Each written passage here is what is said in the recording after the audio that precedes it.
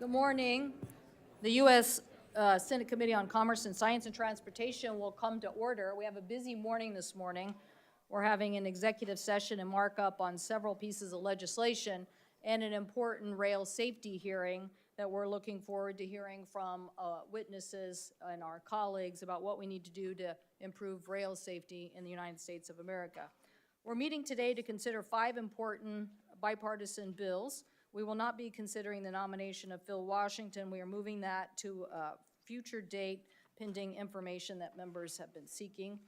The 5 bills we will consider are from our colleagues. We know the first legislation from the NOTAM outage in January that we must swiftly modernize the FAA's NOTAM system and put true redundancy in place to prevent future disruptions. The NOTAM Improvement Act of 2023, introduced by Senators Klobuchar, Moran, and Capito, pushes forward this critical modernization effort and addresses a related NTSB recommendation on improving and disseminating of information to pilots. I support Senator Klobuchar's amendments to set clear deadlines for fully implementing the federal NOTAM system, including the necessary backup. This would give more certainty both Congress and the aviation industry as we work together to determine funding and resources necessary to complete this important work. I'm pleased to see we are also doing the Informed Consumers and Smart Device Act. Senator Cruz suggested that we work together on this back in November, and this legislation enjoys bipartisan support.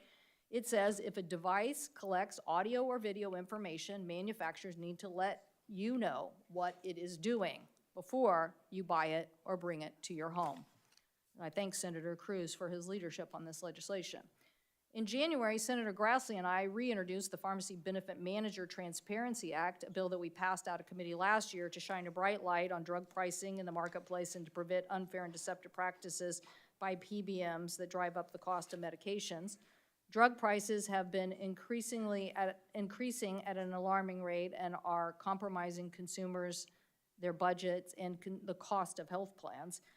The pharmacy benefit managers are middlemen in the drug pricing supply chain, and today 3 PBMs control 80% of the prescription drug market, operating out of the view of regulators.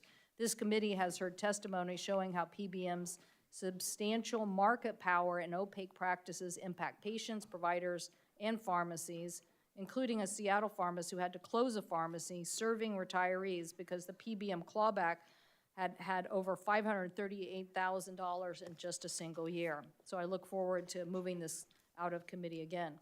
The committee will also consider bipartisan Save Our Ocean Seas 2.0 Act, sponsored by Senators Sullivan, Whitehouse, Peters, and Menendez. In 2020, the Save Our Seas Act established Marine Debris Foundation to build upon existing federal initiatives aimed at cleaning up our oceans. It is important that we get this foundation working and engage with federally recognized tribes on this important issue. I support Senator Sullivan's amendment and thank him for his leadership on this.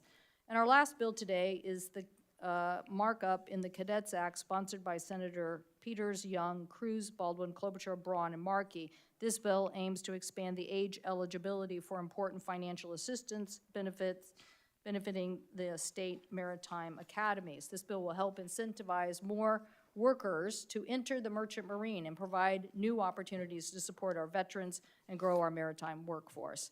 And with that, I turn to our colleague, the ranking member, Senator Cruz, for his opening statement. Thank you, Madam Chair. Good morning. I'm glad we're having the first markup together of the new Commerce Committee, and I'm looking forward to the next 2 years together. Today, we're going to be voting on 5 bills, and I'm grateful to Chairwoman Cantwell and her staff for working with me and my staff to move several bipartisan bills in this markup. 2 of the bills I want to briefly mention. First, I'm very pleased that we'll be marking up the Informing Consumers About Smart Devices Act, which is a bill that I introduced along with Chair Cantwell. This important bill will help ensure that the privacy and security of American households remains intact. As the number of smart devices found in homes steadily climbs, consumers deserve greater transparency about how these devices work and how they impact your privacy. Americans should know if their fridge is recording their family's words and movements, and they should know whether their virtual assistant is transmitting audio recordings of private family conversations. Second, I'm also pleased that we'll be marking up the Cadets Act, which I was glad to introduce with Senator Peters. This bill will help our state maritime academies, including Texas A&M Maritime Academy, to train more veterans so that they can continue to serve our nation as mariners. Last, let me say that I am glad to hear that the committee is delaying consideration of the nomination of Phil Washington. Phil Washington has been before this committee for some time now, and I think every member of this committee knows that Mr. Washington is not qualified for the position for which he is nominated.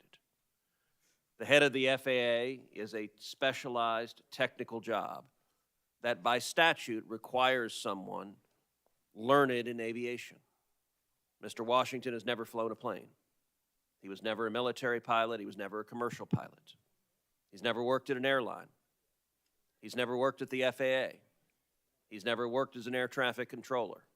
He's never worked at a company that manufactures planes. He's never worked at a company that repairs planes. One member of this committee commented to me very simply, "Nice man, not qualified." I think senators on both sides of the aisle here understand that's a serious problem when millions of Americans trust the FAA to keep their families safe. We want someone leading the FAA with the expertise to do so. I also think the administration has an easy and clear path in front of it. Acting Administrator Billy Nolan has all of the experience that Mr. Washington lacks. He has decades in aviation. He has decades in aviation safety. He has multiple certifications in aviation safety. He's a pilot. He was the choice of President Biden to be acting administrator. So obviously the White House has some degree of confidence in him because they gave him the position of acting administrator. And as I suggested at a previous hearing, if the White House were to withdraw Mr. Washington and nominate Mr. Nolan, both Mr. Washington and Mr. Nolan are African American. The difference is Mr. Nolan has the experience we should require in that position. If the White House were to withdraw Mr. Washington and nominate Mr. Nolan, I have every confidence that this committee would move that nomination swiftly and that he would be confirmed with a substantial bipartisan vote. And given the importance of keeping the flying public safe, given multiple near misses we're seeing across this country, I believe the White House and this committee should move swiftly to ensure we have a qualified Senate-confirmed leader at the FAA. Well, thank you, Senator Cruz. I'd like to move to the markup, but I will say that we will have this debate in the future. Mr. Washington is qualified. He has the support of other former heads of the FAA who also were not pilots, and they did very good jobs and were respected by people, including people like Ray LaHood he was at the Transportation Administration, but former group of administrators who were also not pilots, and they have supported his nomination. Jane Garvey being one of them, who had a very similar experience coming from Boston Airport and did a great job. Okay, so I will turn to my colleagues now for a recognition on the markup. So I think it's Senator Markey will make a motion.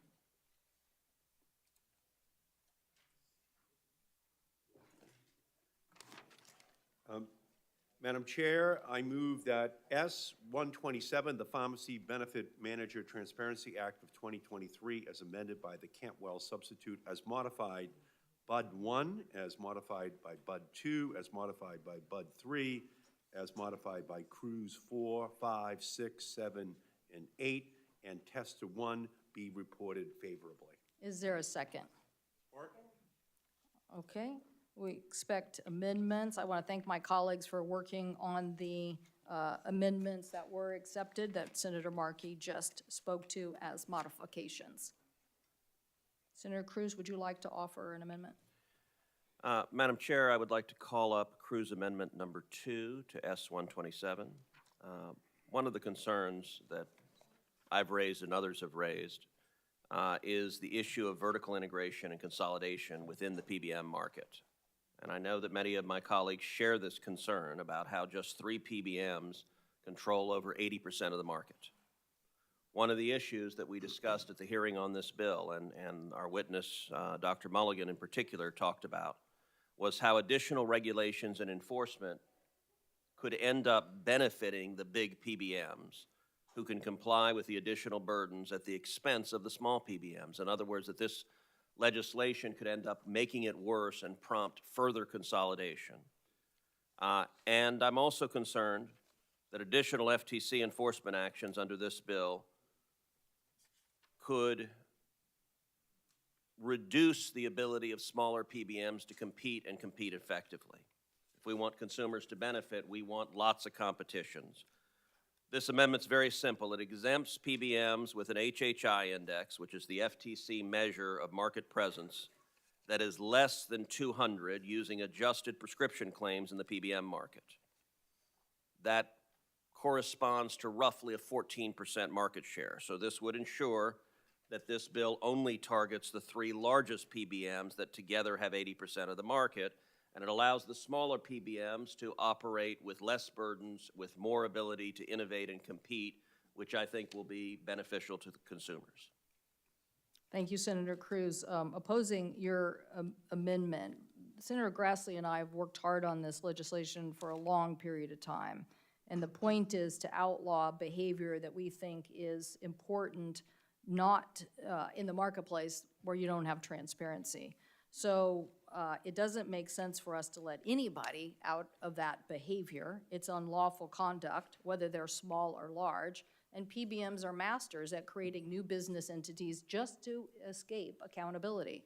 We've seen PBMs create offshore groups, purchasing organizations, so creating a business exemption just provides another way for large PBMs to spin off to smaller entities to evade accountability. So with that, I think you want a roll call vote? Yes, please. Clerk will call the roll. Ms. Klobuchar? No. No. Mr. Schatz? No. Mr. Markey? No? Mr. Peters? No. Ms. Baldwin? No. Ms. Duckworth? No. Mr. Tester? No. Ms. Sinema? No. Ms. Rosen? No. Mr. Lujan? No. Mr. Hickenlooper? No by proxy. Mr. Warnock? No. Mr. Welch? No. Mr. Cruz? Aye. Mr. Thune? Aye. Mr. Wicker? Aye by proxy. Mrs. Fisher? No. Mr. Moran? No. Mr. Sullivan? Aye by proxy. Mrs. Blackburn? Mr. Young?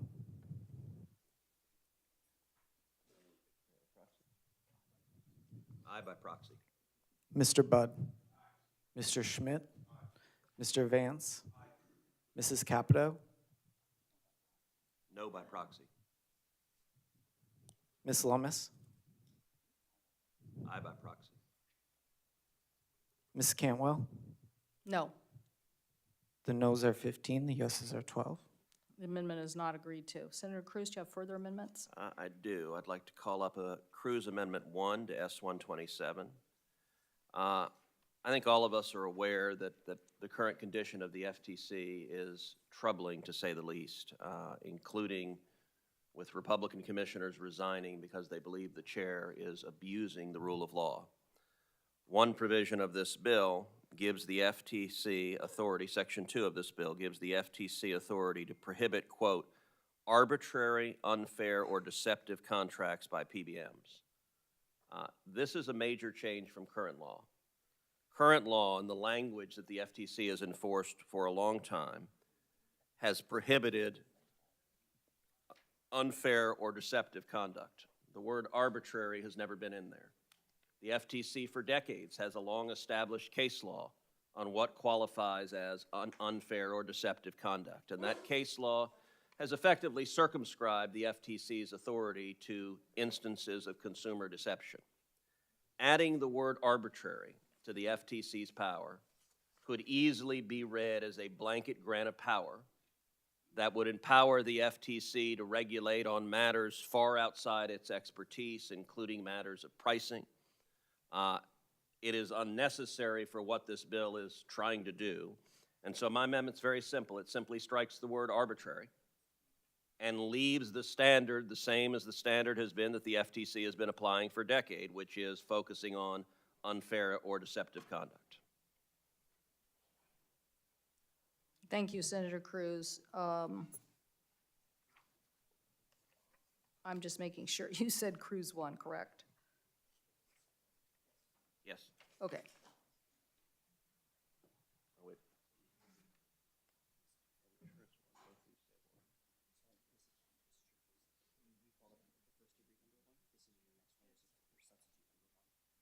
Oh, there's a first degree number 1 and a substitute number 1. I think that's what the confusion is. Do you, We have not yet.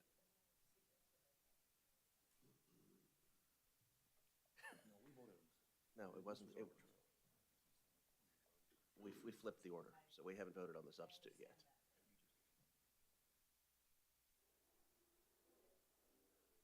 Word arbitrary is the one. okay, speaking against the amendment, I just want to clarify so that we know which one we're actually voting on. Removing the word arbitrary can result in an additional loophole to the law that would allow PBMs to engage in clawbacks because they would argue that unfairness only applies to consumers and not to pharmacies. So one of the major issues here is the arbitrary nature of how they are clawing back this information. So working with Senator Grassley on this, I would ask our colleagues to oppose this amendment. Clerk will call the roll. Ms. Klobuchar? No. Mr. Schatz? No. Mr. Markey? No. Mr. Peters? No. Ms. Baldwin? No. Ms. Duckworth? No. Mr. Tester? No. Ms. Sinema? No. Ms. Rosen? No. Mr. Lujan? Mr. Hickenlooper? No. Mr. Warnock? No. Mr. Welch? No. Mr. Cruz? Aye. Mr. Thune? Aye. Mr. Wicker? Aye by proxy. Mrs. Fisher? Aye. Mr. Moran? No. Mr. Sullivan? Aye by proxy. Mrs. Blackburn? Aye. Mr. Young? Aye by proxy. Mr. Budd? Aye. Mr. Schmidt? Aye. Mr. Vance? Aye.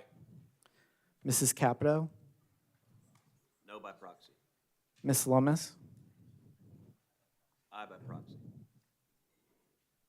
Mr. Lujan?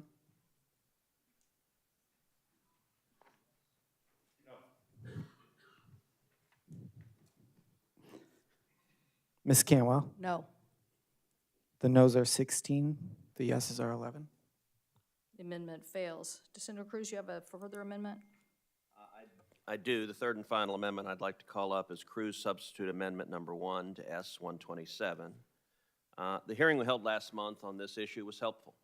There are real concerns surrounding the business practices of PBMs that warrant further investigation. And right now, the FTC is conducting a serious economic study of PBMs. It's ongoing. One concern that I have with this bill is that it effectively puts the cart before the horse, that it prejudges the results of the FTC study and it assumes the solution before knowing the precise nature of the problem.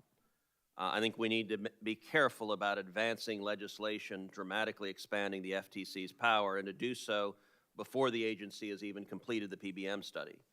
My substitute amendment would require the FTC to complete its ongoing study within 18 months.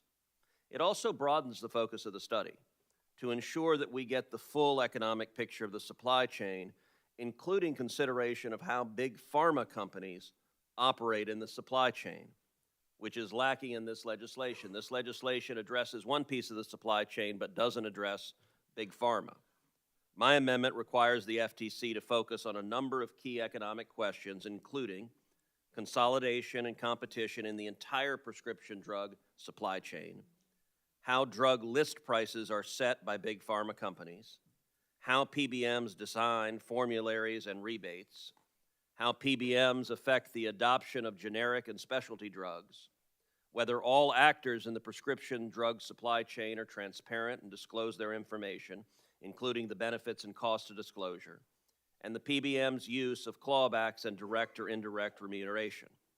My amendment directs the FTC to focus on the consumer. We've tended to look at the impacts of PBMs on payments to doctors and to pharmacists, but the person we should ultimately be trying to help is the patient. We want that person to have access to affordable medicines. All of us should want to know these practices by PBMs, but also by big pharma companies and other actors, and how they affect the cost of prescription drugs for the average Americans, as well as their health plan premiums. This committee and Congress would benefit by having data about consumer prices, and I would urge my colleagues to support this amendment and make sure the FTC completes its study before advancing legislation that gives the agency additional power before it has assessed the problem that it's trying to fix. Thank you, Senator Cruz. Today, average Americans spend over $1,126 per year on prescription drugs, compared to $552 for people in other high-income countries. That's more than double the cost. We know that PBMs can play a positive role, but they are a black box when it comes to the prescription drug market, and manipulation can occur. In fact, 3 PBMs control, as you mentioned earlier, 80% of the market. And because of their market power and lack of transparency and even minimal accountability, they have been getting away with harmful practices that we are now calling out. Senator Grassley and I have looked at this issue for a long time and worked to call for more information, but we also know and are clearly on board with outlining what are manipulative practices so that we can hold them accountable. It is time to give this to the FTC and not just to have a study. I don't know if anybody else has any further comments. Clerk will call the roll. Ms. Klobuchar? No. Mr. Schatz? Mr. Markey? Mr. Peters? Ms. Baldwin? Ms. Duckworth? Mr. Tester?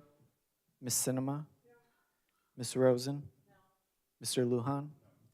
Mr. Hickenlooper? Mr. Warnock? Mr. Welch? Mr. Cruz? Mr. Thune? Mr. Wicker? Mrs. Fisher? Mr. Moran? Mr. Sullivan? Mrs. Blackburn? Mr. Young? Mr. Budd? Mr. Schmidt? Mr. Vance? Mrs. Capito? Ms. Lummis? Ms. Cantwell? No. The noes are 18, the yeses are 9.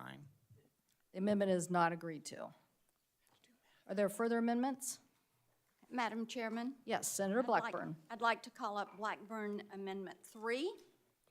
And as we call it up, I want to thank Ranking Member Cruz for joining me in this amendment. As you know, FTC Commissioner Wilson will be leaving the agency in the near future. And since Commissioner Phillips has already departed the agency, this is going to leave the FTC with 3 Democrat commissioners and no Republican members. And this is of tremendous concern to me because this agency is supposed to be independent and, as directed by Congress, to be comprised of both majority and minority commissioners.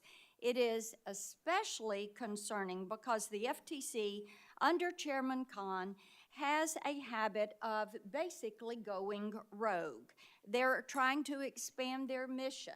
They are trying to move into areas where we do not believe they have the congressional authority. And they're trying to do this, and she is trying to do whatever she wants despite the authority that we have given her. And despite what members of Congress, despite what the courts might say in response to her actions, and having a range of views on the commission ensures appropriate checks and balances on the important issues that this agency considers. So I appreciate your willingness, as well as Senator Grassley's, to engage with me on this bill. I am not comfortable moving this legislation forward without also adding procedural safeguards to prevent the agency from doing what it did in the 1970s.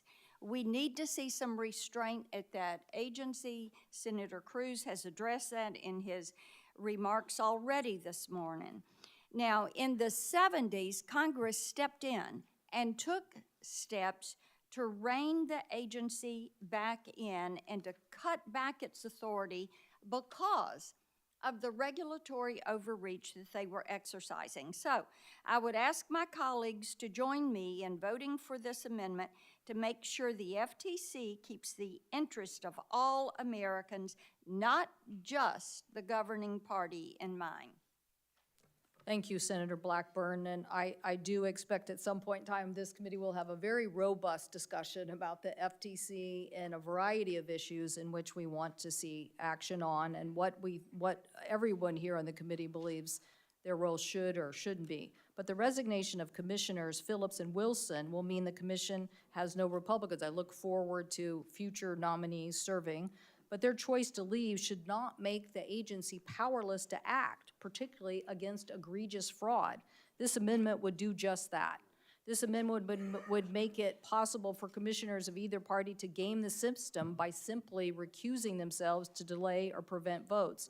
This would be an end of a good faith at the FTC, which none of us want. Recently, the FTC took action to prevent child sexual exploitation on a well-known gaming platform. This is exactly the kind of work American consumers are relying on at the FTC, and at the very least, this amendment would have delay of action on these very serious issues. I urge my colleagues to oppose the amendment. Senator Klobuchar. No. Oh, okay. Any further discussion? If not, clerk will call the roll. Ms. No. Klobuchar, No. Mr. Schatz, Mr. Markey, Mr. Peters, Ms. Baldwin, Ms. Duckworth, Mr. Tester, Ms. Sinema, Ms. Rosen, Mr. Lujan, Mr. Hickenlooper, Mr. Warnock, Mr. Welch, Mr. Cruz, Mr. Thune, Mr. Wicker, Mrs. Fisher, Mr. Moran, Mr. Sullivan, Mrs. Blackburn, Mr. Young, Mr. Budd, Mr. Schmidt, Mr. Vance, Mrs. Capito, Ms. Lummis, Ms. Cantwell. The noes are 14, the yeses are 13. Amendment is not agreed to. Is there further discussion on the bill as brought before us, final passage?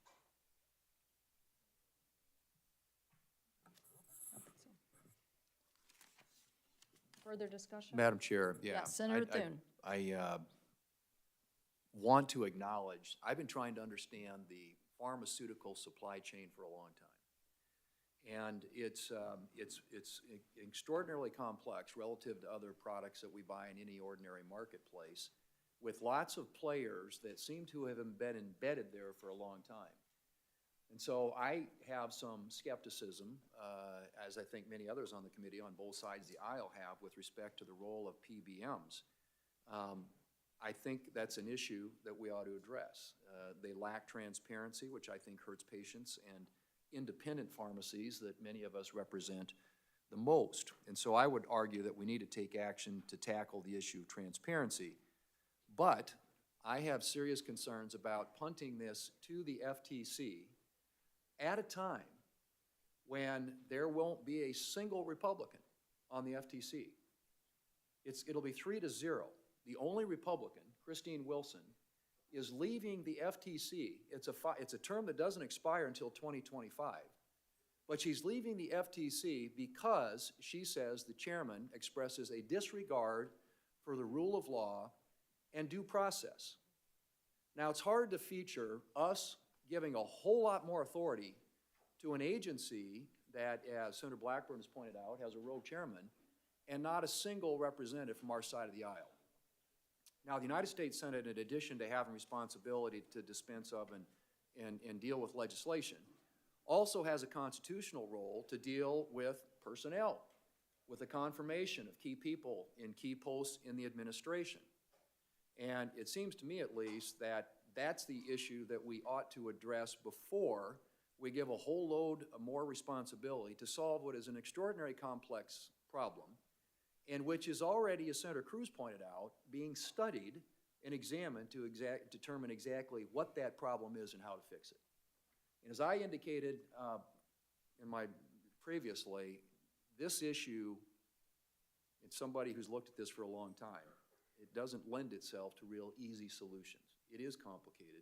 It needs to be carefully studied and examined, and recommendations made.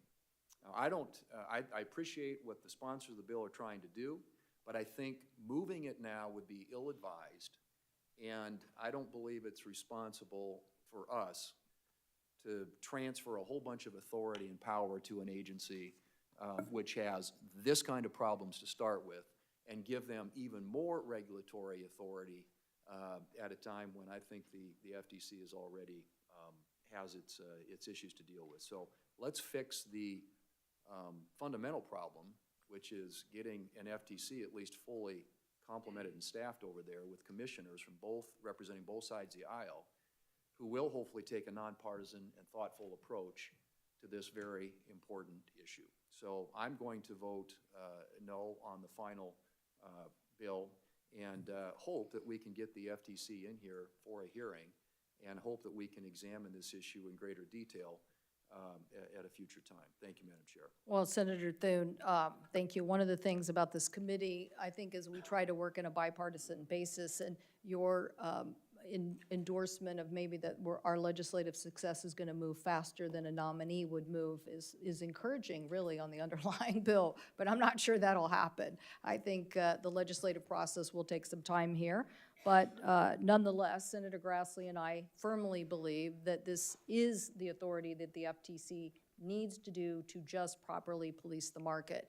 Policing the market at this level of concentration, both vertically and horizontally, has created a huge increase in cost. We simply want the FTC to do their job, and this is something that will help us in making sure that the right practices of PBMs are enforced, and the actions that are basically clawing back and putting rural pharmacies out of business, and I should say even urban pharmacies out of business, are closely examined and dealt with. If no other discussion, clerk will call the roll on final passage. Ms. Klobuchar? Aye. Mr. Schatz? Aye. Mr. Markey? Aye. Mr. Peters? Aye. Ms. Baldwin? Aye. Ms. Duckworth? Aye. Mr. Tester? Aye. Ms. Sinema? No. Ms. Rosen? Aye. Mr. Lujan? Aye. Mr. Hickenlooper? Aye. Mr. Warnock? Mr. Welch? Aye. Mr. Cruz? No. Mr. Thune? No. Mr. Wicker? No by proxy. Mrs. Fisher? Aye. Mr. Moran? Aye. Mr. Sullivan? Aye by proxy. Mrs. Blackburn? No. Mr. Young? Mr. Budd? Mr. Schmidt? Mr. Vance? Mrs. Capito? Ms. Lummis? No by proxy. Ms. Cantwell? Aye. The yeses are 18, the noes are 9. The legislation is agreed to. I now call on Senator Cruz.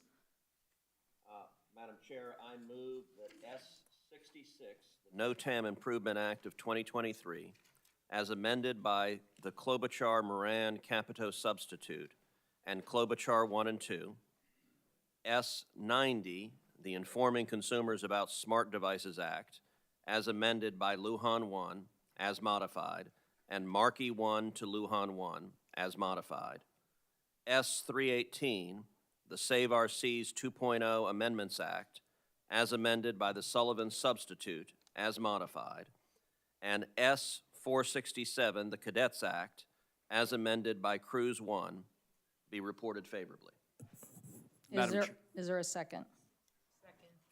Madam Chairwoman, Yes, Senator Moran. I have two amendments to S90 that I intend to offer, and with the agreement of the chair and the ranking member to work with me to the underlying need for a fuller data privacy bill, would withdraw those amendments. I want to protect my opportunity to do so. I'm happy to, now that the motion has been made on S90, I'm procedurally need your assistance in making certain that I can offer those amendments, even though I intend to withdraw them, with an understanding that I have from you and the ranking member to work on broader data privacy legislation. I'm committed to working on broader data privacy legislation and hearing about your amendments. But if we vote to approve this legislation, then my opportunity to offer my amendments is, I'm Would you foregoing like, that. So could you withdraw the 90 from that motion, allow me to offer my amendments on that bill and take it up separately? are you saying today, or are you saying to Yes, offer today. and No, withdraw? today.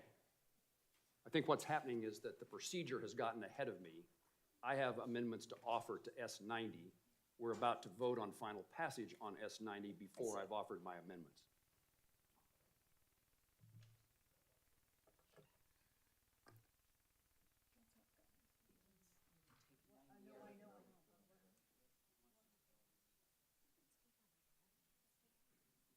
A lot of murmuring. I'll withdraw.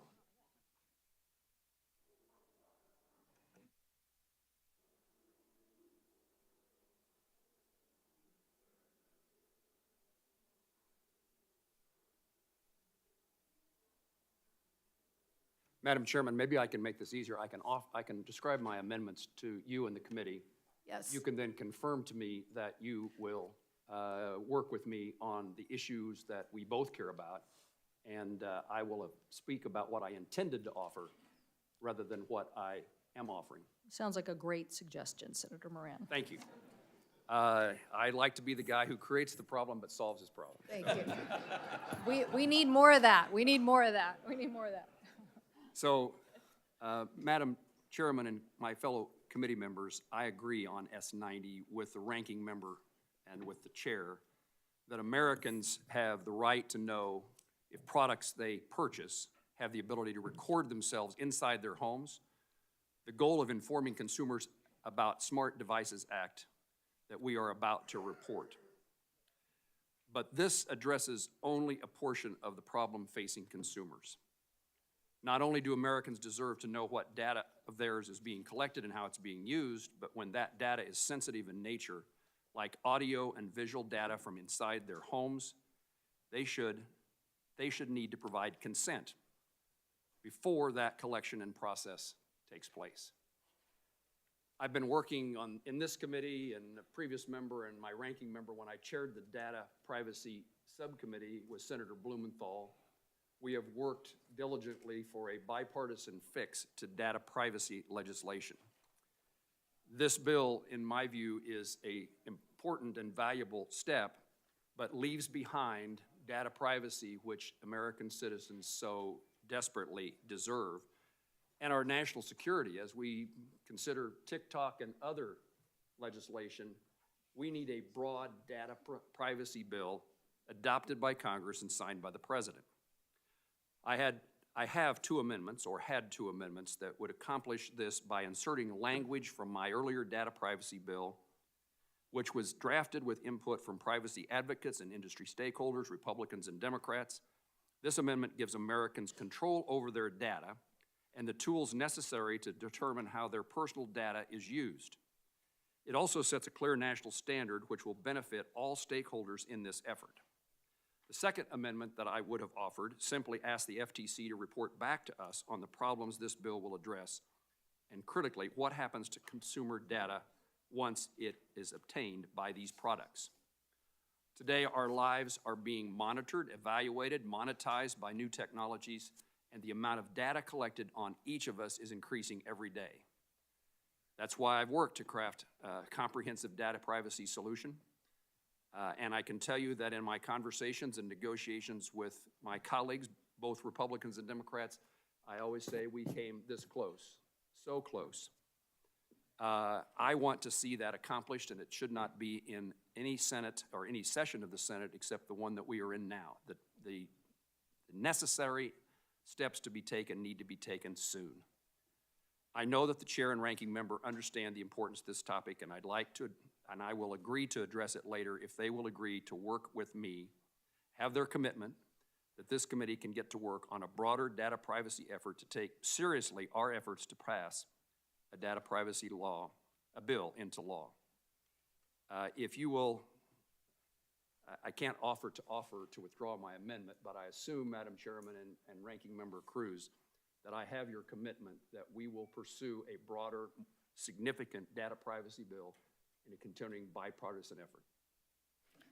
Senator Moran, thank you for your leadership on data privacy, and thank you for these amendment issues that are very important to the larger data privacy debate. I think you're bringing up something very important in your specific amendments, and that is that while software may come with a software license agreement, a refrigerator or a microwave that might have a camera or might be recording information doesn't come with such an agreement.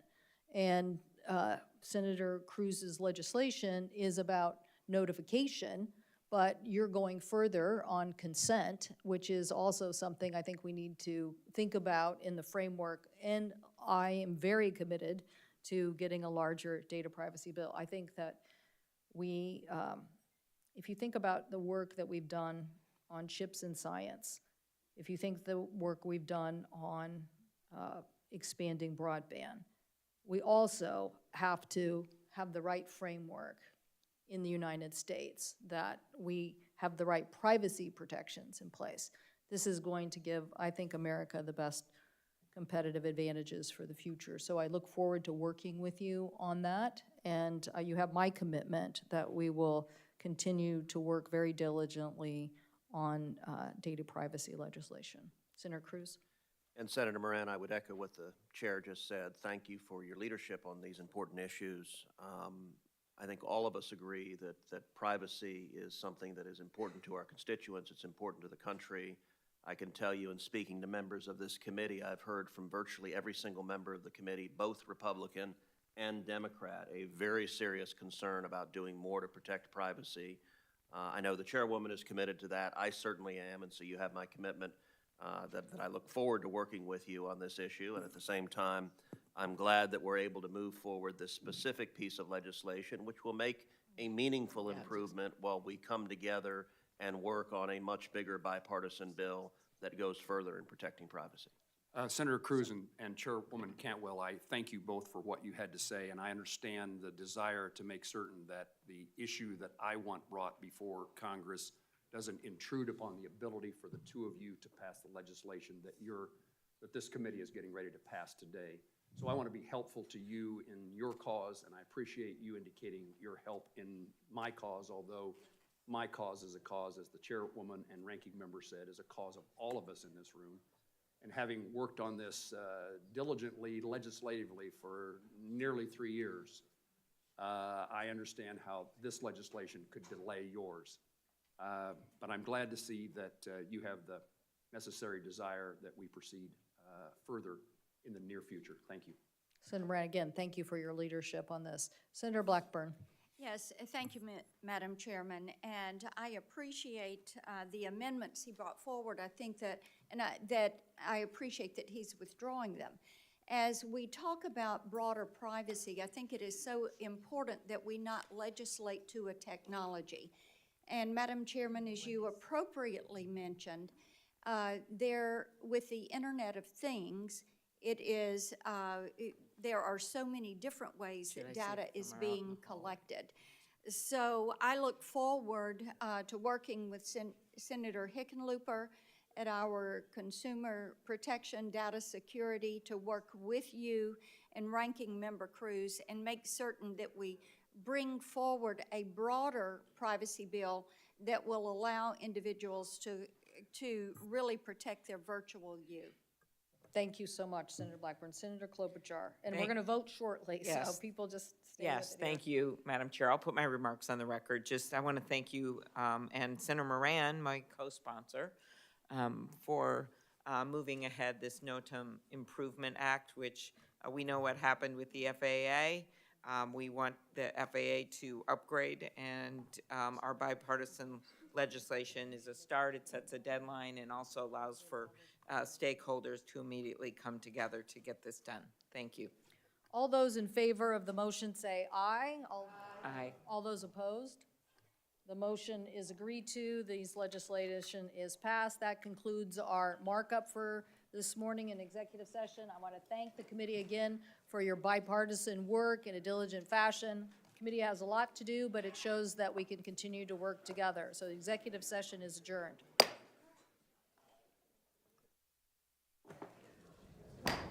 The Science Transportation Committee will come to order for the purposes of a hearing.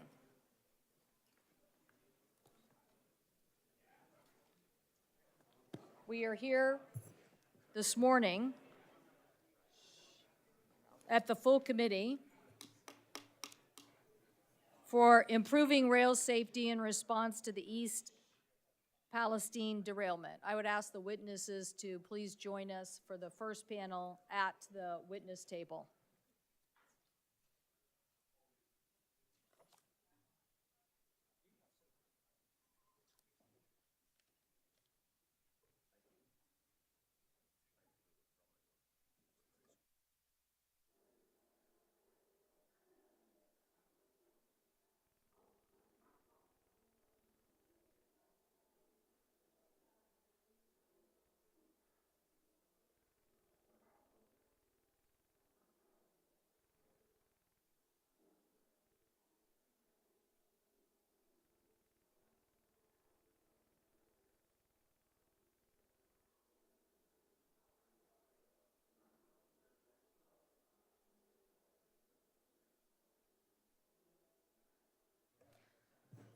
Good morning, everyone. The hearing will come to order. On February 3rd, the town of East Palestine, Ohio, experienced a hazardous material event that no community should have to suffer from. A Norfolk Southern train carrying hazardous material crashed just outside the town, and 38 cars, more than a quarter of the train, derailed. Plastic pellets from one of the derailed cars caught fire and engulfed other rail cars, including 5 carrying vinyl chloride. After burning for 2 days, authorities became concerned that the vinyl chloride in one of the tanks was undergoing a chemical reaction that made it bigger and more dangerous. The authorities then initiated a controlled burn of the remaining vinyl chloride in 5 tanks to prevent a greater catastrophe. 2,000 residents were forced to evacuate, and a community was forever changed. We look forward to hearing the witnesses and especially appreciate the Palestine moms for their leadership, and we look forward to hearing from Ms. Allison this morning. Let me be clear, this hearing is not only, though, about East Palestine derailment. Less than a week ago, a Burlington Northern Santa Fe train derailed in my state of Washington, the Swinomish Reservation in Skagit County, spilling 5,000 gallons of diesel near Padilla Bay waterfront, a very sensitive aquatic ecosystem. These are important issues for all of America, and we look forward to working in a bipartisan basis on this problem. Fire Chief Comstock, I know, will be testifying, and he knows better that a fire department needs to deal with the hazardous materials, and we will be asking you what Congress can do to better equip the firefighters who have to respond. These derailments have occurred during a concerning trend. That is, we can't have railroads adopt operating models focused on just cutting cost to achieve higher profits and then have higher accident rates. We need to invest in the modernization of equipment that will provide the safety we need. From 2017 to 2021, railroads cut their workforce by 22% and reduced investment in the network by 24%, and at the same time, accident rates increased by 14%. We will dive into these details today to better understand what is that about.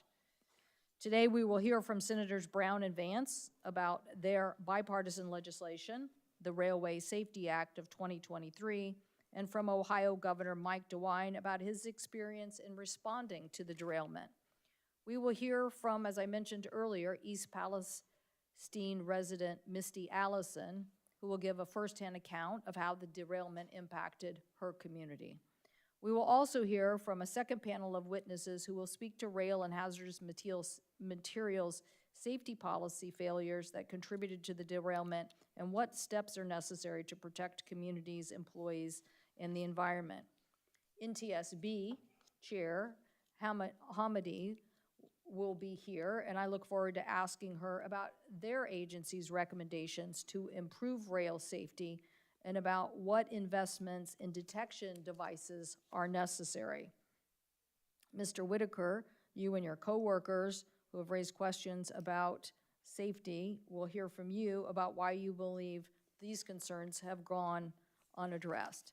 And we will hear from Norfolk Southern CEO Alan Shaw about these trends and what he is going to do to ensure that safety is the top priority. A month ago, I sent letters to 7 Class 1 freight railroads asking for information about their hazardous materials safety practices. Nearly all of them failed to provide the committee with the specific information that were requested. I have to say BSNF did provide us with information about past inspections, but we need clear information from organizations where we are today with safety inspections. Let me be clear, we need to know exactly what organizations are doing today to make sure inspections are helping us to detect problems. I introduced legislation in 2015 that has some of the same provisions that we now see in the Brown-Vance bill. I wish some of those had been implemented sooner. Our 2 colleagues, though, are working very diligently to make this a top priority here in Congress and working hard to represent these communities. I believe that our committee can work in a bipartisan fashion to improve rail safety, but it shouldn't go unnoticed that the same issues are plaguing us in other areas of transportation. If you want to have the safest system, you have to have the most modernized equipment, the most minimal of workforce standards, and you have to continue to improve safety. With that, I'll turn it over to the ranking member, Senator Cruz, for his opening comments. Thank you, Madam Chair. I want to thank the witnesses for being here today. Welcome, Senator Brown.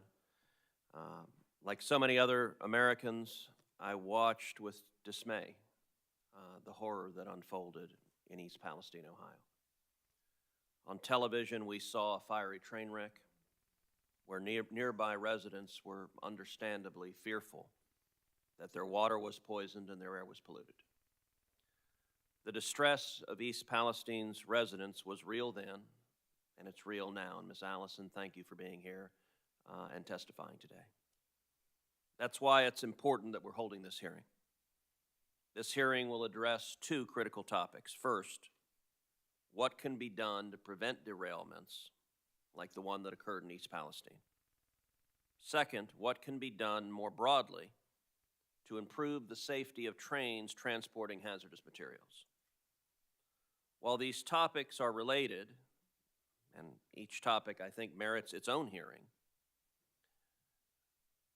It appears this morning may be our only opportunity as a full committee to examine the East Palestine derailment and the broader questions about railroad safety policy.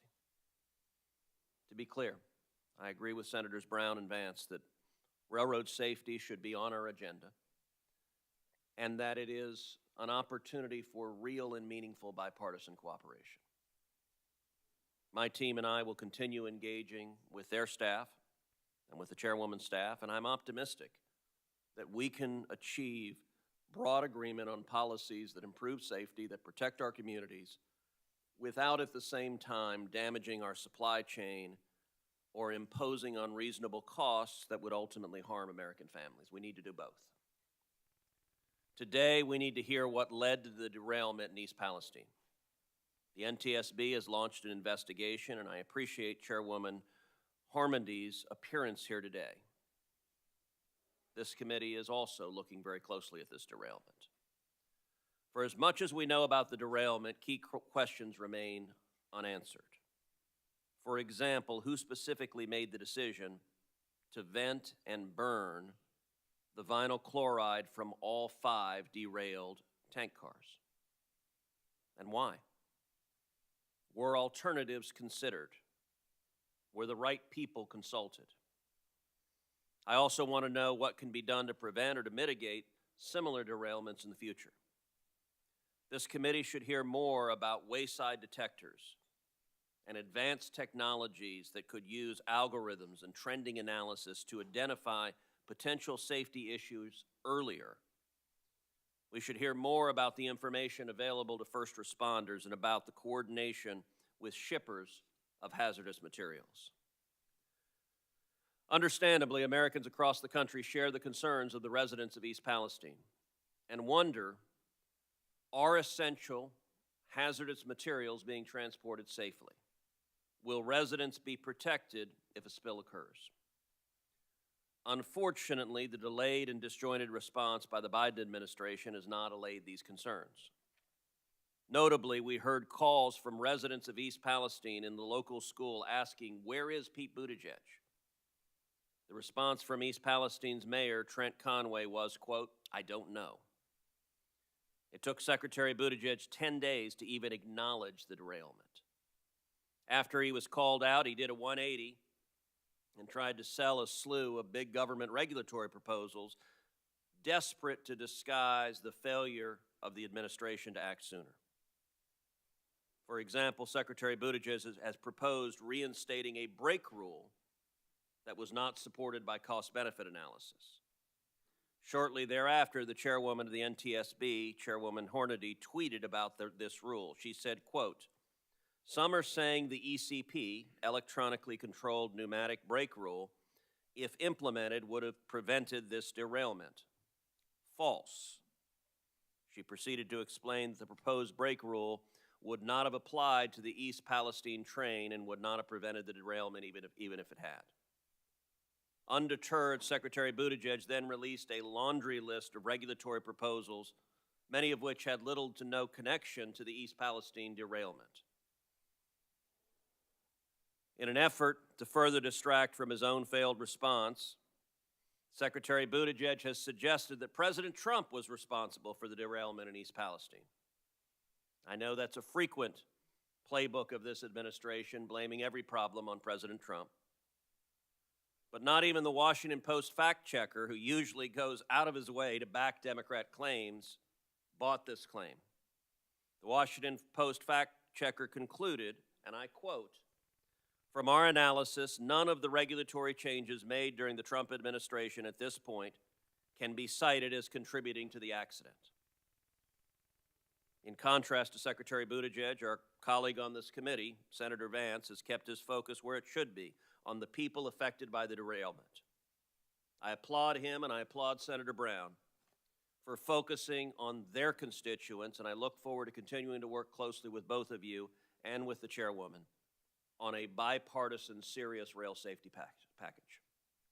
Thank you, Senator Cruz. The first panel will provide committee testimony about rail safety legislation being supported by Senators Brown and Vance. And we will hear how the Norfolk Southern derailment has impacted the community. First, we will hear from Senator Brown and then Senator Vance, who was on the committee, about their legislation. Next, we will hear from Governor Mike DeWine, who will be joining us remotely, who has been governor of Ohio since 2019, is a former Senate colleague, and we welcome him back into the Senate for the purposes of his experience on this derailment. And we look forward to hearing from you, Governor DeWine. And last, we will hear from Misty Allison, who is a member of the community from East Palestine, Ohio. So thank you all for being here. And Senator Brown, if you'd lead off. Thank you, Madam Chair. Senator Cruz, thank you, and members of the committee, especially my colleague from Ohio, Senator Vance. I want to thank Governor DeWine for the very good work he has done in responding to this. Misty Allison for her activism. She is here today with us, as Chair Cantwell said. This is her second trip to Washington on behalf of the East Palestine community. She's here soon after the loss of her mother. Misty, thank you for speaking up during this difficult time and for your leadership. And our thoughts and prayers, of course, are with you and your family. I appreciate the work that Senator Vance has done on this legislation. It's been a bipartisan effort from the beginning. I appreciate the comments of Senator Cruz and Chair Cantwell. I was just in East Palestine again yesterday.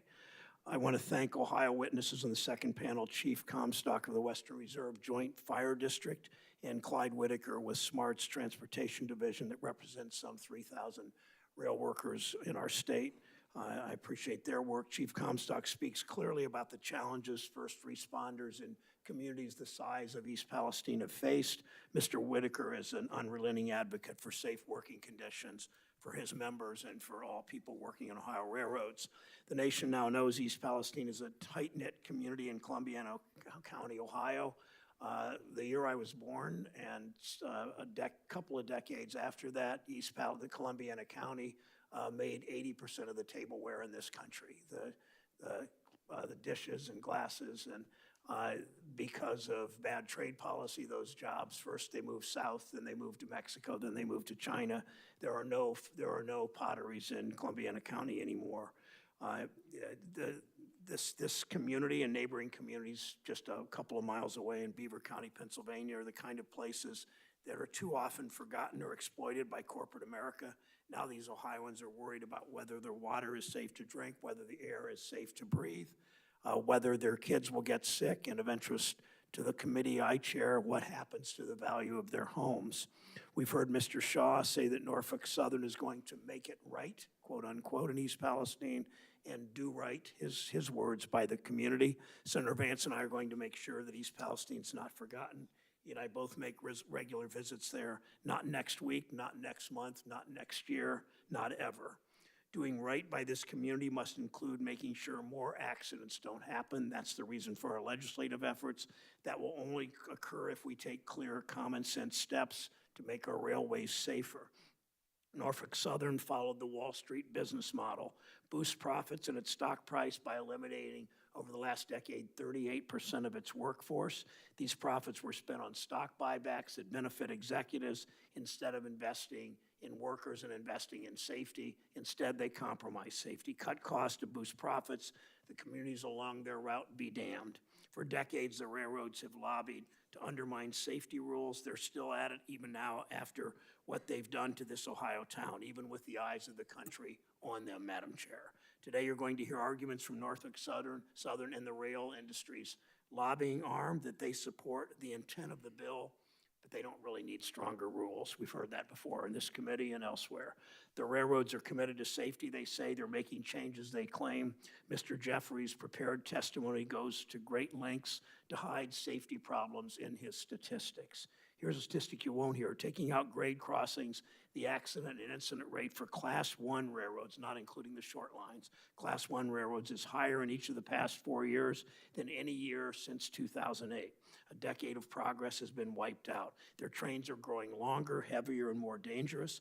The train that went off the tracks in East Palestine was 149 cars. The train that went off the tracks in Springfield, Ohio, west of there, 150 miles, only 2 weeks later, was over 200 cars. They're longer, they're heavier, they're more dangerous. So remember when you hear about supposed, quote, remember that when you hear about meaningfully improved safety. We've heard over the past month, and Mr. Jeffries will repeat today, that 99.9% of rail hazmat shipments reach their destinations without releasing toxic waste.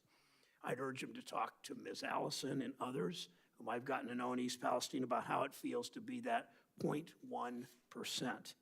Ask her if she thinks that record is something to brag about.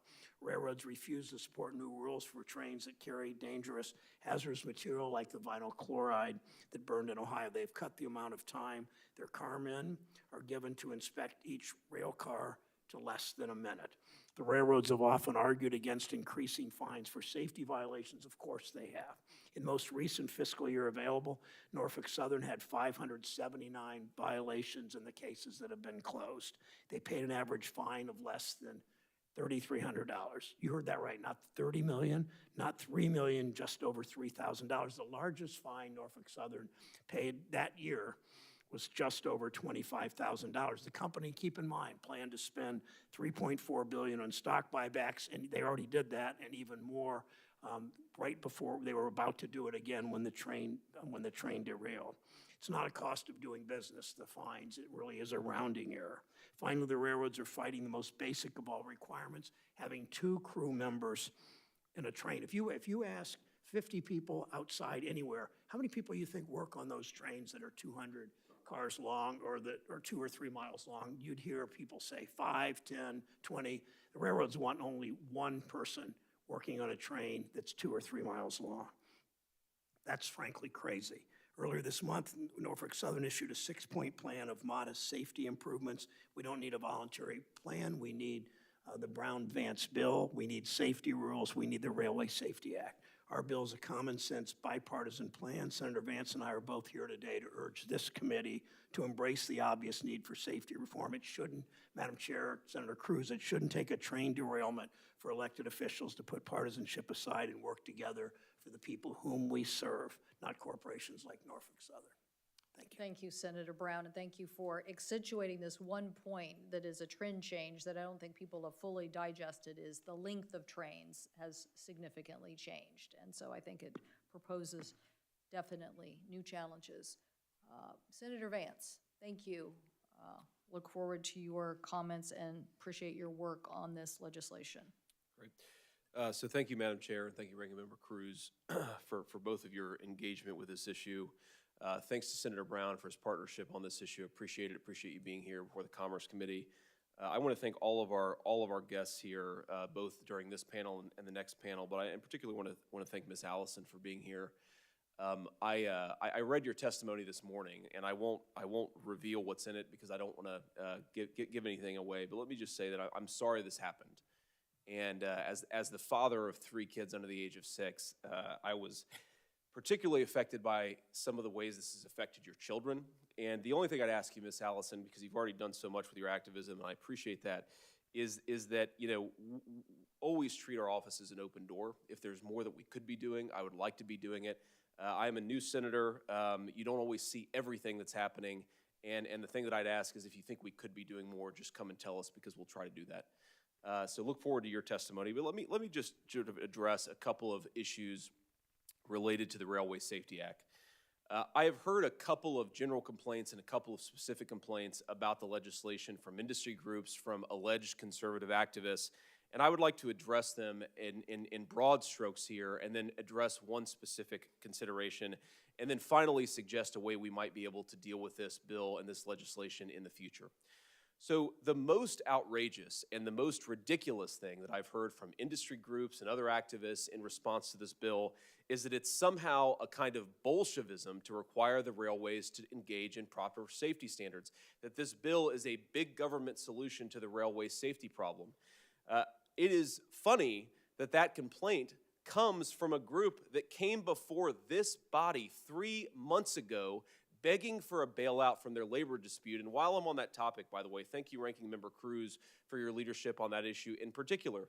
But you cannot, on the one hand, beg the government to bail you out of a labor dispute 3 months ago and then say that it's big government to have proper safety standards in the way that you conduct your railroads. It's a ridiculous argument. It doesn't pass the smell test. And the fact that they advance that argument in their op-eds and their paid-for activism is insulting to the people of East Palestine, and it's insulting to the intelligence of the members of this committee. Let me offer a specific pushback to a criticism. One of the things that I've heard in response to our legislation is that it actually has nothing to do with what happened in East Palestine. Well, that is an interesting observation, and it's something that I'd love them to go to East Palestine and say themselves. Say it to the firefighters who went into a chemical fire without proper hazmat protection because they didn't know what was on the train. This legislation fixes that problem as it should.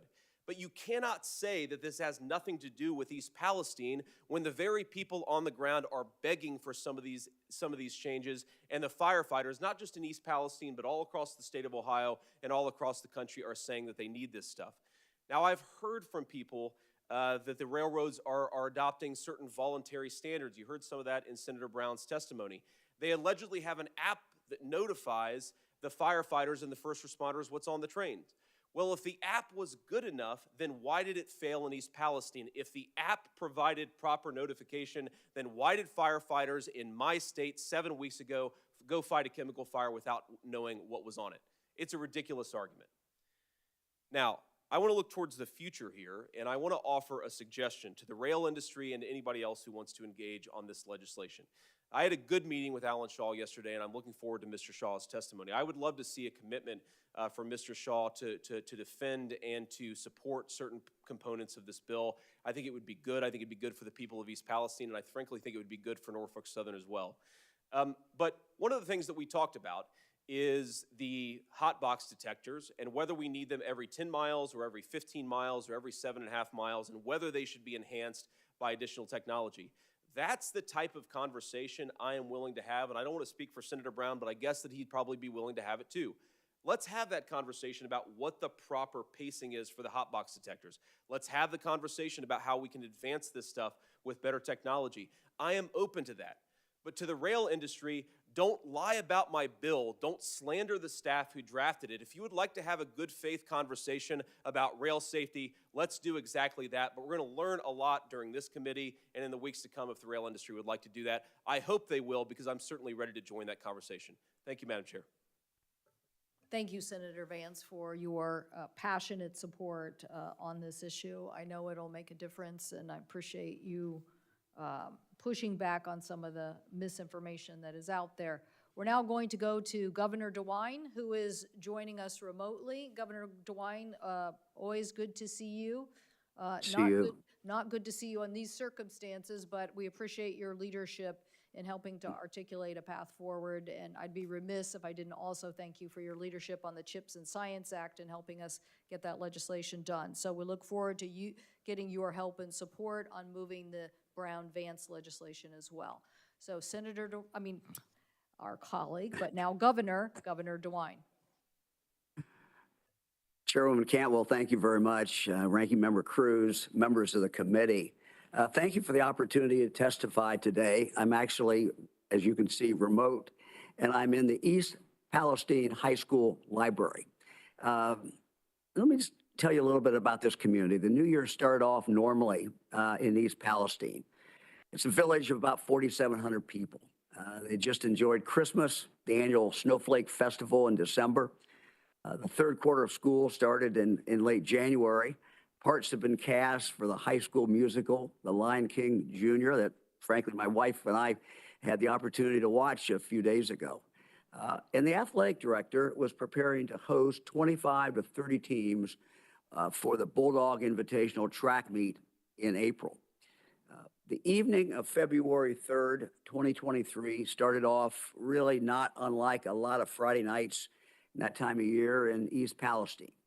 Parents and members of the community were gathered at the high school, cheering on the varsity boys basketball team at the Bulldogs' home game against United High School Eagles from nearby Hanoverton.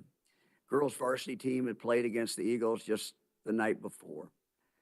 The backdrop, of course, to all things in East Palestine is the near constant rumble of trains running through the village.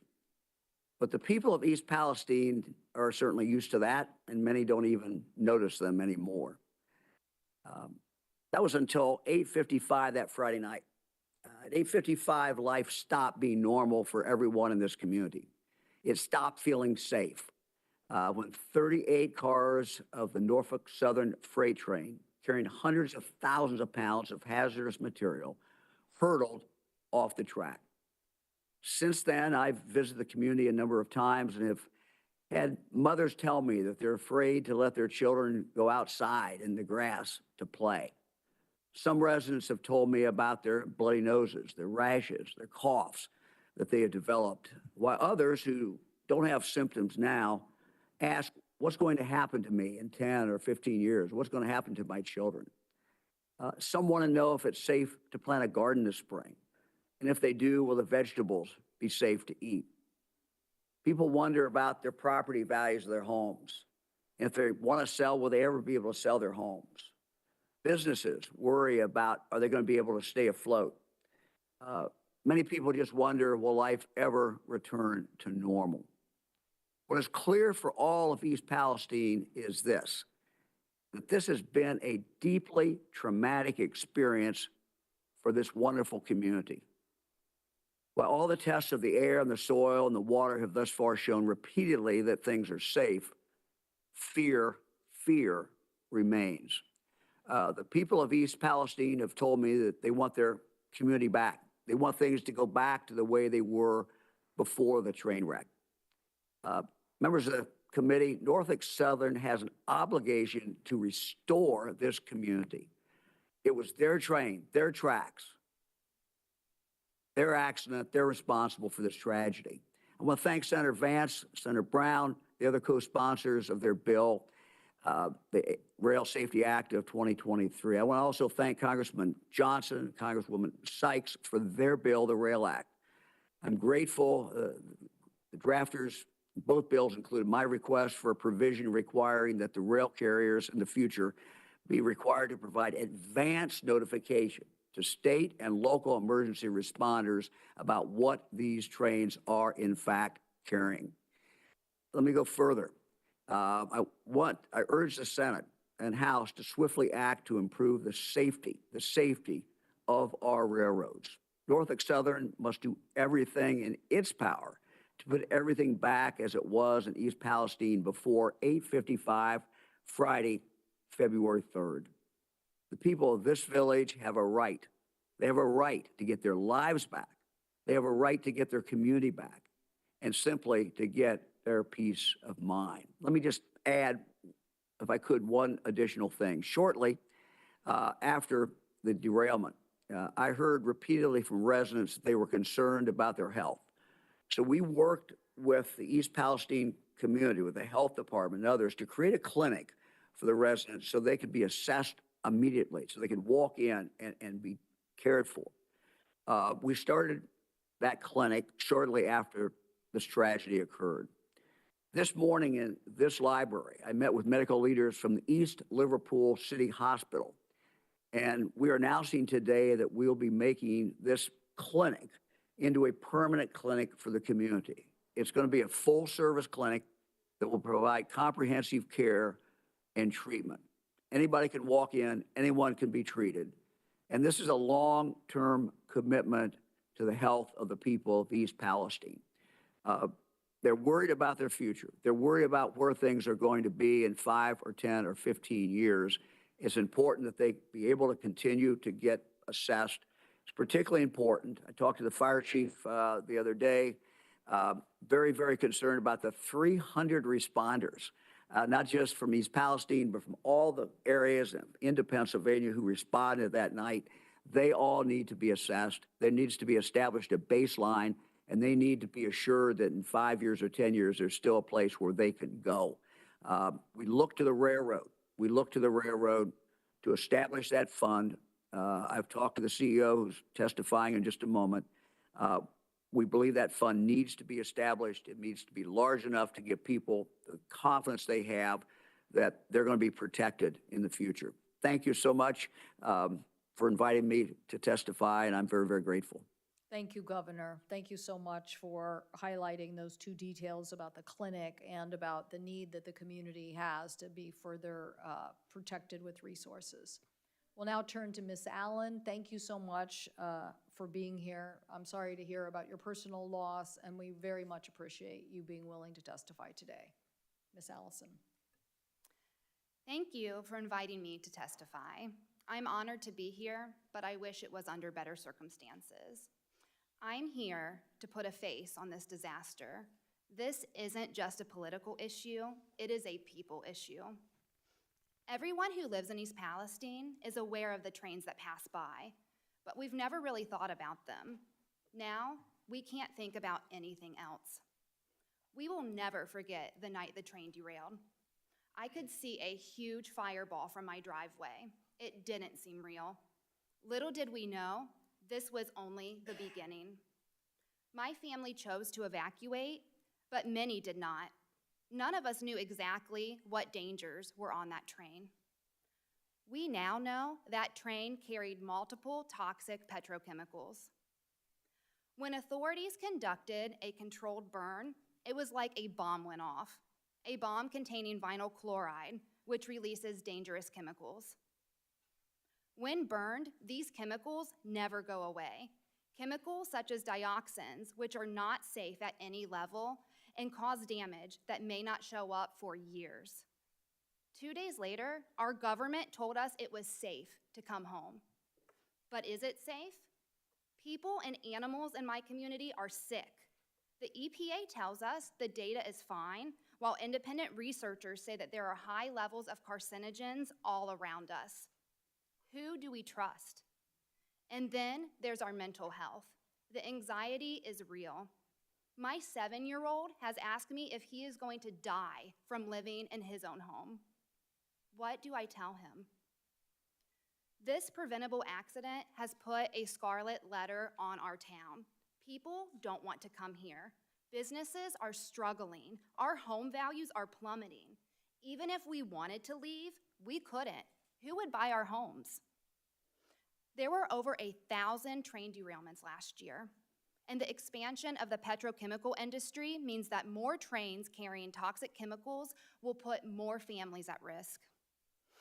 Alan Shaw has repeatedly said that Norfolk Southern will make it right, but who determines what is right here? East Palestine residents expect meaningful relief, including short and long-term healthcare monitoring, home value protection, and an actionable economic development plan, including the Norfolk Southern training facility placed in our town. As though the train derailment wasn't enough, less than 2 weeks ago, my mother lost her 3-year battle with cancer.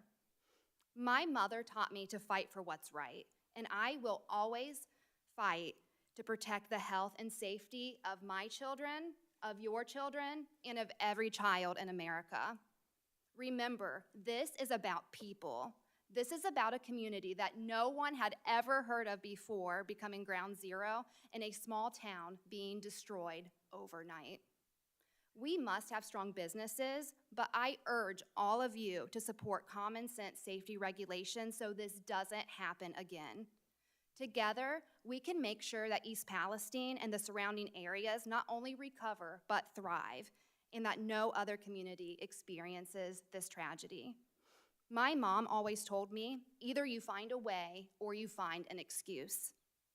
So it's time to learn from this and move forward together. Let's find a way, not another excuse. Thank you.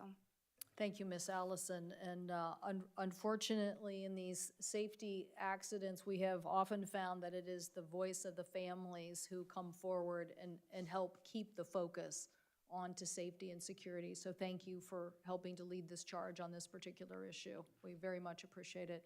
I don't know if anybody has any questions for these panelists here.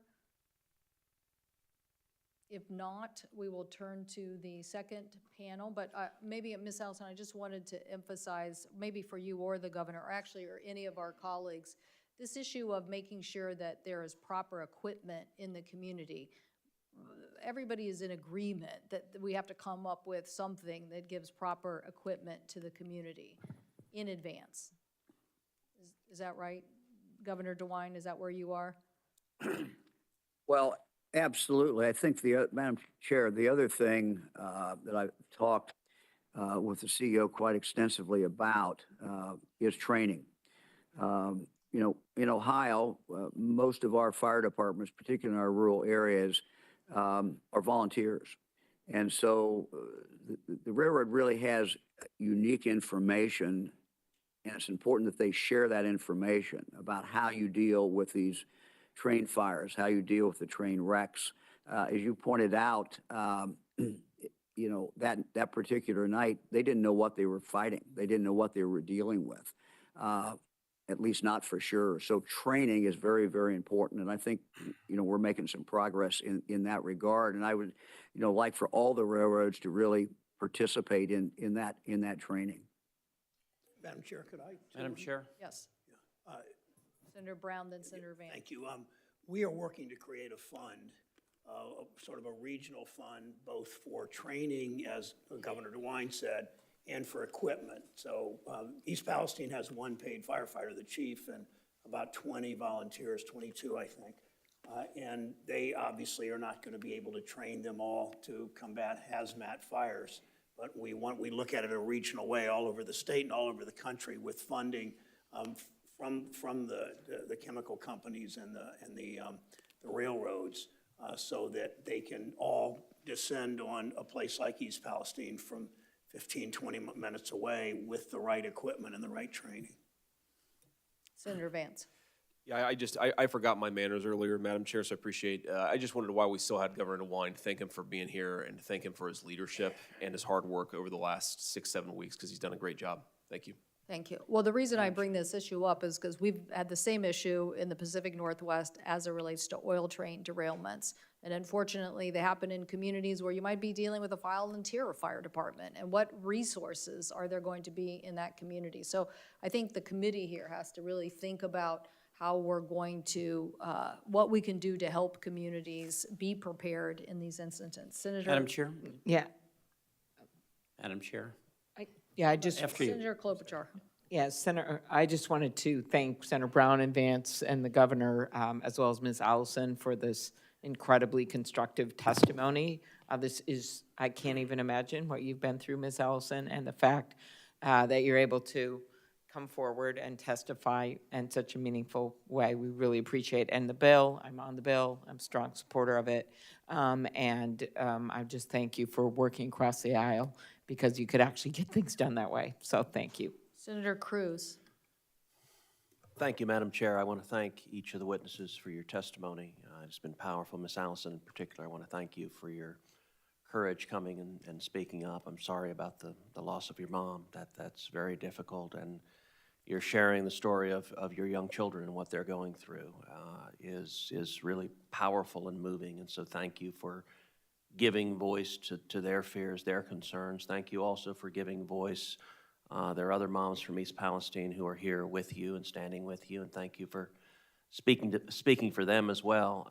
I wanted to ask you, we're still relatively early in the aftermath of the derailment, but at least to date, are you satisfied with the response you've seen, number one, from the federal government, and number two, from Norfolk Southern? Do you feel that the families who've been impacted by this have received what you need, have received the compensation you deserve? And if you're not satisfied, what more do you think is needed?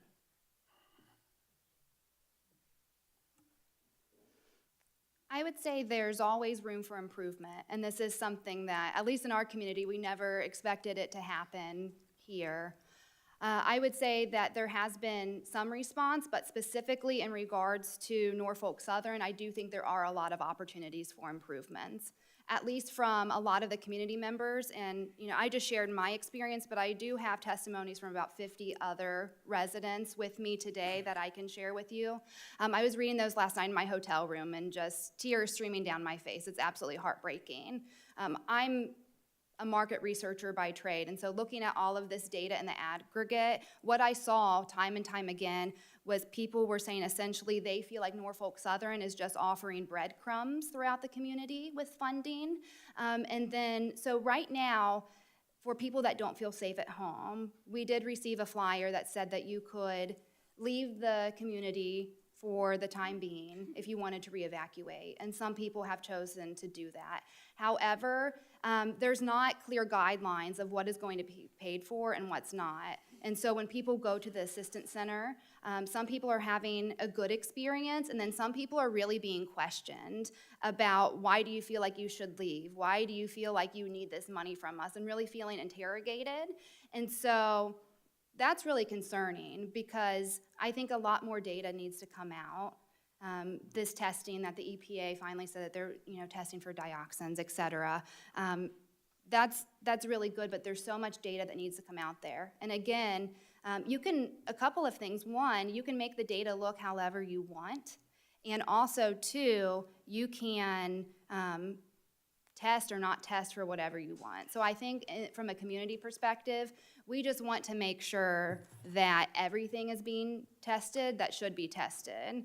And we're not really sure if that's being done or not. So I would say we're just really, everybody loves living in East Palestine, and we would like to stay there, but only if it's safe. And so there's a lot of confusion in the community about whether long-term, if it's a good choice to stay or not. Well, I'm certain you mentioned the 50 statements you had, I'm certain that the chair would love to have you submit those statements for the record for the committee, and I'm sure members on both sides of the aisle would like to see those statements.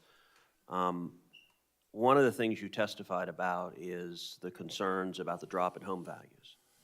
And I can understand that being a very real concern. You mentioned you've done work as a market researcher. Are there any data that are actually quantifying what the loss in home values has been? And if so, at this point, are the residents being offered any compensation? Is Norfolk Southern offering to make residents whole for the loss in home values? If a family decides that they want to move, are families able to sell their homes? Are there any buyers? Or, one of the things you said powerfully is even if we want to leave, we can't leave. Is there any relief being offered now to say, if you make the decision to move your home and to move your family somewhere else, there is an avenue for you to sell your home and get a fair market price for it? The short answer is, as of today, no. There is not clear-cut explanation or parameters of how you would do that. We've heard time and time again from Norfolk Southern that they're going to make it right and that they're looking into some long-term health care monitoring and assistance and home value protection, but details of that plan have not been disclosed to residents as of today. I would encourage for you to let this committee know as it goes forward if there are residents who are looking to move and can't sell their homes.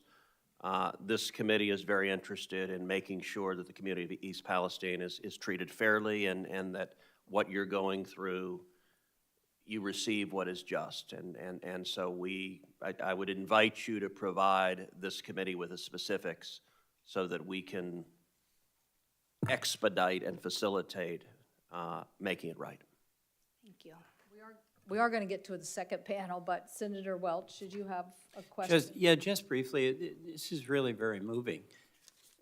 Listening to Ms. Allison, small communities have something that's really very, very special. It's trust. You trust one another. And there's been a breach of trust here. One of the biggest beneficiaries of the trust in a community like yours, and we have many like yours in Vermont, one of the biggest beneficiaries is Norfolk Southern.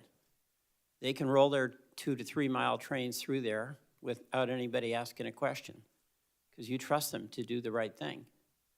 And they didn't do the right thing. And they had the opportunity to do the right thing, but they made other priorities, stock buybacks in the billions,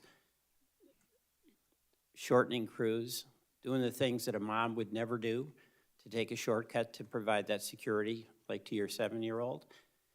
And the heart of the discussion here is whether, as a result of the breach of trust by a very large and very powerful, very wealthy corporation, your government, and it's your government, should step in to restore justice to you and your fellow citizens. And that's what this hearing is about. Will government step up to provide physical, emotional, and health security as a result of this, just like it would if there was a military threat to our country, where government has got to be on the side of folks like you and your neighbors.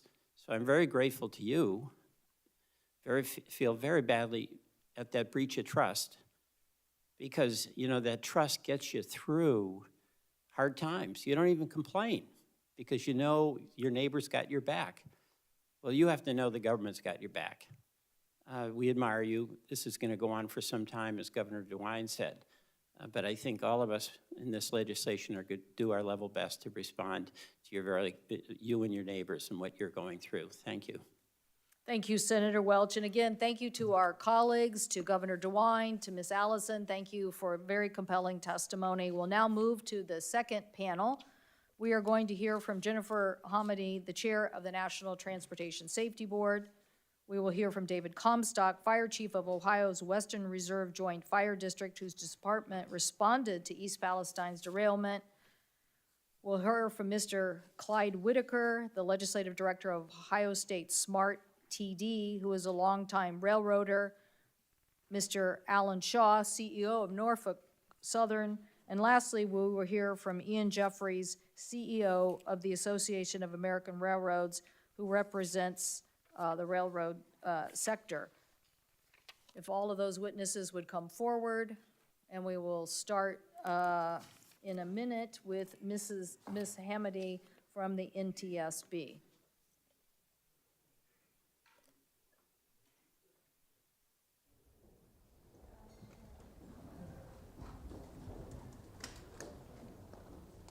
Welcome to all the witnesses. We appreciate you being here. Look forward to hearing your testimony.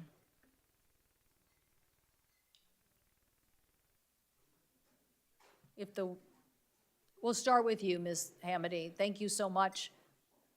Thank you so much for being here. We appreciate all the work that the NTSB does. I expressed to you earlier in private your leadership in the investigation of the seaplane accident in the Pacific Northwest, and we continue to look forward to your comments on aviation in general. We appreciated your comments prior to the Aviation Summit last week about the fact that the FAA needs to implement its open action items that will help us on near-miss incidents at airports. So thank you for your continued voice.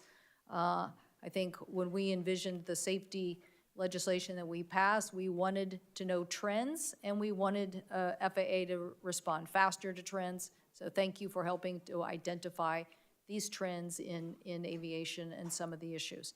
So with that, we'll turn to you, Ms. Hamady, for this hearing on rail safety. Thank you so much, and good morning. I'd like to begin with addressing the people who were impacted by the derailment in East Palestine. On behalf of the NTSB, we are so sorry for all that you're going through. Please know that the agency is committed to conducting a thorough, independent, and transparent investigation of this derailment. We'll issue safety recommendations to prevent similar tragedies from reoccurring, including urgent safety recommendations, which we can do at any point if our investigation warrants it. In the next few months, we'll hold an investigative hearing in East Palestine where we'll include time for community members to provide comments and ask us questions about our investigation. My written testimony goes into more detail on the derailment, and by now the preliminary facts have been well covered. The bottom line is this: there are no accidents. This derailment, as all accidents we investigate, was 100% preventable. As is the case with all our investigations, we're looking into every factor that could have led to this tragedy. We're looking into the wheel bearing, the wheel sets, the axle, and the rail car, including their manufacture, maintenance, and inspection, the hot bearing detectors, Norfolk Southern's temperature thresholds for alerting train crews of safety concerns, and their use of real-time monitoring and data trending, and the company's policies, practices, and overall safety culture. We're also looking into the design, maintenance, and performance of the tank cars used to transport hazmat, including the pressure relief devices on the 5 vinyl chloride tank cars. Emergency response preparedness and communications, the decision-making process that led to the vent and burn, the U.S. Department of Transportation's oversight of rail and hazmat safety, and so much more. I know that there are a lot of questions about our investigation, and I will provide what I can today. I also know that Congress is eager to improve rail safety more broadly, so I offer the following 5 issues for your consideration. First, the definition of high-hazard flammable train should be expanded to a broader array of hazmat. And the definition's threshold of 20 loaded tank cars in a continuous block or 35 tank cars dispersed throughout a train should be eliminated. Second, DOT 111 should be phased out of all hazmat service. They're not as protected as DOT 117 tank cars. Third, people deserve to know what chemicals are moving through their communities and how to stay safe in an emergency. That includes responders who risk their lives for each of us every single day. They deserve to be prepared. That means access to real-time information, obtaining the right training and gear, and having the right communications and planning tools. Fourth, like cockpit voice recorders in aviation, audio and video recorders in the locomotive cab are essential for helping investigators determine the cause of an accident and make more precise safety recommendations. Recorders also help operators proactively improve their safety policies and practices. In the East Palestine derailment, the locomotive was equipped with an inward-facing camera. However, since the locomotive was put immediately back into service following the accident, the data was overwritten. That means the recorder only provided about 15 minutes of data before the derailment and 5 minutes after. The FAST Act, following terrible tragedies in Chatsworth and in Philadelphia, required Amtrak and commuter railroads to maintain crash and fire-hardened inward and outward facing image recorders in all controlling locomotives that have a minimum of a 12-hour continuous recording capability. This was extremely helpful in our DuPont, Washington investigation. Now is the time to expand that requirement to audio and include the Class I freight railroads in that mandate. In fact, now is the time to address all of the NTSB's open rail safety recommendations, many of which are on our most wanted list.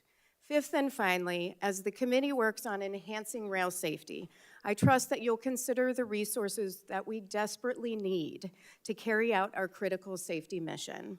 Investments in the NTSB are investments in safety across all modes of transportation. To that end, we look forward to working with the committee on this year's reauthorization of NTSB and hope that you will approve the President's budget request for the NTSB of $145 million. Thank you. Thank you, Ms. Hamady. Thank you so much. Mr. Comstock, welcome. Thank you for being here. Good morning, Chair Cantwell, Ranking Member Cruz, distinguished members of the committee. My name is David Comstock, and I'm the Fire Chief of the Western Reserve Joint Fire District located in Poland, Ohio. I'm also a member of a National Volunteer Fire Council, a nonprofit membership organization that serves as a national voice of over 670,000 volunteer firefighters, comprising 65% of the nation's fire service. My department was one of over 50 fire departments that responded to the East Palestine derailment. This incident has emphasized the need to better train and equip firefighters to respond to hazardous material incidents, specifically to derailments in rural areas, which are mostly served by volunteer fire departments that often lack sufficient resources, tax base, and manpower. The National Fire Protection Association defines an operational level of competence for hazmat response as what's needed for a firefighter to implement or support actions to protect the public from the effects of a hazmat release. Alarmingly, the NFPA's needs assessment of the U.S. Fire Service showed that only 55% of firefighters are certified at a hazmat operational level of competence. For many firefighters, hazmat training is difficult to access, especially for volunteers who may need to take time off from their paying jobs. Progress has been made in making hazardous material training more available to firefighters through the Pipeline and Hazardous Materials Safety Administration's hazardous material grants.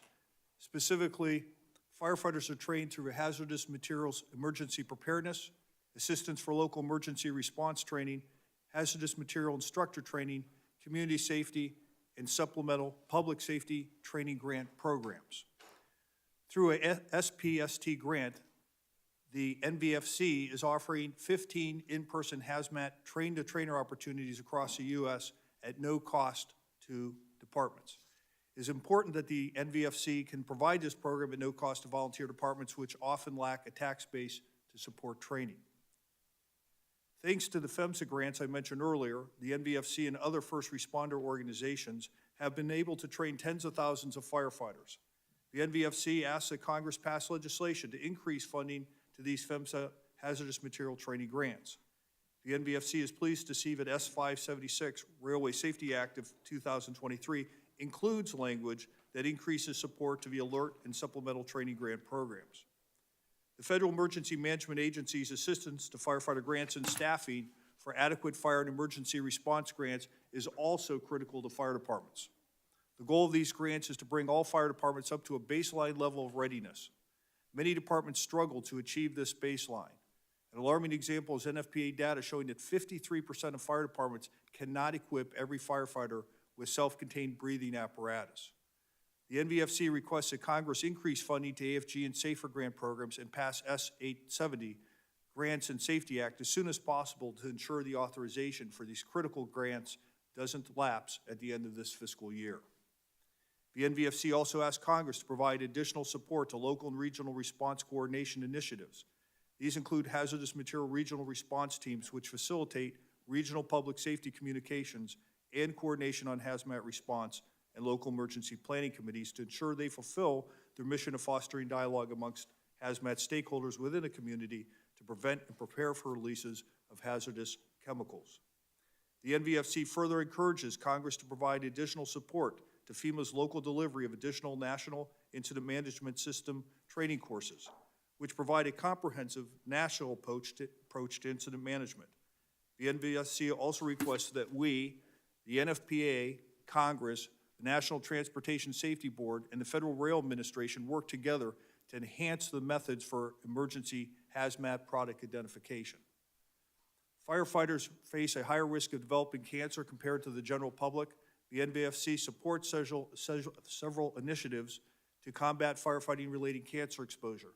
Most notably, the NVFC and the International Association of Fire Chiefs Volunteer and Combination Officer section produced a Lavender written report, a best practice guide to reduce toxic exposure and risks to prevent firefighter cancer. On behalf of the nation's volunteer firefighters, I thank you for the opportunity to address the committee regarding the hazardous material response needs of the volunteer first responders. The NVFC looks forward to continuing to work with the committee and the stakeholders assembled here today to improve the emergency response to hazmat incidents and ensure that firefighters are properly trained and equipped to carry out this response. Thank you. Thank you very much for being here, and we're so sorry that you had to deal with this, but your experience is very helpful in us helping to know how to evaluate this moving forward and the resources that you're asking for. Mr. Whitaker, welcome. Look forward to your testimony. Good morning, Chairwoman Cantwell and Ranking Member Cruz and members of the committee. Thank you for the opportunity to testify. My name is Clyde Whitaker. I'm the Ohio State Legislative Board Director for Smart Transportation, which represents approximately 3,000 railroad workers in the crafts of conductor, locomotive engineer, yard master, and train person. One of my primary roles is to protect, improve, and ensure the safety of our members. I would like to begin by saying that our hearts of rail labor break for citizens of East Palestine. This derailment did not have to happen, and it makes it so much more frustrating for us to know that it was very predictable. And yet our warnings and cries for help over the last 7 years have fallen on deaf ears, and the outcome was exactly as we feared. Now the result is a town that doesn't feel safe in their own homes, businesses failing to survive, and railroad that prioritized its own movement of trains before the people in the community, as well as its workers. It truly is a shame that the operational changes in place prior to that incident are still in place today, and the possibility for a similar disaster is just as possible. My entire railroad career, I've listened to the railroads portray a message and image of safety first, but I have never witnessed or experienced that truth one single day on the property. For years, I've handled complaints after complaint regarding unsafe practices and unsafe environments, and for almost every single one, I've been fought every step of the way. The truth is, ask any railroad worker, and they will tell you that their carriers are masters of checking the boxes, of saying the right things without ever doing anything meaningful toward improving safety. Their only focus is on the operating ratios and bottom lines, which is evidenced by the fact that their bonus structures are set up to reward timely movements of freight rather than reaching destinations safely as they once were. Actions do speak louder than words, and I assure you that what you have heard and will hear from the railroads today are nothing more than words. Their actions are what's experienced by men and women I represent, as well as what the people of East Palestine have been through. This is the reality of what happens when railroads are primarily left to govern and regulate themselves. To that point, on July 11, 2022, I filed a complaint with the FRA regarding an unsafe practice that was occurring on Norfolk Southern. Despite existing operating rules to the contrary, NS was giving instructions to crews to disregard wayside detector failures and to keep their trains moving. This meant that trains were not being inspected as intended and that the crews were not able to ascertain the integrity of such trains. This practice remained in place even after East Palestine, but these types of issues aren't just relegated to wayside detectors. It is a virus that has plagued the industry for some time with the inception of precision scheduled railroading. Across America, inspections and maintenance is being deferred to expedite the movement of trains. No longer is identifying defects and unsafe conditions the goal of inspections, but rather minimize the time it takes to perform them or the elimination of them altogether. Compound this with the fact that the railroads on a determined course to grow these trains to astronomical lengths, and you have a predictable outcome, and that outcome is the event like we've seen at East Palestine. We need meaningful change, and we desperately need people like yourselves to reverse this dangerous trends in the railroad industry. The Rail Safety Act of 2023 goes a long way toward doing just that. As we sit here today, the railroads are attempting to eliminate the conductor from the cab of a locomotive. They want you to believe that technology is capable of replacing the role of conductor. But what they won't tell you is technology was present in the cab of the locomotive, and when the train finally came to a stop this day, its job was done. But unlike the technology, the engineer and the conductor and his trainee sprang into action. They identified the derailment in the presence of fire. They contacted EMS. They applied brakes on the train cars to prevent further catastrophic damage. They separated the locomotives and got the entire crew to safety, all of which technology sat dormant. We cannot afford to be dormant. The degradation of safety is very real, and the numbers prove it. The frequency of derailments is up, the frequency of injuries is up, and from a railroader's perspective, the potential for another disaster is as high as it's ever been. We cannot allow the railroads to continue to dodge and sharpshoot regulations. We cannot allow them to be sole owners and creators of the data and safety statistics, and we cannot allow them to prioritize revenue over profit. Oversight is desperately needed before the next big one happens. I thank you for allowing me to testify here today, and I look forward to any questions you may have. Thank you, Mr. Whitaker. Very much appreciate you being here and your statement. We'll now hear from Mr. Shaw. Welcome, Mr. Shaw. Good morning, Chairwoman Cantwell, Ranking Member Cruz, and distinguished members of the committee. I appreciate the opportunity to testify before you today. My name is Alan Shaw, and I've been president and CEO of Norfolk Southern since May 2022. I want to open by stating how deeply sorry I am for the impact this derailment has had on the citizens of East Palestine and the surrounding communities. I've been to East Palestine and the surrounding communities many times over the past 6 weeks. I've spoken with the community leaders, business owners, school officials, clergy, families, and others. They've shared their stories and their concerns about the health of their families, their businesses, and the future of the community they love. I am determined to make this right. Norfolk Southern continues to make good on its promise to clean the site safely, thoroughly, and with urgency. You have my personal commitment that we will get the job done and we will help these communities thrive. At the direction of and in collaboration with the US EPA and state and local agencies, we are developing and implementing near and longer-term cleanup activities. Air and water monitoring have been in place continuously since the accident, and to date, it is consistently indicated that air is safe to breathe and the water is safe to drink. We have already invested more than $24 million in East Palestine and the surrounding communities. Norfolk Southern opened the Family Assistance Center the day after the incident, and through it, we have provided more than $10 million to more than 6,000 families. We have invested over $3 million in community relief funds to support the immediate needs of Ohioans and Pennsylvanians in the area. We have also dedicated over $9 million in funds to reimburse and support emergency responders and health and environmental agencies for costs related to the derailment. As I have said before, this is just a start. We know that people are concerned about long-term health impacts from the derailment. When I appeared before the Senate Committee on Environment and Public Works earlier this month, some members of that committee asked me to be more specific about our commitment to do the right thing. Today, I'm able to share more about our plans. We are in the planning stages of developing a long-term medical compensation fund, a property value assurance program, and a longer-term water testing program. We look forward to working toward a final resolution with relevant stakeholders on the details of these plans.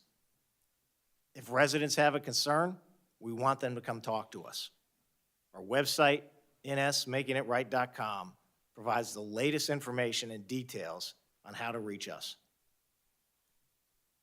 I thank Chair Homendy for her leadership in the NTSB's investigation into the derailment, and I pledge to continue to cooperate fully. The NTSB's preliminary report found that the Norfolk Southern crew was operating the train below the speed limit and in an approved manner. Yet, it is clear from this incident that we can always improve. So as the NTSB continues its work, we are not waiting to act to make the railroads safer. Shortly after the derailment, I instructed my team to look at steps we could take to improve safety, beginning immediately. And we have announced a number of initiatives to do just that. These steps are a start, and we look forward to working with policymakers and others in the industry on this. We support legislative efforts that use science and data to enhance the safety of the freight rail industry. And the Railway Safety Act and the Rail Act both include measures with the potential for meaningful improvement, such as funding additional training, better advance notifications, accelerating the phase-out of older tank cars, and much more. We strive to make our safety culture the best in the industry. When I began my tenure as CEO 10 months ago, I spent hours in crew rooms all over our 22-state network, thanking our frontline railroaders and asking for their advice. They are proud of the important work they do for this country, and we take their safety and the safety of the communities we serve seriously. Today, I am proud to represent more than 19,700 Norfolk Southern employees who work every day to offer a safe and effective means of transporting goods to businesses and families across our great country. We will continue to invest in the future of Ohio and Pennsylvania and all the states in which we operate, just as we have always done. Norfolk Southern is here for the long haul, and we won't be finished until we make this right. Thank you again for the opportunity to appear before you today. I look forward to your questions. Thank you, Mr. Shaw. We'll now turn to Mr. Jeffries, and welcome, Mr. Jeffries. Good morning, and thank you for the opportunity to be here today. Let me start by extending my sympathy to the residents of East Palestine and surrounding areas. February's derailment is a stark reminder that, as rare as one is, a significant rail incident's impact on the affected community can be extraordinary. And while nothing I say here today can undo the impacts of any rail incident, it is important that we have a clear-eyed discussion about the state of rail safety and steps that have been taken or could be taken. As we know, Norfolk Southern is continuing cleanup efforts in East Palestine while the NTSB's meticulous investigation is ongoing. While those parties will continue to address matters related to that incident, today I will provide a broader perspective. Let me be clear.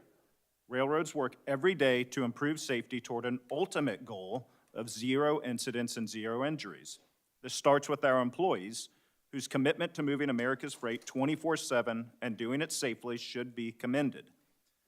Post-pandemic hiring efforts continue, with our employee base currently the highest it's been in over 3 years.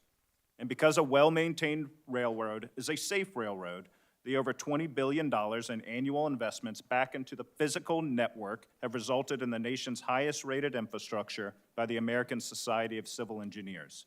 The result? Rail is by far the safest way to move goods on land, especially hazardous materials. Per carload, the hazmat accident rate is down 78% since 2000, and 2022 saw the lowest rate of hazmat incidents in the entire industry's history. Additionally, FRA data show Class I railroads' mainline accident rate in 2022 was at an all-time low, as was the employee injury rate. But that does little to comfort a community that experiences a significant derailment. And that's why we must continue to apply lessons learned and take steps to drive the industry's accident rate even lower. Every train trip provides learning tools for the future. To that end, railroads consistently invest in technologies and take action without waiting for government requirements. Consider two recent actions. First, following an industry-wide analysis, railroads are installing approximately 1,000 additional wayside hotbox detectors on the national network, standardizing critical alert thresholds for these systems, and analyzing and adopting new industry standards for trending analysis protocols to preempt potential problems. The vast network of these and other wayside detection systems exists today because railroads installed them voluntarily, not because of government intervention. And just 2 weeks ago, upon learning that a segment of new cars on the network could be prone to derailment-causing loose wheel sets, the industry took immediate action to take them out of service until those wheel sets are replaced. Myriad tools and methods are used every day to prevent incidents. Positive train control is fully implemented in helping prevent catastrophic accidents.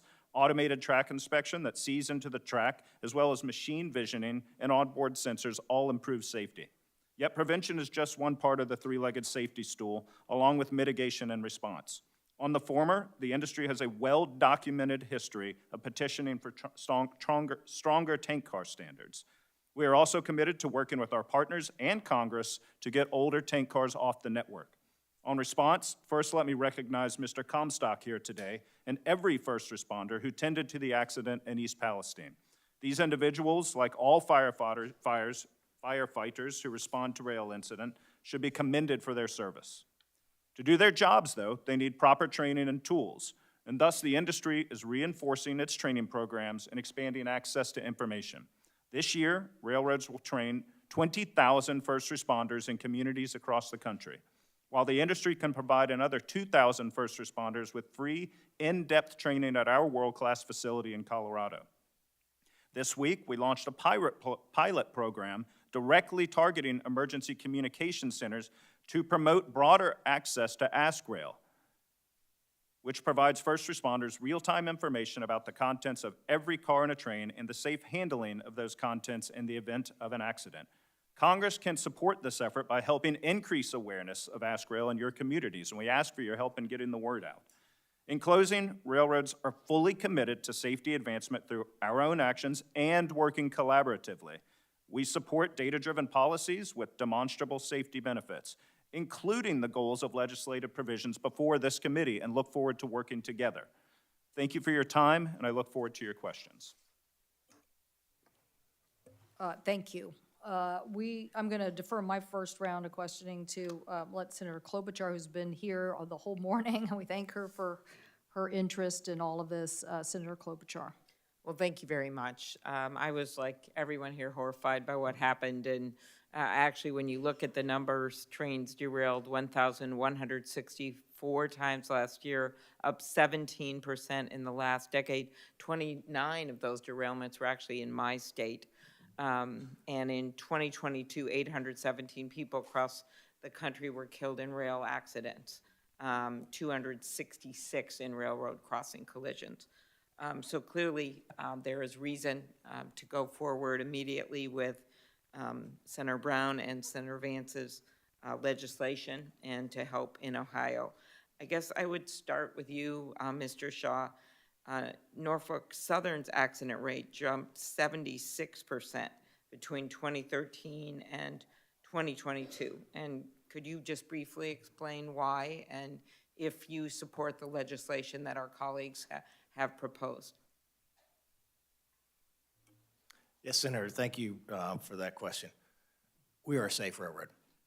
The number of derailments on Norfolk Southern last year was the lowest in the last 2 decades. We are committed to getting better. And so, yes, there are many provisions within the Vance-Brown bill for which we give our full-throated endorsement. And then do you support the bill? I support a number of provisions within the bill, Senator, which include the And which ones don't you support? Senator, we support the acceleration of the phase-in of the DT-117s, funding first responder, hazmat training, expanding advanced notification. Okay, I'll just put it in writing. I was just trying to figure out which ones you didn't support and why, because I just think it's very important to move ahead. They've signaled an interest in working with all stakeholders to try to get this done. And I just don't want this to be one of these moments where we wait 2 years to pass a bill. Chief Comstock, thank you for your work.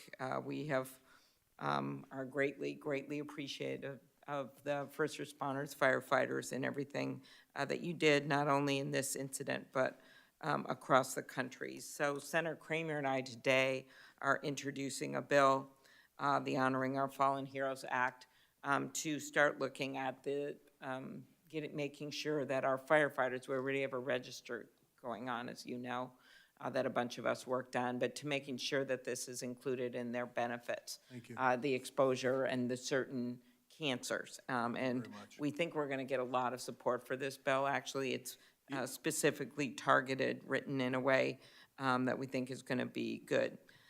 So could you talk about what some key information you wish you had before arriving at the scene of the derailment?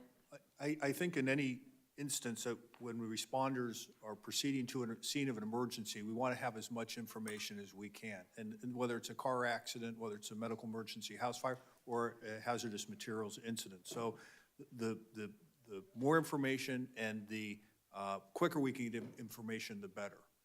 There are apps out there that have been discussed, Ask Rail being one, that provide that type of information. But I think we could go further by looking at newer technology that will put that information that's available in Ask Rail on my phone while I'm en route to the emergency. That's one instance. Right. But I understand that there's a lot of other issues that need to be looked at. And also to be alerted of what toxic chemicals are in there, so you know what you need. Everything.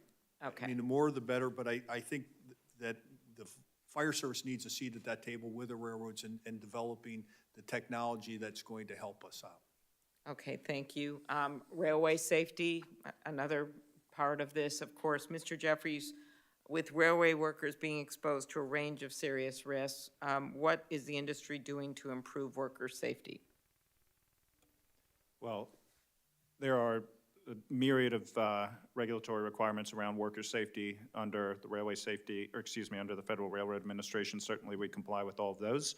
I know Alan and my other CEOs have made a very concerted effort to get out in the field, and a lot of that's hearing firsthand what's working, what's not from the employees in the field, because they're the ones who are seeing what's going on every day. So that firsthand information that feeds up through management and through the executives can really drive decision-making. The important thing is that we do take a holistic approach to safety, and the evidence we've seen, as I mentioned, 2022 had the lowest employee injury rate in our industry's history, but that's not zero. So we've got to continue to look for opportunities to further provide safe working conditions.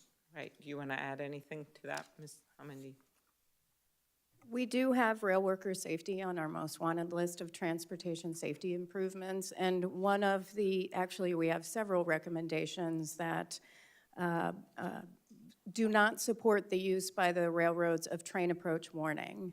What that is when a roadway workers are working on the track, they put a watchman out, and a train, as a train comes along, the watchman is supposed to flag it for those who are working on the track, and they get off the track.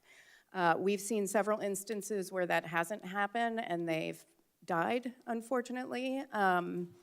And there are other options. For example, using positive train control after establishing a established work zone. So we have recommendations on that.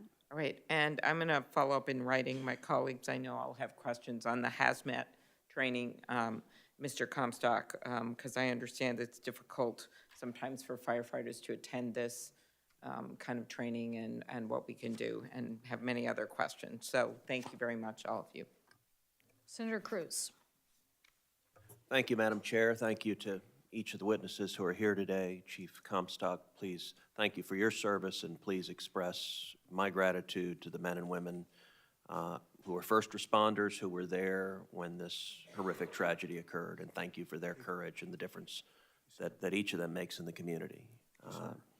Chair Homendy, let me thank you also for the professional way in which the NTSB has approached this accident. I think you have been a truth teller. I think you have managed to avoid politics and focus on the substance of what caused this accident and how we can prevent it. And so it's not that often that we get to thank a public official for doing a good and effective job. I think you provided also some helpful suggestions in your testimony that I'm certain the committee will look closely at the specific suggestions you put forward. As I look at what caused this derailment, there are a number of factors, but one factor that from the early reports stands out is the hot box detectors. We now know that the train derailed past 3 hot box detectors prior to the derailment. 30 miles away, the reading was 38 degrees above ambient temperature. Then 20 miles away, it had risen to 103 degrees above ambient temperature, so it had risen dramatically. And then just prior to the derailment, it was 253 degrees above ambient temperature, reflecting that the bearing had locked and derailment was imminent. Mr. Shaw, why did this trend in temperature not trigger an alert earlier to stop the train? And in particular, why were you not able to stop the train after the second reading had gone from 38 degrees above ambient temperature to 103 degrees above ambient temperature? Senator, thank you for that question. I'll note that the NTSB report indicated that the crew did nothing wrong, and we certainly thank them for that. The hot box detectors were working as designed, and there were no track defects. Since the derailment and the preliminary results of the NTSB report, we led the rail industry, and the rail industry has also implemented implementation of far more hot box detectors across our network. We're adding 200 hot box detectors on our network to reduce the spacing between our hot box detectors. Our hot box detectors are already spaced amongst the lowest in the industry, and I think Mr. Jeffries had indicated that the entire industry was adding about 1,000 hot box detectors. Mr. Shaw, perhaps you didn't hear my question, so let me ask it again. The first hot box measured 38 degrees above ambient temperature. As I understand, the ambient temperature was about 20 degrees, so that was roughly 58 degrees. 10 miles later, the second hot box measured 103 degrees above ambient temperature. That's an increase of over 60 degrees in 10 miles. Why did Norfolk Southern not stop the train then and examine the bearing to make sure that it didn't melt the axle and that you didn't have a derailment? If you'd stopped then, it would have prevented the derailment. So my question is, why did the second hot box reading not trigger action? Senator, my understanding is that that second reading was still below our alarm threshold, which is amongst the lowest in the industry. In response to this, the industry has agreed to work together to share best practices with respect to hot box detectors, trending technology, and thresholds. So when you and I visited my office yesterday, you said your threshold is now 170 degrees above ambient temperature. As I understand it, at the time of the derailment, your threshold was 200 degrees above ambient temperature. So you're right, 103 was not 200 degrees. As you and I discussed, I've spoken with your competitors, other Class 1 railroads who have indicated that trending technology and algorithms can measure significant changes in temperature, and in particular can flag that when it goes from 38 degrees to 103 degrees, you need to stop and take a look at it. Mr. Jeffries, let me ask you in terms of how other railroads handle it. What is the technology that is available to spot this problem before it's gotten so bad that a derailment is imminent? Well, thank you for that, and that's a spot-on question, and that's one of the three things we're focused on as in the industry. So one is the physical deployment of approximately 1,000 additional detectors. Two is creating the industry standard of 170 degrees as a critical threshold. And the third one is really looking at industry best practices to examine and potentially adopt new algorithms for trending detection so that if there is a dramatic spike in temperature, even though it may be below that absolute threshold, it's caught. And so we've brought the entire industry together, and over the next month we'll be reporting out, okay, what can we learn from each other, and what are the best practices we can adopt, and what other steps need to be taken based on the information we have and the predictive analytics we can put into place. And if I could ask one final question, Mr. Yes, and Mr. Whitaker was trying to weigh in there. I don't know if Mr. Whitaker, sure. I didn't see that, but sure, I would welcome you. Thanks for acknowledging Senator Cruz. I'd like to just make note that trending defect detector technology, from being in the cab of a locomotive, when we pass a defect detector, it trends to an office like Norfolk Southern in Atlanta, Georgia. It doesn't convey to the railroad crews, which is a problem in this incident as well as many others that still continue to this day. What we need as a train crew, which they say they listen, they haven't been listening for quite a while. We need to be notified whenever these trending detectors are seeing this car trend hotter. That way we can keep a better eye on it, or even stop, inspect that rail car. Sure. But as it stands right now, even after East Palestine, it's all about moving the train. That's all PSR is, that's all they care about. So right now, they tell the train crew to stop your train, set your brakes in a full service application, then release. And hopefully that releases whatever the case may be. When the safest cause case should be, we stop and go back and inspect. That's what the conductor's there for. That's why a two-person crew is essential. So that's very helpful. So you're saying, if I'm hearing you right, that having real-time reporting of what the sensors are showing for the conductor, the engineer, would be helpful. Mr. Jeffries, are there technological barriers? Are there impediments to giving the crew real-time reporting of what's happening?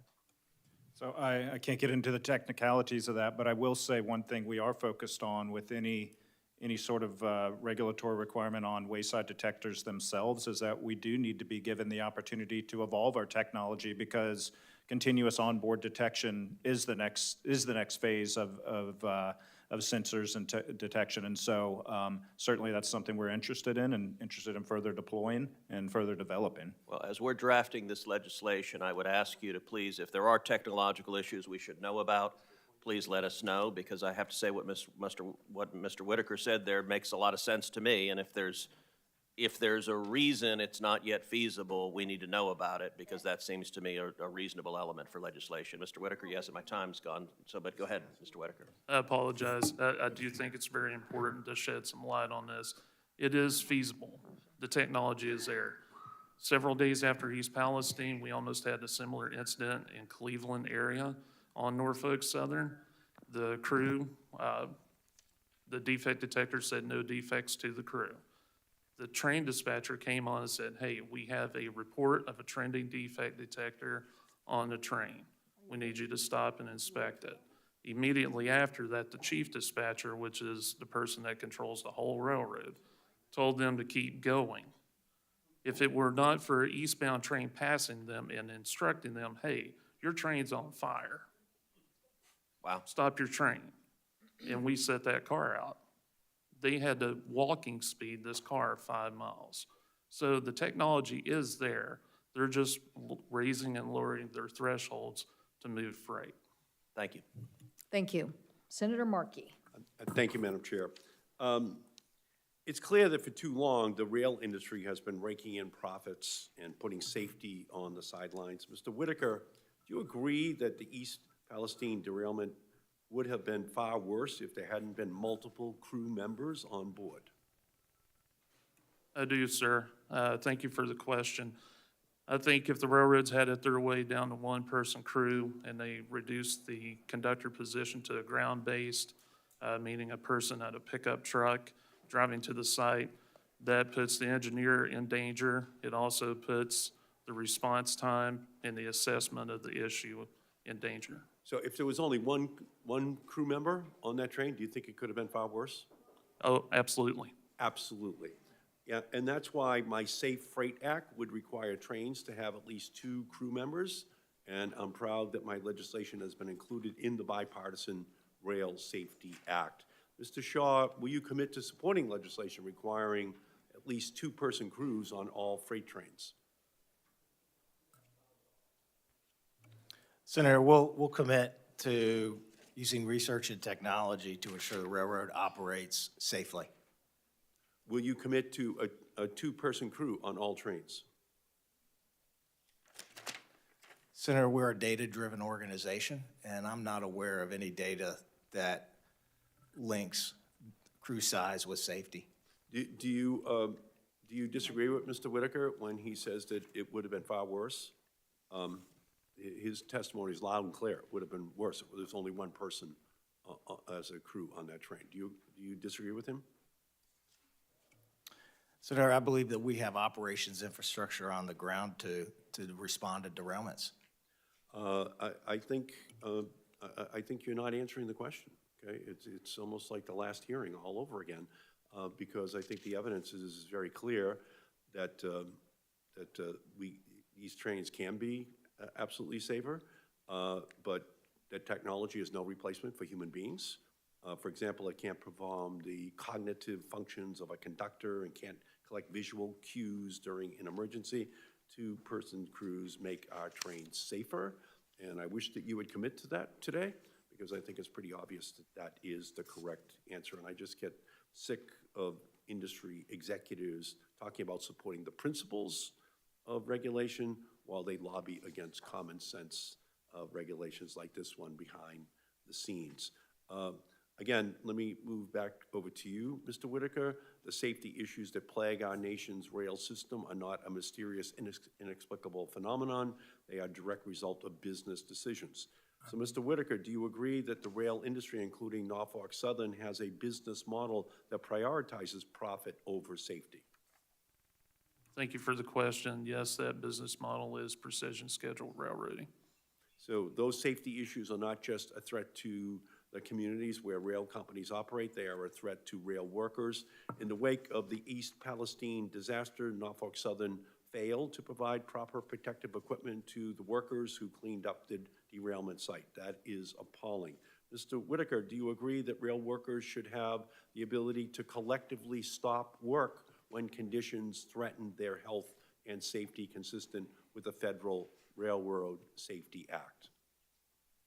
Thank you for the question. Yes, I do believe workers should be able to stop any and all work whenever their safety is in danger, except as it stands right now, we would be retaliated against And why would you be retaliated against? because we don't have protections on that level. So, Mr. Shaw, do you agree that rail workers should be able to collectively stop work in unsafe and unhealthy conditions consistent with the Federal Railroad Safety Act? Senator, I absolutely would expect our employees to operate in a safe manner. And if they are concerned about the safety of their operations, then I would expect them to address that.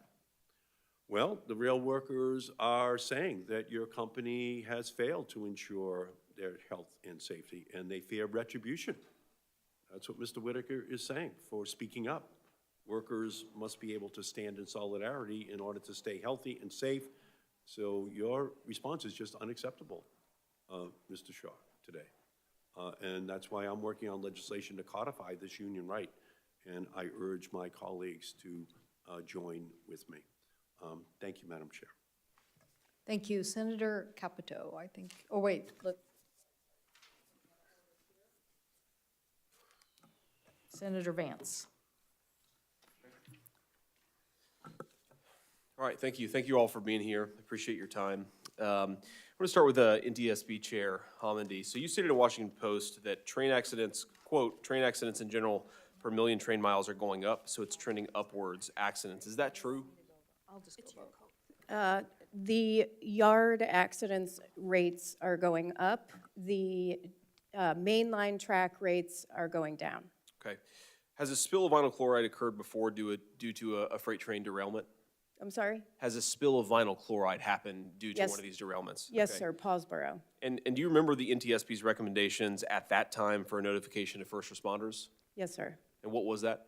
We had several recommendations, including providing real-time information to emergency responders, making sure that they were adequately trained and provided the appropriate gear, and that they were part of emergency planning with the locals and the railroads. And how long ago did you make that recommendation? 2013 was the accident. Okay, so I'll point out that 9 years ago, we made a recommendation from the NTSB that they should provide proper notification to first responders. That still hasn't happened. That's one of the reasons, by the way, why we've advanced this legislation.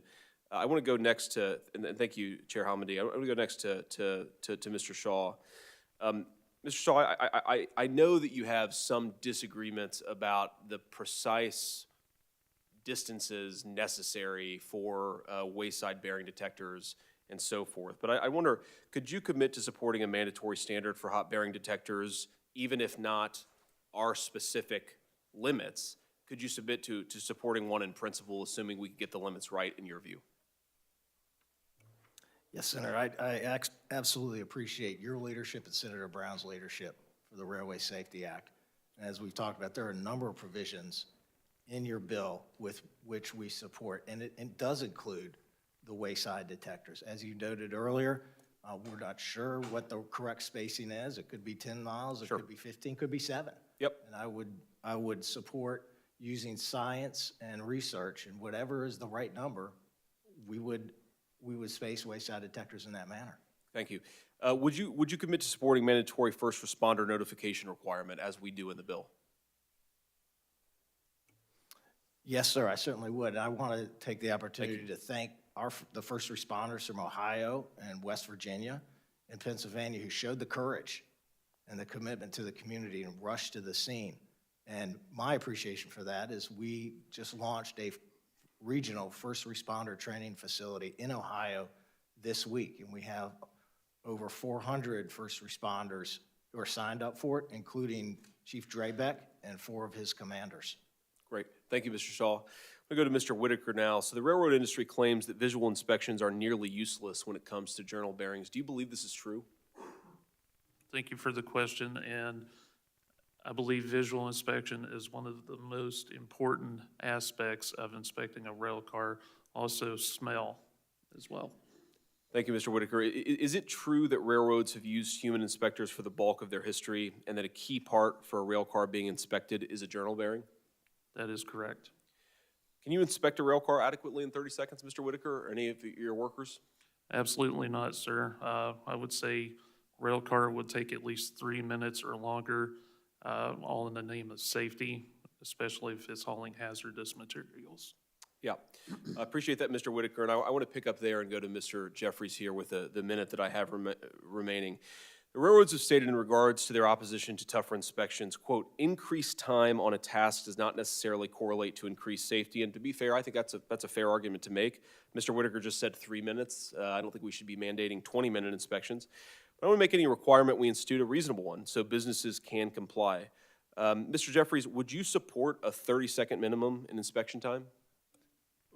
I can't tell you what the right time is. I can be focused on outcomes and making sure that we are addressing issues. And if there's a systemic or if there's a series of cases where failures or malfunctioning equipment isn't being caught, we need to address that. And whether that's because there's not enough time allowed, because there's not appropriate training, because of some other factor, we absolutely need to address that. So I understand that, but I'm trying to get a specific commitment here. Do you think, we just heard from Mr. Whitaker, that he doesn't even think 30 seconds is enough time to properly inspect a railway, or excuse me, properly inspect a rail car.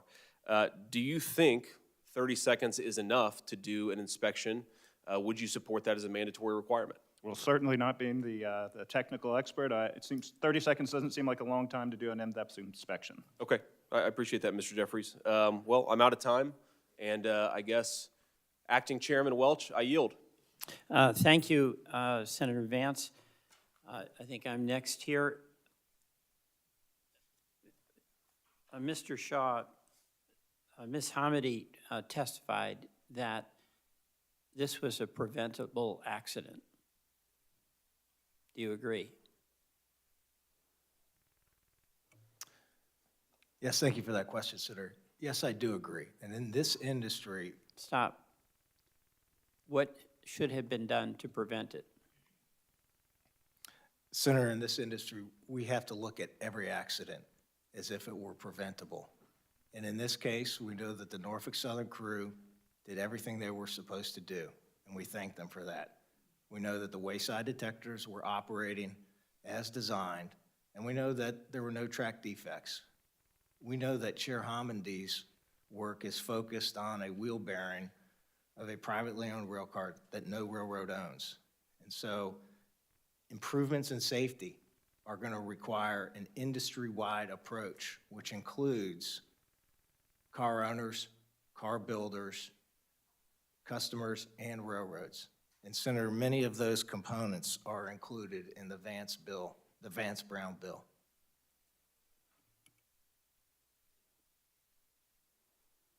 I'm just thinking about how Misty Allison would try to figure out what you just said. I'm asking you, Norfolk, you're in charge of that train. Am I right or wrong? Yes, sir, that's a Norfolk Southern train, and I accept responsibility. Yeah, and then you said a privately built car, as though somehow that exempted you from the responsibility for the inspection, the assurance to the community of East Palestine that it was a safe car. You're not saying that, are you? Sir, that was not my intent. My intent was a holistic approach. Here's the question. It's your car. You're responsible when the train starts to when the train comes into the terminal, correct? You can't point fingers at other people. It's your responsibility to be the assurer to the community of East Palestine that a train that Norfolk Southern owns will pass through its community safely. Is that correct? Yes, sir, that is my responsibility. Okay. So you said it was preventable. And whose responsibility was it to prevent it?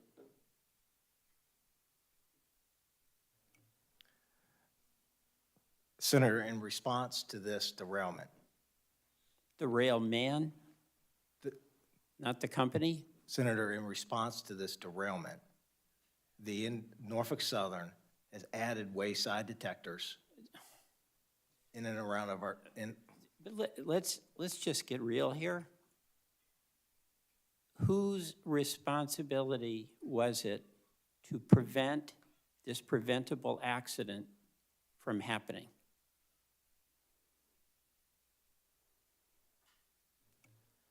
Senator, we are responsible for safety on our network and working within the entire industry to enhance safety. Okay, let me understand this.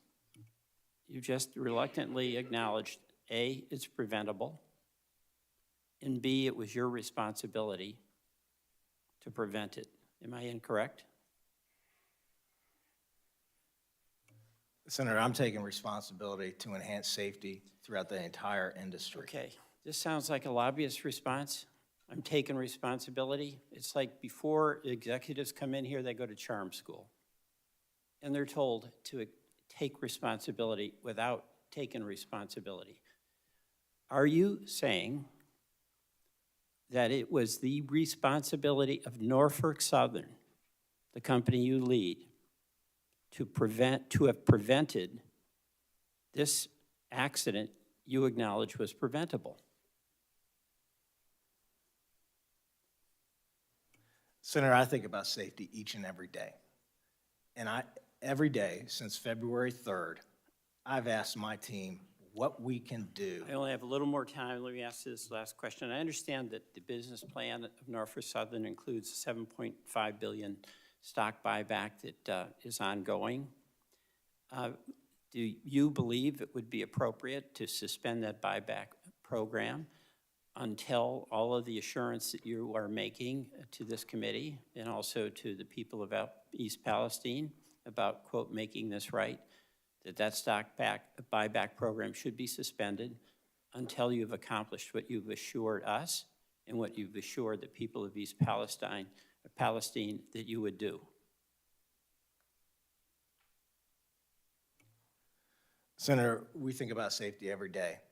We spend $1 billion a year in capital on safety, and we have ongoing expenses of about $1 billion a year in safety. And as a result, over time, derailments are down, hazardous material releases are down, and injuries are down. So we can always get better. All right, so you won't answer my question about suspending the buyback program?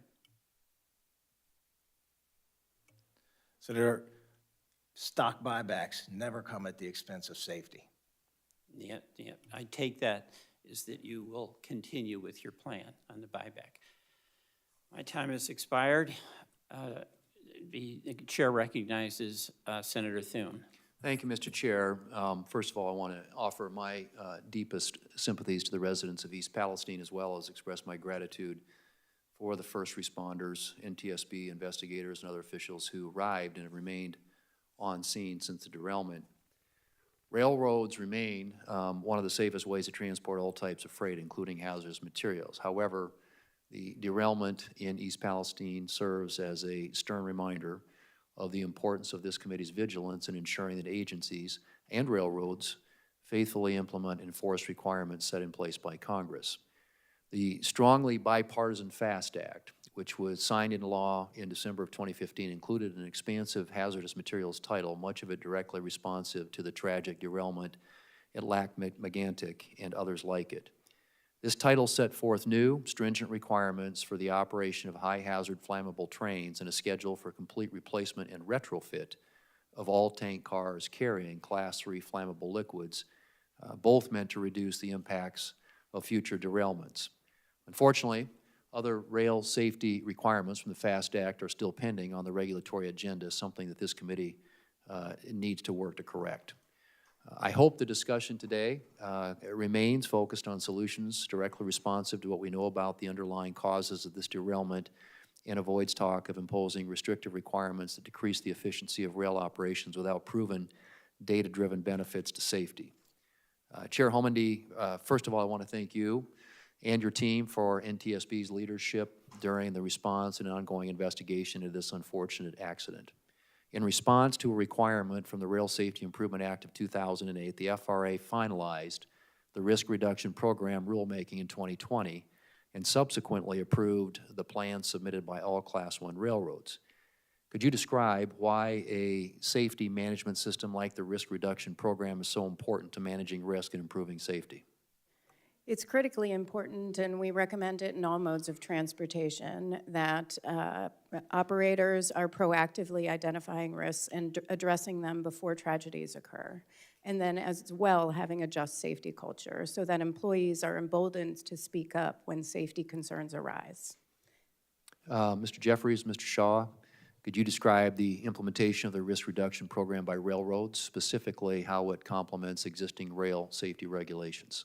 Thank you, Senator. As you mentioned, all 7 Class 1s have RRPs in place that have now been approved by the FRA, and I think the basis of them is that each railroad, because of the unique operating characteristics of that railroad, takes a risk-based approach to addressing potential issues on its railroad. It allows the opportunity to test out ways to address that, and rinse, repeat, and adjust as time goes by versus a more command and control one-size-fits-all. So we're very early in the stage.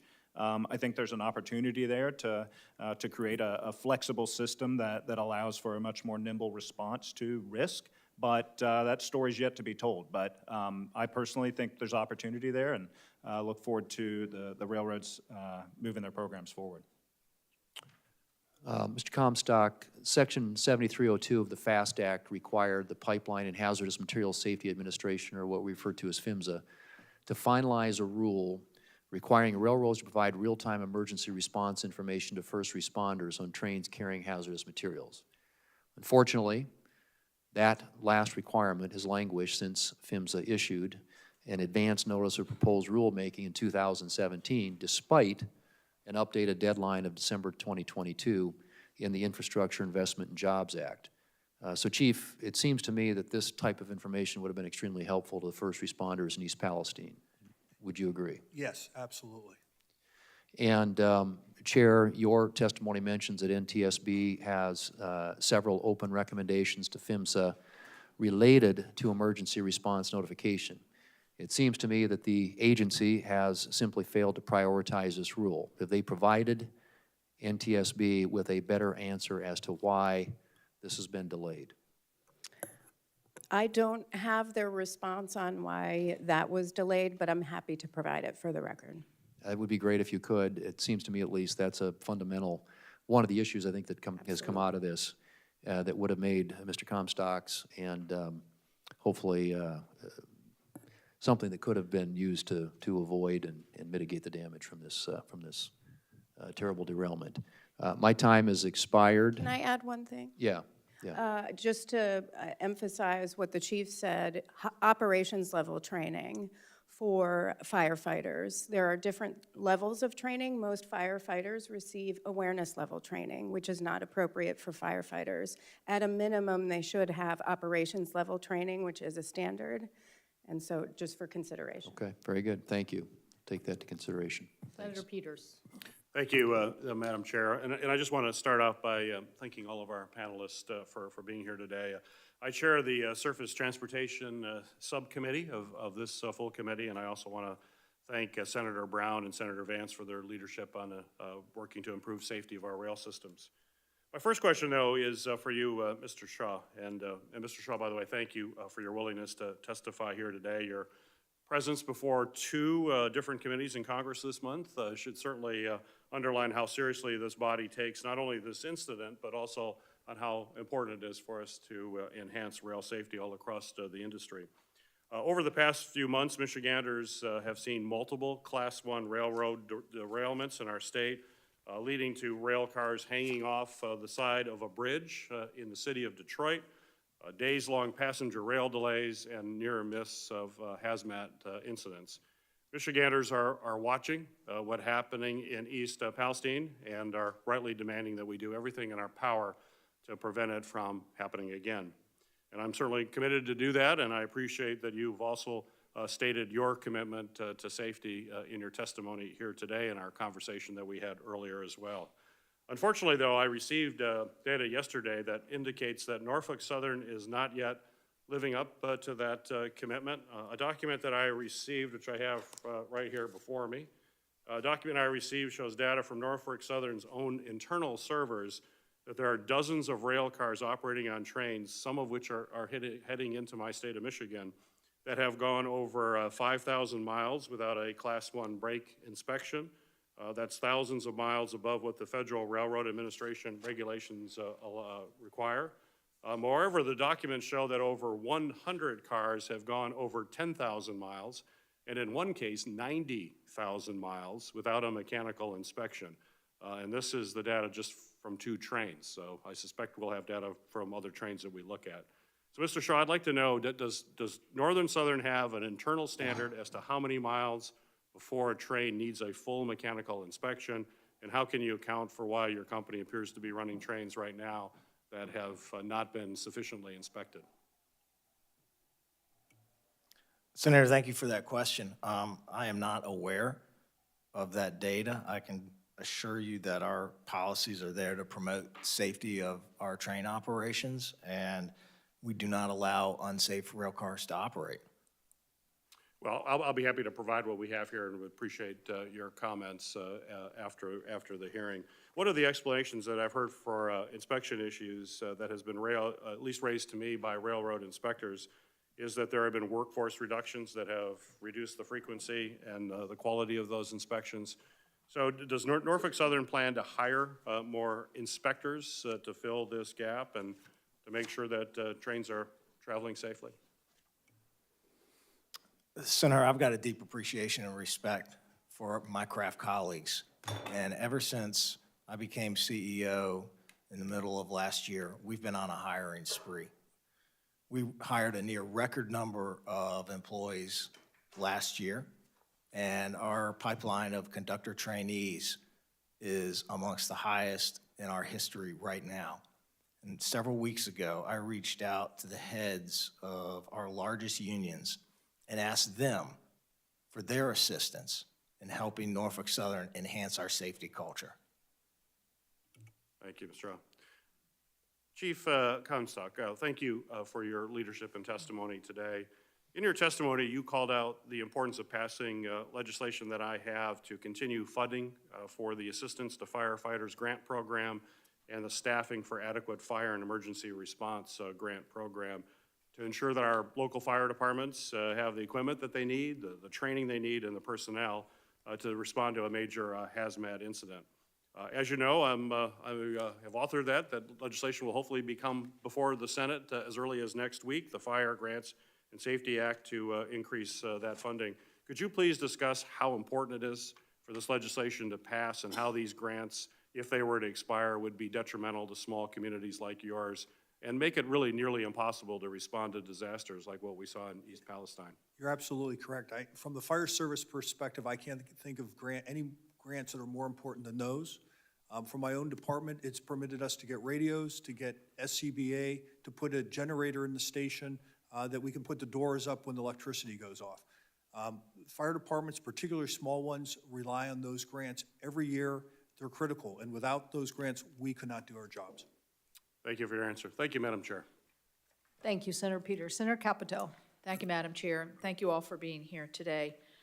Mr. Shaw, thank you for coming to our EPW hearing 2 weeks ago.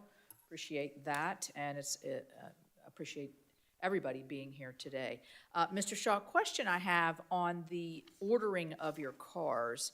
It's my understanding that this was a 149 rail car train, that on the 23rd car was carrying plastic pellets, according to the NTSB report, that lit up like a match, and then and it had that overbearing wheel bearing, and the overheating wheel bearing. And then 5 cars away were 4 cars of vinyl chloride. I guess first of all, I would ask if that's correct. And then I know that high hazardous flammable trains have more safety regulations. Why would this not have been characterized as a high hazard flammable train if it had this hazardous materials as part of the 149 car train? Senator, thank you for your question.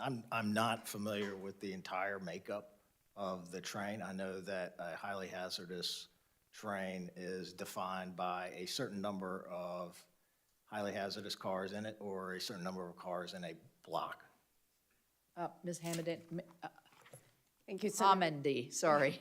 Thank you. Maybe you can help me with that question. Yes, the definition of a high-hazard flammable train involves Class 3 flammable service, flammable liquids only, and 20 car loads of, in a continuous block, which would be a unit train, or 35 car loads of Class 3 flammable liquids in a mixed freight train. That was not what was on this train. There were some that were flammable liquids, Class 3 defined flammable liquids, but this train was not a high-hazard flammable train. Right, it wasn't a high-hazard train, but it had high hazardous materials, obviously very flammable, that just lit up the sky. So That's right. is that something that you would consider that should be looked at as a safety improvement? Yes, Senator. We think that the thresholds of the 20 and 35 should be eliminated, and we think a broader array of hazmat should be in the definition of high-hazard flammable train. Yeah, it sounds like that would be. Let me ask about the tracks. We had a derailment in Cabin Creek a couple years ago where the track, it got cold, and I think then it melted, and anyway, the track, it derailed there with some hazardous materials. How are we doing on track safety, and what kind of improvements might be in the future that if we look to this bill that Senator Vance and Brown have put together? Is this something we should look at? I know timber ties are what we're most still using. Is that the best materials to use? Are you looking at that at the NTSB or? Yes, and track defects remain the second biggest cause of train accidents, outside of grade crossing accidents. But human factors is number one, train defects is number two. Rail defects. I'm sorry, track defects. Sorry about that. Track defects, and there is technology, but we also think that personnel are critical as well, and that technology should supplement, not supplant. Mr. Jeffries, did you want to address that question? Yes, thank you.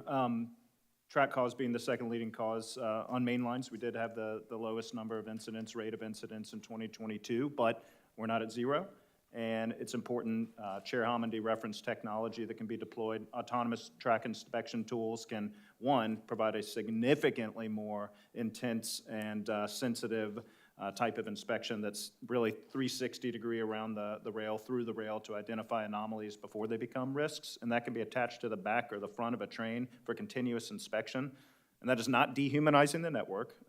That is using technology to supplement in a much more effective way the naked eye inspections that occur today. And so we believe we should be encouraging and enhancing and allowing additional pilot programs to expand that technology to take on and get this second leading cause of derailments even lower. Let me ask a question about the communications. I'm a bit confused here listening to the testimony. When it showed that things were beginning to overheat and it passed through the 10 miles and 10 miles, does that information come directly to the engineer at the time? Mr. Whitaker, I believe it's Mr. Whitaker, yeah. And why couldn't we do that in this day and age where we have instantaneous communications? Why is that not happening? Mr. Whitaker, can you clarify that on this particular accident? And yeah, I'd like to hear your thoughts on that. Thank you for the question.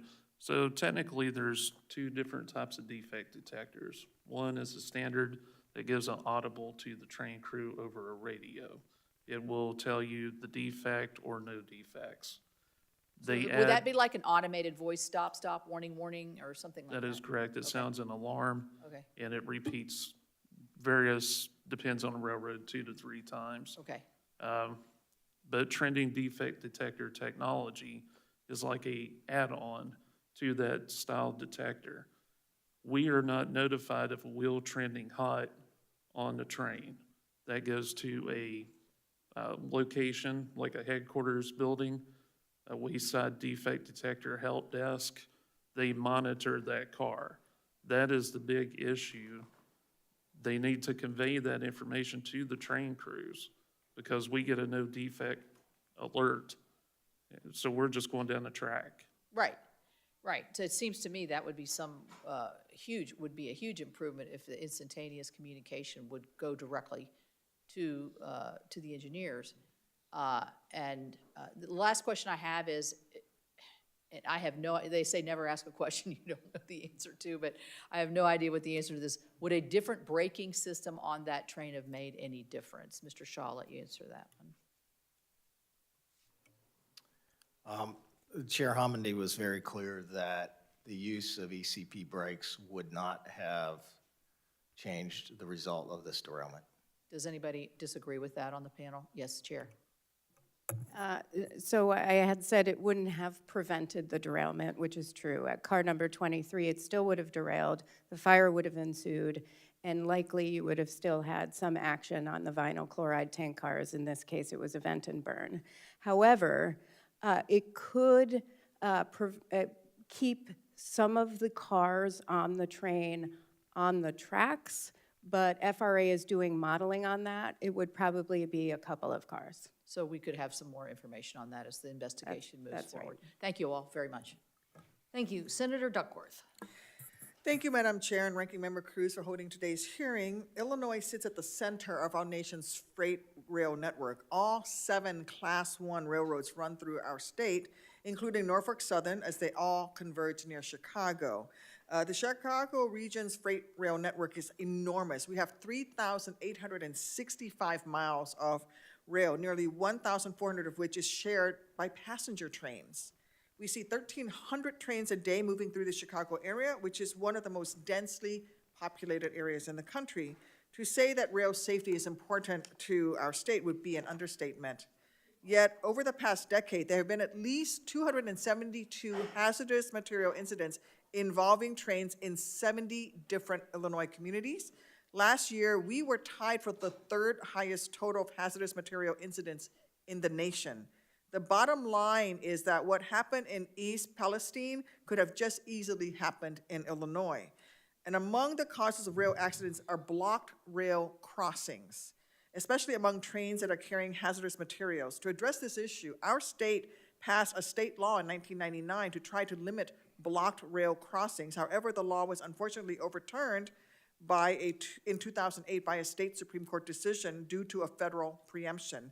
Ms. Homendy, the Bipartisan Railway Safety Act would require the U.S. Department of Transportation to issue new regulations to help prevent trains carrying hazardous materials from blocking crossings due to railroad delays. Can you explain how that would improve safety in a freight rail hub like Illinois? Senator, the NTSB has not weighed in on the blocked crossing issue. We don't have a recommendation on that, so it's not something we've looked at. You don't have an opinion on what a train with hazardous materials in it blocking a rail crossing? I think it can be a safety issue, certainly for first responder access to areas in communities, and having high hazardous materials could be an issue as well. Thank you. Over my objection, as well as that of Senator Durbin and others among the Illinois congressional delegation, the Surface Transportation Board recently approved a merger of Canadian Pacific and Kansas City Southern. This merger will likely result in more and longer freight trains through the Chicago area, particularly the northwest suburbs. Ms. Homendy, without asking you to comment on the recently approved CP and KCS merger, can you explain the safety risks that could arise if a rail company injected more and longer freight trains, some of which may be carrying hazardous materials, into an already crowded rail corridor like Chicago with such a densely populated area? Yeah, I will say for the East Palestine train, that one was not a particularly long train in our opinion at the board. The one in Springfield was a very long train. It was a 2.55 mile train.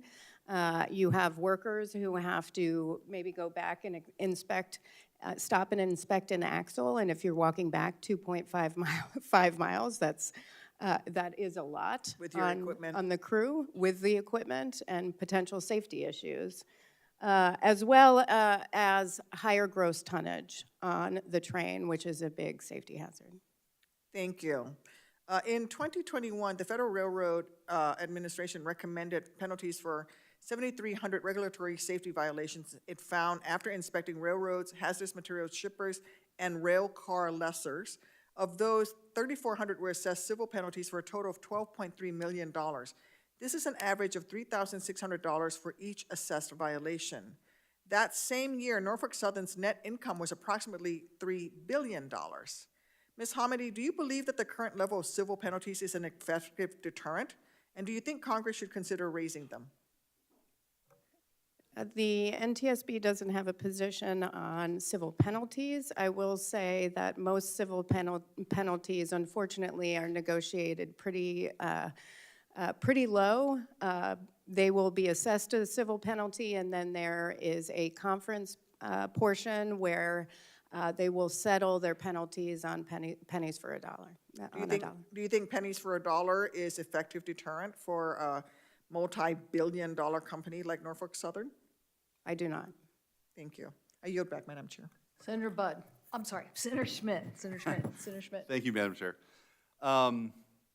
You know, East Palestine is a town that outside of East Palestine and folks in Ohio, people across the country probably hadn't heard of before this terrible tragedy, and there's a lot of towns like East Palestine. I know here in Missouri, where I'm from, Garden City, Bolton, Sykeston, Bridgeton, Missouri, where I'm from, a real blue-collar neighborhood. These are towns that aren't filled with corporate titans or elites. They're working men and women who go to church on Sunday, try to get home for dinner, take their kids to practice, try to play by the rules. And all of those towns matter. East Palestine matters. And instead of showing up in towns like this, and specifically East Palestine, this administration demonstrated that they didn't matter. Joe Biden still hasn't showed up to East Palestine. He's been to Ukraine, but not East Palestine. Pete Buttigieg, it took 3 weeks for him to show up. And I think so much of this, in addition to the things that can be improved, is a lack of attention from this administration that the people of this town, for whatever reason to them, weren't worthy of an appearance, of letting them know that we're going to support them. And so I think that one of the reasons, in addition to obviously the toxic chemical spill, that this has become such a big issue, it's demonstrative and shows that this administration is completely out of touch with what I'll refer to as flyover country, places like Missouri, places like Ohio. It just didn't matter, the Biden administration. And what's worse than all of this, I think, is that this accident was foreseeable, avoidable, preventable. And so, Mr. Shaw, I want to ask you, is it true that Norfolk Southern's accident rate has nearly doubled in the last 10 years, and at least 20 of those derailments since 2015 have involved chemical releases? Is that true? Senator, thank you for your question. East Palestine does matter. I've been there a number of times, and I've visited with the community leaders. I've been in the homes. People have invited me to their business. I've been in the schools, and I've committed the full support of Norfolk Southern. I hear you. You've said that, and I have limited time, but my question to you was, has the accident rate doubled in the last decade? Senator, I am not aware of that. I'll be happy to provide you with that info. I know that from 2021 to 2022, many of our FRAs, most of our FRA safety stats improved.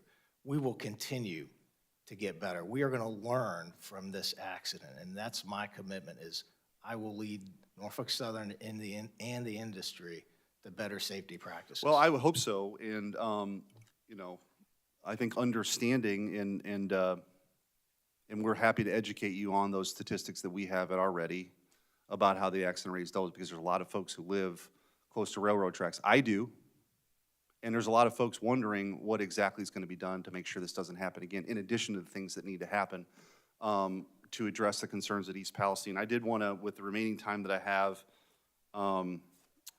Chair Hamady, as you know, in the aftermath of this incident, many in the media And in this administration, we're quick to blame the previous administration, President Trump, for not moving forward or rolling back regulations. However, those arguments have been dismissed by including the USA Today and even the Washington Post, noting that none of the regulatory changes made during the Trump administration at this point can be cited as contributing to the incident. Can you clarify to the committee today, I know you've made statements about this, just to clarify, that whether the regulatory rollback that took place under the Trump administration was responsible for this tragic incident? I am not familiar with all of the regulations and actions taken on those regulations from that administration. What I will say is with my comments were with respect to electronically controlled nomadic braking. And there were a lot of comments about how that would have prevented this derailment, Yeah, I think which is not accurate. Right, that was specifically cited by Pete Buttigieg, who, by the way, is not here again. I point out, I have many questions for Pete Buttigieg, and maybe he's taking more personal time, but this is now, we're few months into this Congress with a lot of serious issues involving the Department of Transportation, including this, and he just has refused to appear. And I think that you were very clear publicly saying that rule would not have impacted this at all. Is that correct? It would not have prevented the derailment. Correct. Yes. Correct. And Madam Chair, I'll yield back the rest of my time, but I do want to mention the obvious, as I just did, that Secretary Buttigieg is not here. He's yet to appear before this committee, and I think it's incredibly disrespectful, not just to this committee, but the American people, that he continues to hide from these disasters that have happened under his watch. Senator Rosen. Senator Rosen.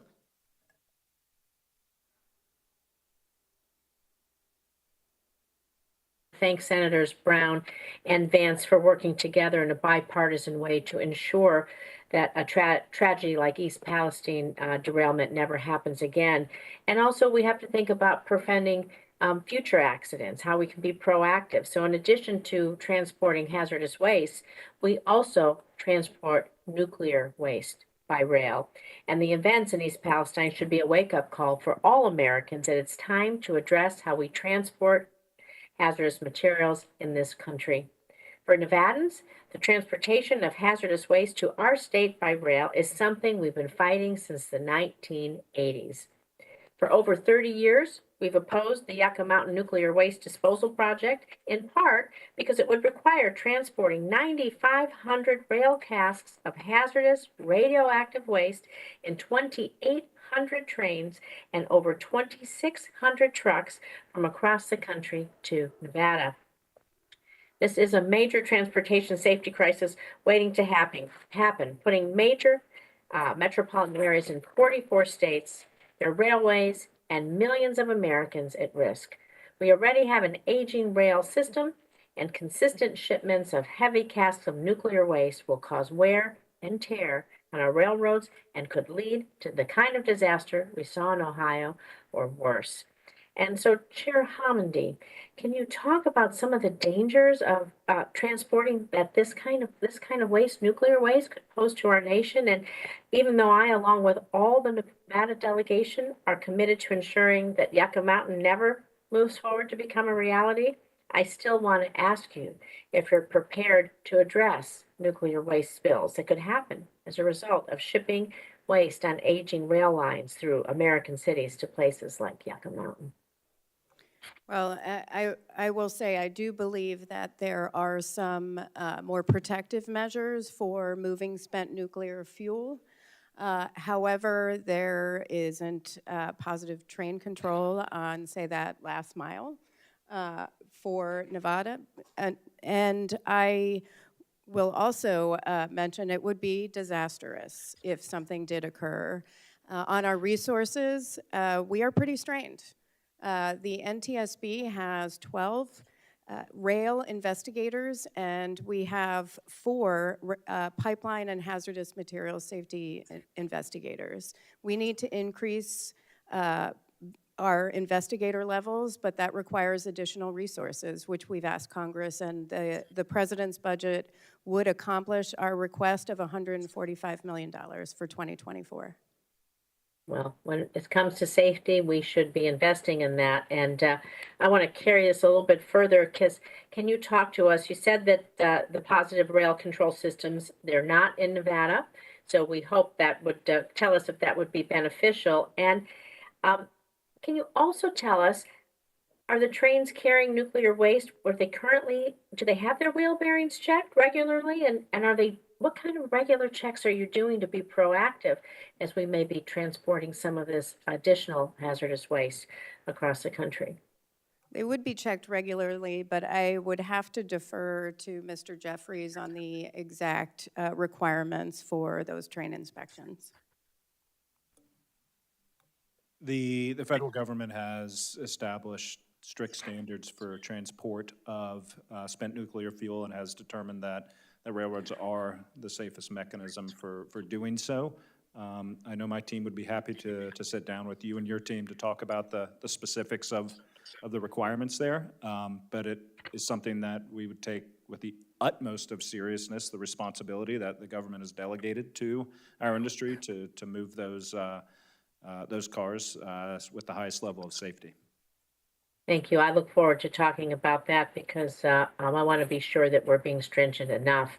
And I want to move to another topic, very important to Nevada. It is reliable freight rail for our tourism economy because Nevada, we're the nation's leader in tourism and hospitality service. It's a sector that relies heavily on freight rail to bring in goods from out-of-state partners to support our industry. And the Interstate 15 corridor, which runs from California to Nevada, it is crowded. It makes it difficult for trucks to move efficiently, and it makes reliable freight rail service along the corridor all that more important. So, Mr. Jeffries, how do you think Congress can support more reliable freight system that moves goods quickly but still promotes safety as its core priority?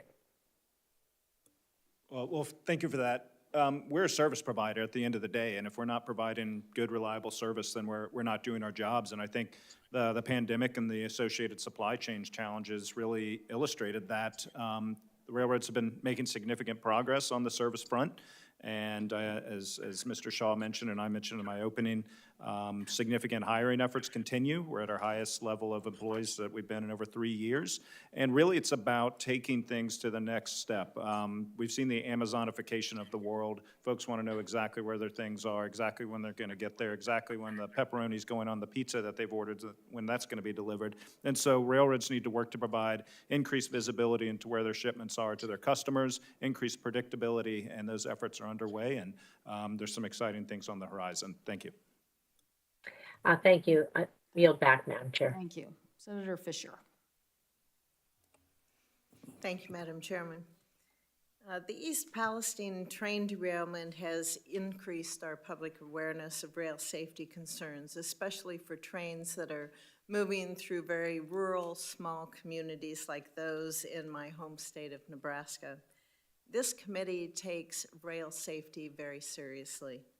Modern technologies can enhance railroad safety, especially in how rail cars and tracks are inspected. Mr. Jeffries, can you explain how a two-pronged inspection system using visual and automated track inspections can improve rail safety? Thank you for that, and thank you for your efforts on rail safety. You're exactly right. A two-pronged approach to track inspections is the appropriate path forward. So as we've discussed, autonomous track inspection tools allow for not only a continuous inspection of track as a train goes over, but at a much higher level of sensitivity, a much higher level of effectiveness, has been found to be 90% more effective in identifying flaws in the track before they become serious risks. And several pilot programs have been in place with some of our railroads at the FRA. Unfortunately, literally had to sue the FRA to expand those pilot programs and recently won in court the ability to do that. It's a shame that it took that level of effort for a proven safety technology, but it is a two-pronged approach. ATI doesn't catch everything, and it doesn't do every job that a human inspector does. So we absolutely still need the human inspection capabilities, and hopefully our inspectors are also spending more time addressing found anomalies than using the naked eye walking the tracks. And again, there's a place for both, and it's a complementary approach that I think will result in a much higher level of safety, which should be the ultimate goal for everybody. Yeah, you know, that is the ultimate goal. That's what we're trying to get at here. So what's impeding the use of those automated technologies throughout the whole rail network? Right. Well, we're going to take things step by step as we deploy this technology, for one. But two, we need a regulatory environment. We need a regulator that promotes innovation, promotes technology, promotes pilot programs, identifying new ways of doing things, So you don't allows have you to to go build to a court data and sue set. them. So you don't have to go to court. And let's have the opportunity to experiment with things. Some technologies may not work out. Others may prove to have dramatic safety benefits. Let's build the data sets that then we can objectively analyze in partnership with the regulator to advance safety. Okay, thank you. Mr. Shaw, as you're aware, the current law dictates common carrier obligations that railroads must abide by. Specifically, railroads must transport any freight under reasonable terms, including hazardous materials.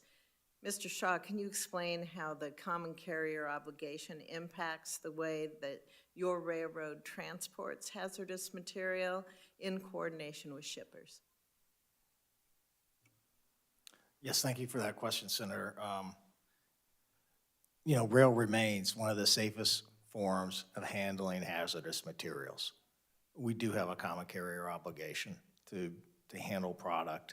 We work very closely with our customers, with our fellow railroaders, and with elected officials and with the regulatory body to handle that in the safest manner possible. And I'll note that in 2022, our derailments were the fewest that they've been in the last 2 decades.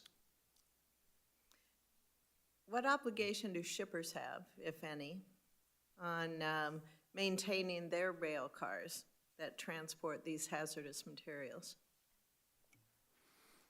Senator, as you know, there are many components of the Vance-Brown bill that we fully support.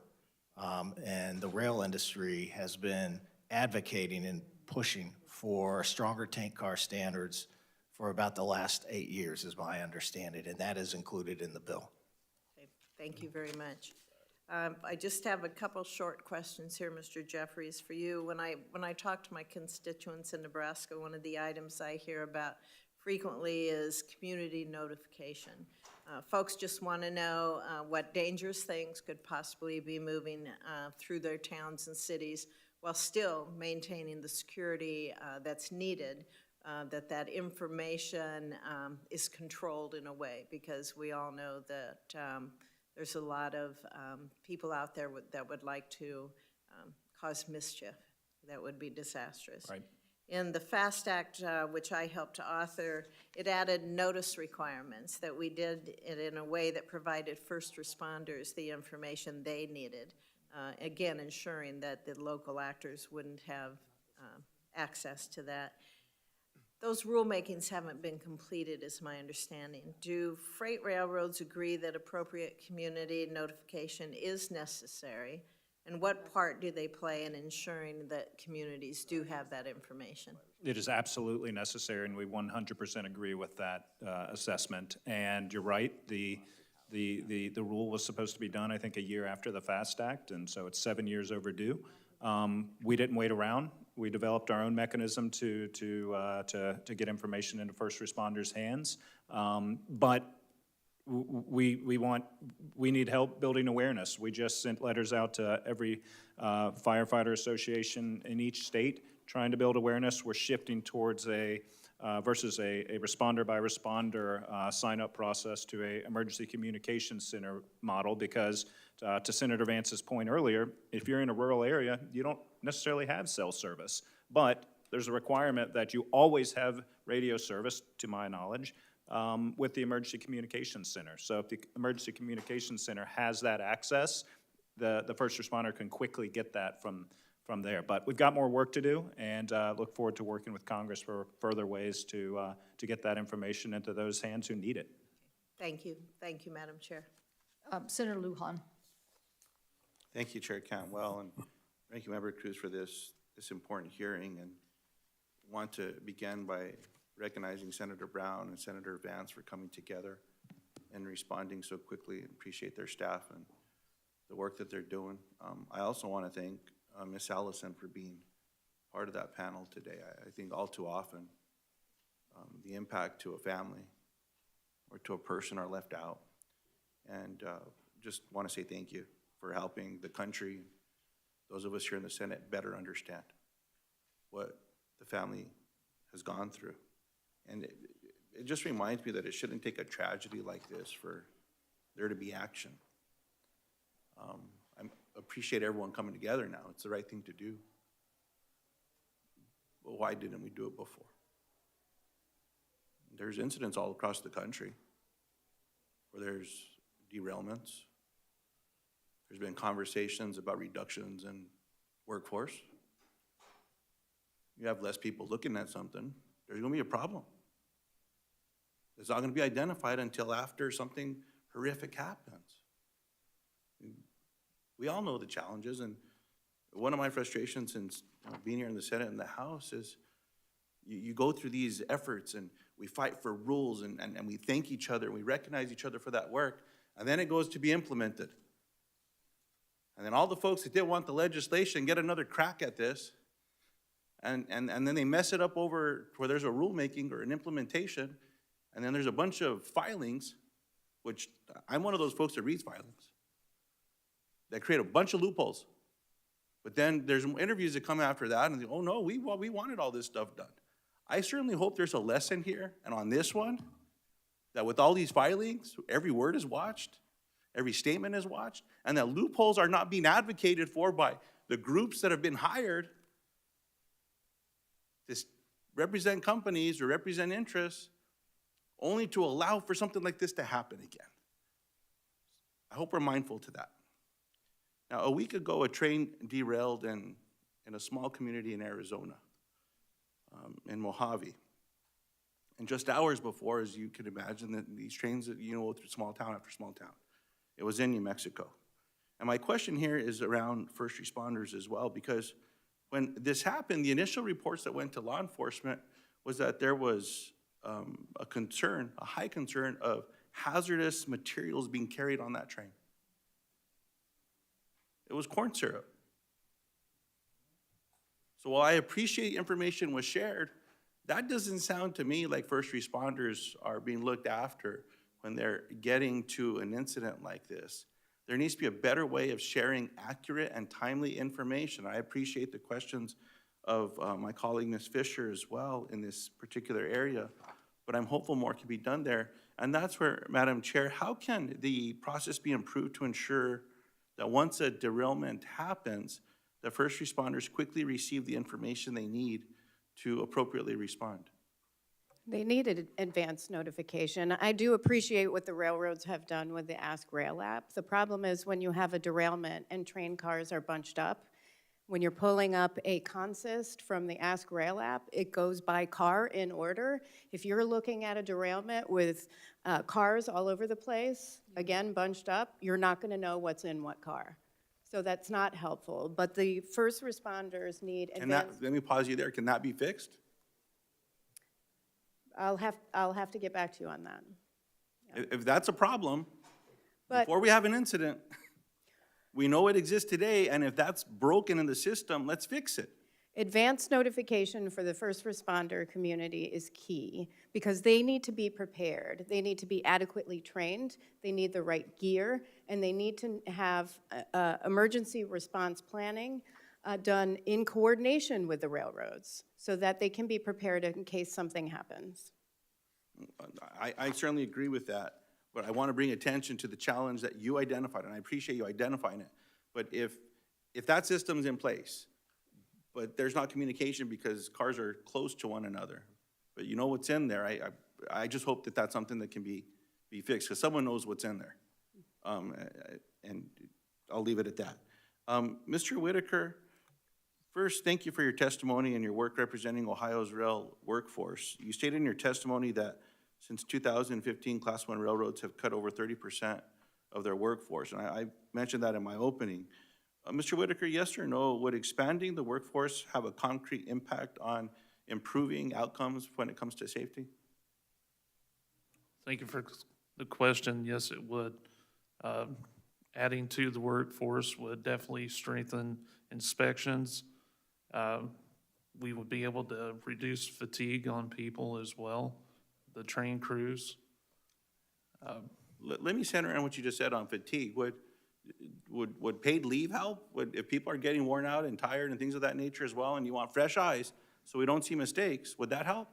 Absolutely. Right now, we have people that go to work sick with the flu, COVID, whatever the case may be, and they're afraid to take time off because if they mark off sick, they get reprimanded. I appreciate that. I'm sure my time's expired. I certainly appreciate this hearing. There's so many questions I have. I'll submit the rest into the record. But to everyone that's helping the families, thank you for what you're doing. Please, no loopholes. Filings, rulemakings, we can all do better at that. And I certainly hope that's something that we can embrace. Thank you, Madam Chair. Thank you. Senator Blackburn. Thank you, Madam Chairman, and I want to thank you all for being here for the hearing today. And I know that everyone is hard at work trying to help the people of East Palestine. I so appreciated the governor's remarks at the outset, and I know that my colleague, Senator Vance, has really worked hard to bring some attention to this community. Chief Comstock, I want to come to you. It is my understanding that the AAR, in partnership with emergency management agencies in Sumner County, Tennessee, piloted the addition of AskRail data to their emergency management dispatching system. And following the derailment there in East Palestine, firefighters were on the ground for 90 minutes, but could not access the AskRail app to get information about what substances were on board the train. Ms. Homendy did an interview in which she said that none of the first responders actually had the app on their devices at all. So can you give me a little bit more information about how the AskRail app may have been used and whether first responders are making effective use of the app, and what are the requirements around using that app? First of all, thank you for the question. With respect to requirements to use the app, I am not aware of any. As to the effective use of the app, I asked my own department members as to how many are using that app presently. I will tell you I have that on my phone, but I found that 50% of the firefighters had that app, a much higher percentage with respect to our department's officers. I know on one of the complicating factors at East Palestine was the fact that the rail cars were off the track. They were bunched up in a ladder-style formation. Keep in mind it was night.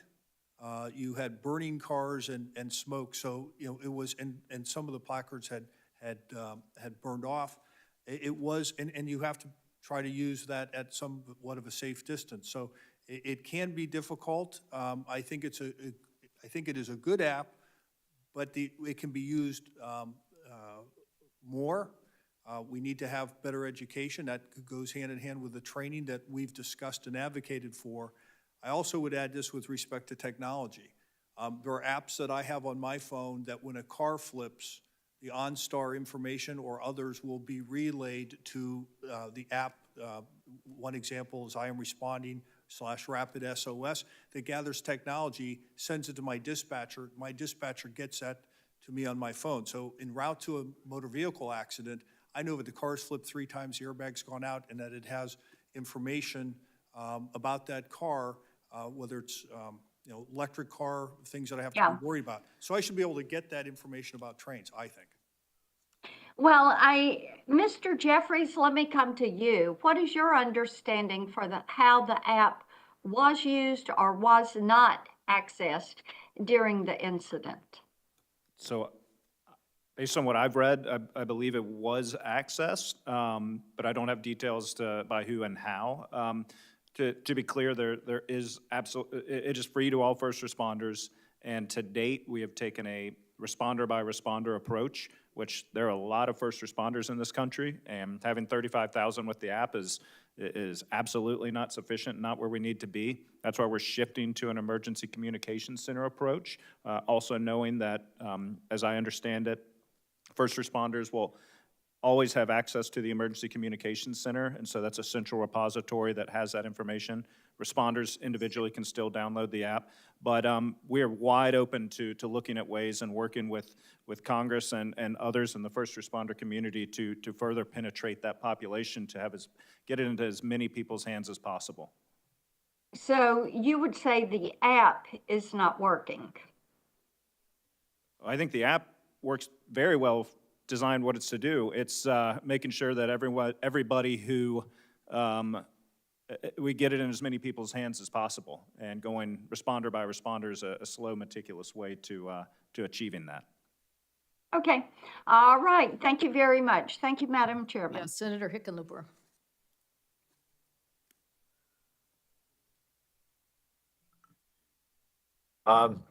Thank you. Let me ask a question, Mr. Jeffries.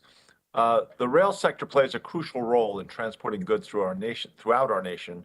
I want to talk about a specific rail project in the West that is reportedly seeking a $2 billion private activity bond from DOT. And that would be a taxpayer-funded subsidy for a project that has raised a number of concerns among community leaders in Colorado. And its costs have gone up significantly. This type of DOT bond has traditionally been issued for projects with a clear public transportation benefit. Are you aware of any examples of DOT private activity bonds issued primarily for transportation of commodities for private sale? Senator, I am not aware of any. I would not say that means there absolutely haven't been any, but I'm certainly not aware of any. Okay, well, if you could follow up on that, that would be great. I'd be happy to. And Chairwoman Hamandi, you've gone over in some detail the high hazard flammable train definition, and the train carrying 20 or more tank cars, class 3 or 35 tank cars.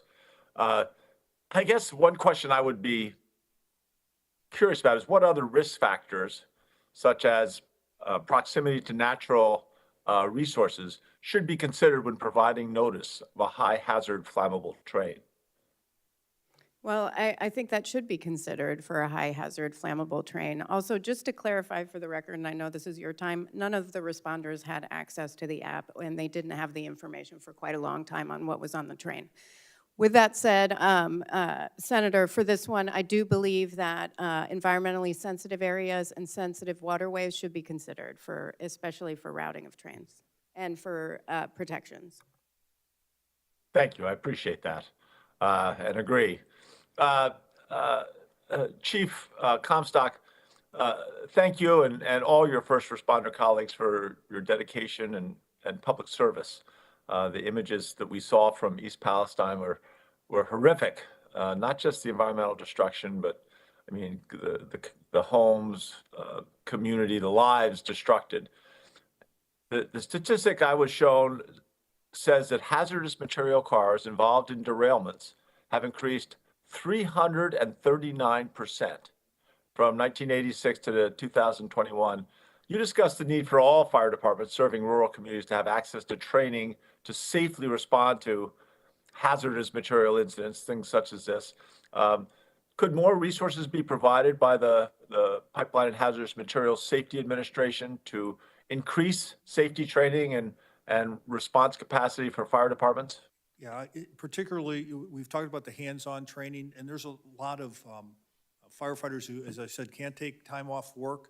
So we need to not only have the good hands-on, which I think the railway industry is looking at trying to increase, but we also need to find ways to deliver that to where the firefighters work every day. There's a lot of departments, particularly in these areas, that don't have those resources, so we need to be creative and find ways to get that to those departments in the rural areas, and that's whether it's going to be through the use of technology or through more home delivery programs like the NVFC is operating. That's how we're going to have to do it, but we need to devote more resources. And what role should rail companies play in ensuring communities have adequate resources to plan for, but also to respond to rail disasters? Well, they're going to have to play a major part, and it's going to have to be a partnership with everybody, who has an interest in this issue. We need to work with the railways, they need to work with us, and I think that's going to be a continued improved result as a result of this hearing and the derailment. Great, thank you, Chief. And Chairwoman Hamady, you agree with that response in terms of the participation of the railroads as well? Absolutely. We've had recommendations that are still open on ensuring that the railroads participate in local emergency response planning and helping provide resources, including appropriate training. Great, thank you very much. Thank all of you for your testimony. I yield back to the chair. Senator Warnock. Thank you, Chair Cantwell. Norfolk Southern is headquartered in Atlanta, and it runs an extensive operation in Georgia that includes 1,700 miles of track, 600 bridges, 2,700 railway highway grade crossings, and a number of rail yards and transfer facilities in cities across the entire state, a multimodal state. That's a lot of Norfolk Southern rail in Georgia, and I can't help but see the accident in East Palestine and wonder what would have happened had we, instead of watching this in Ohio or witnessing this or experiencing it in Georgia. Mr. Shaw, can you give me and the people of Georgia confidence that we won't see an accident like this in Georgia?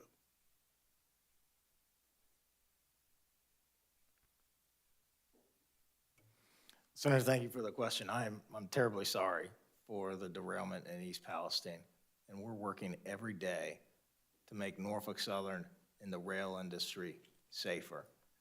We've seen the preliminary results from the NTSB investigation, and we've made a number of enhancements to our own safety program in response. We've worked with industry to enhance safety and put in more safety features. And there are many aspects of the Vance-Brown bill that we fully support to enhance rail safety. We are a safe railroad. The number of derailments on Norfolk Southern was the lowest last year that it's been in the last 2 decades. Senator Warnock, I'm fully committed to enhancing safety for Norfolk Southern and for the entire industry. And that's good to hear, and the work that you want to do. Could you speak more specifically, what more needs to be done, in your view, to protect our citizens and our neighbors from accidents like this? Thank you, Senator. We have announced that we are enhancing our hot bearing detector network. We're adding 200 hot bearing detectors to our network. We're piloting next generation hot bearing detectors. We're working with the industry on best practices for safety. We are deploying more acoustic bearing detectors across our network, and we are installing a digital inspection portal that we are piloting with Georgia Tech outside of East Palestine to inspect passing trains and catch things that the human eye cannot catch. We will continue to invest in safety. We spend over $1 billion a year in capital on safety and over $1 billion a year in ongoing operating expenses.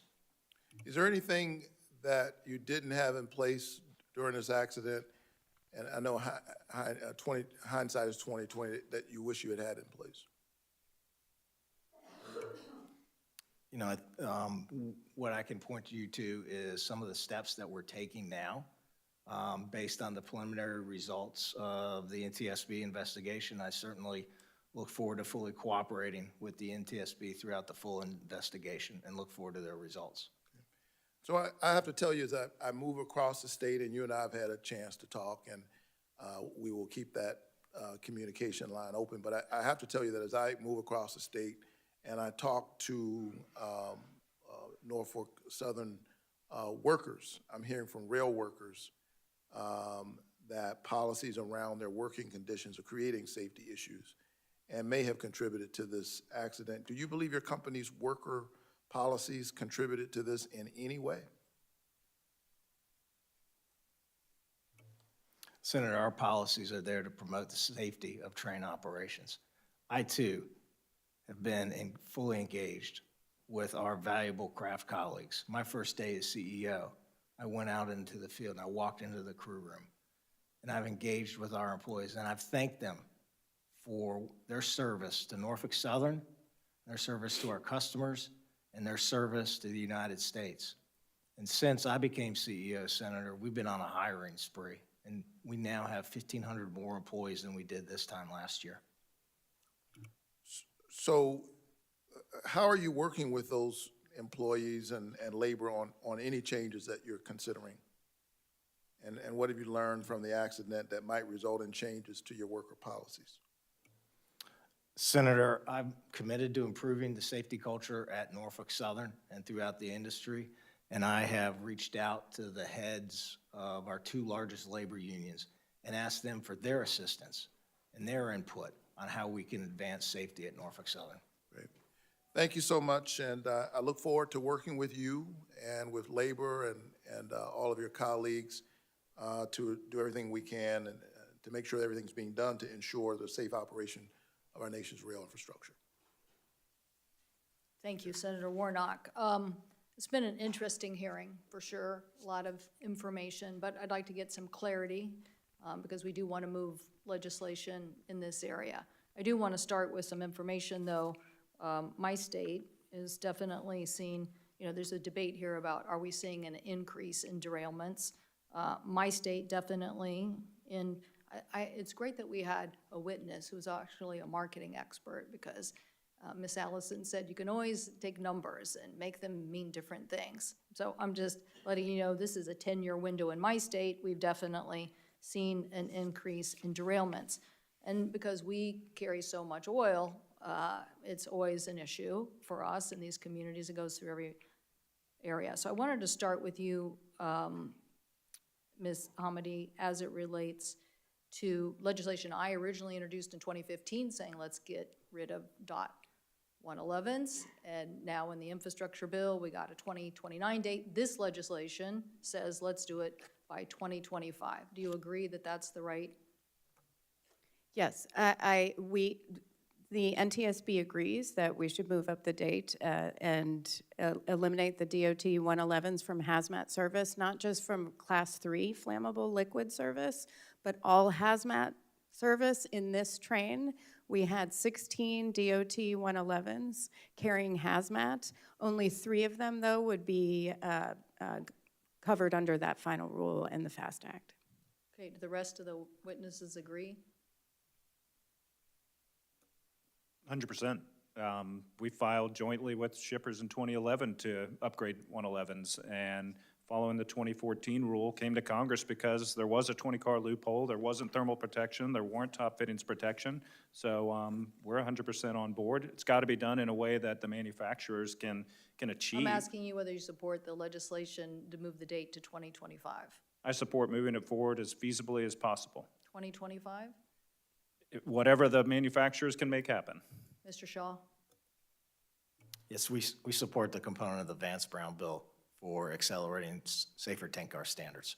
Okay, let's turn to other issues, if we could, on your investments. One of the things I want to ask you about, Mr. Shaw, is you've been talking about how you've had less derailments, but I'm pretty sure we've seen an increase in accidents. We think a 14%. And so this issue is about the number of accidents. Ms. Hamady was talking about this video issue of the DuPont accident. And so it doesn't matter, issues are issues. And at the same time period as this increase, 14%, we also have, you stated earlier that you invested $1 billion in safety last year. That was at the EPW hearing. However, data from your company provided to the Surface Transportation Board says you've cut network investments by 30% in just 5 years, and at the same time, accident rates increased by 60%. Meanwhile, the company made a record $4.2 billion in profits. So this is a discussion about, are we putting the right resources into the network? Are we putting the right resources, in your opinion? Yes, Senator, we are.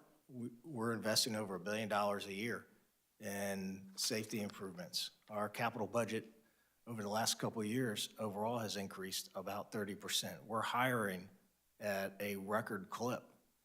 But this chart shows that you've had this is your own information from the Surface Transportation Board, a 25% decrease in infrastructure investment and a 22% decrease in the number of employees.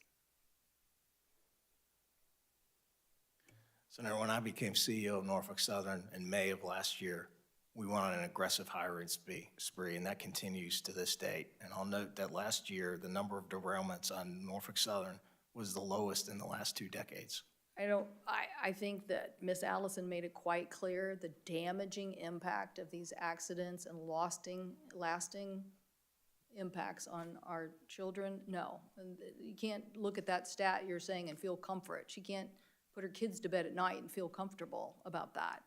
So what we have to do is figure out, are we shortchanging infrastructure investment? This is an issue across the board, in aviation, in transportation, here at the rail. We're not going to take profits over safety investments. We are going to require, now I don't even think that's good business, but here we're going to make sure that those investments are made across the board for safety. So I want to get to this issue as it relates to the workforce. Particularly this issue of what role they play in the inspection process. Do you think that the current system works, or do you think we need more enhancements there in workforce? The Brown-Vance bill obviously increases the workforce. Some of the testimony by Mr. Whitaker would say that we need more on the workforce side. Senator, with respect to the Brown-Vance bill, we certainly support the provision that requires FRA audits of railroad compliance with railcar safety inspection programs. We also fully support the concept of a triennial review of railcar safety standards. A triennial review. What does that mean? Senator, my understanding is there's a provision in the bill that allows for updates every 3 years. Okay, so you're saying, okay. If we could look at this chart here, that in March 17th, we asked you to send us information about standards here. And you stated that Norfolk Southern does not have policies that mandate a minimum or maximum amount of time needed for the inspection of a rail car. And yet this information shows that it is part of this document for rail car inspection that you are saying to your employees that the cycle time for a 50-car cut is at 0.5 minutes per car with one inspection. So that's saying you have to inspect one side of that car within 30 seconds.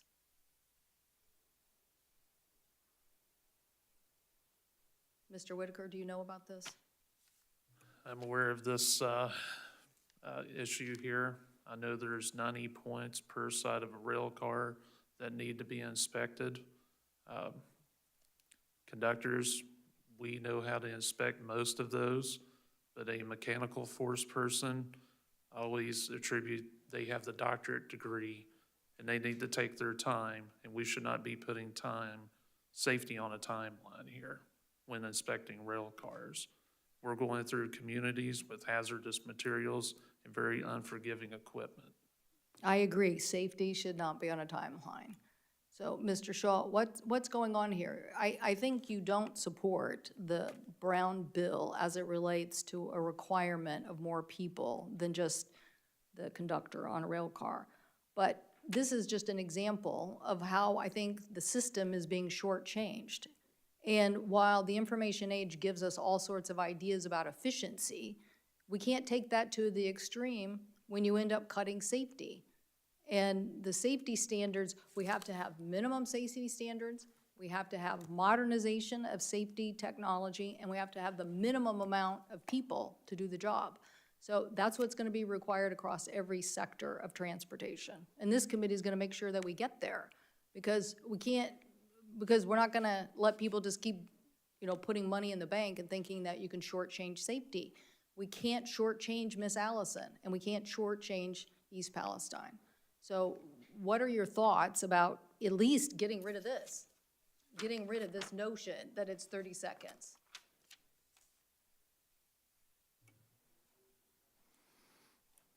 Senator, I'm not familiar with a minimum or a maximum on rail car inspection duration. We do support evidence-based approach to enhance safety and improve outcomes for the industry, for our customers, and the communities we serve. Well, maybe you can find somebody in your organization to get you this document, but it's clearly your document, and it's clearly what's being implemented. And I don't think it's the standard that we want, and I don't think it's a safe idea. Now, I'd like to go to this larger issue, which we might be able to get some agreement on. Mr. Comstock, in the underlying bill is requirement for training of local firefighting teams on dealing with this kind of material. Is this enough? Is there enough in there? Or do we need to put something in here about equipment? I asked the first panel about this. I think it goes hand in hand. I mean, I think we have to have training, but I think we have to have specialized equipment, whether it's for monitoring or suits. And I also raised in my initial submittal that we need second set of turnout gear. And the best example for everyday firefighting is we have one set of turnout gear. And when I have to wash that, I'm out of service. In this rail car instance, I had 3 firefighters who were exposed. Their gear is contaminated. I can't use it. It takes 6 months to get replacement gear. That means I have 3 firefighters who are out of service for 6 months who can't respond to auto accidents or to structure fires. I was able to find 1 spare set of gear, and on 2 I had to rent some. So we have, throughout this country, we're lucky in many departments have good 1 set of gear. Departments that have money have 2 sets, so you can wash 1. And so that's just an everyday use that we need.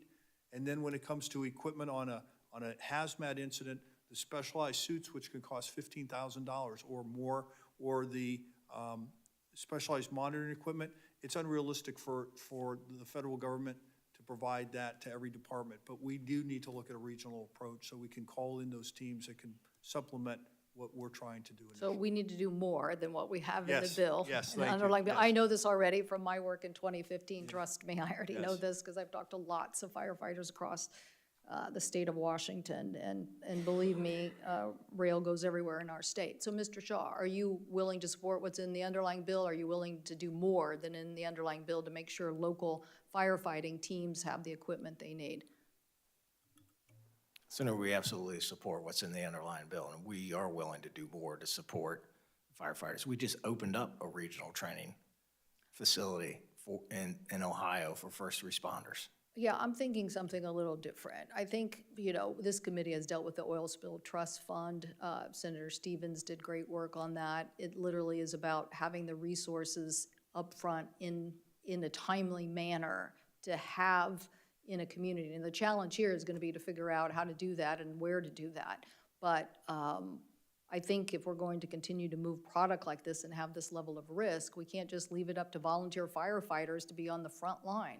So I do think we have to think about what is a way to put resources into the local community. So I appreciate the fact that you're willing to consider that. Mr. Jeffries, I was did you just want going to to say, comment? 100% agree, and would love to work with the committee on how we best approach that. Great, like that. Okay, Ms.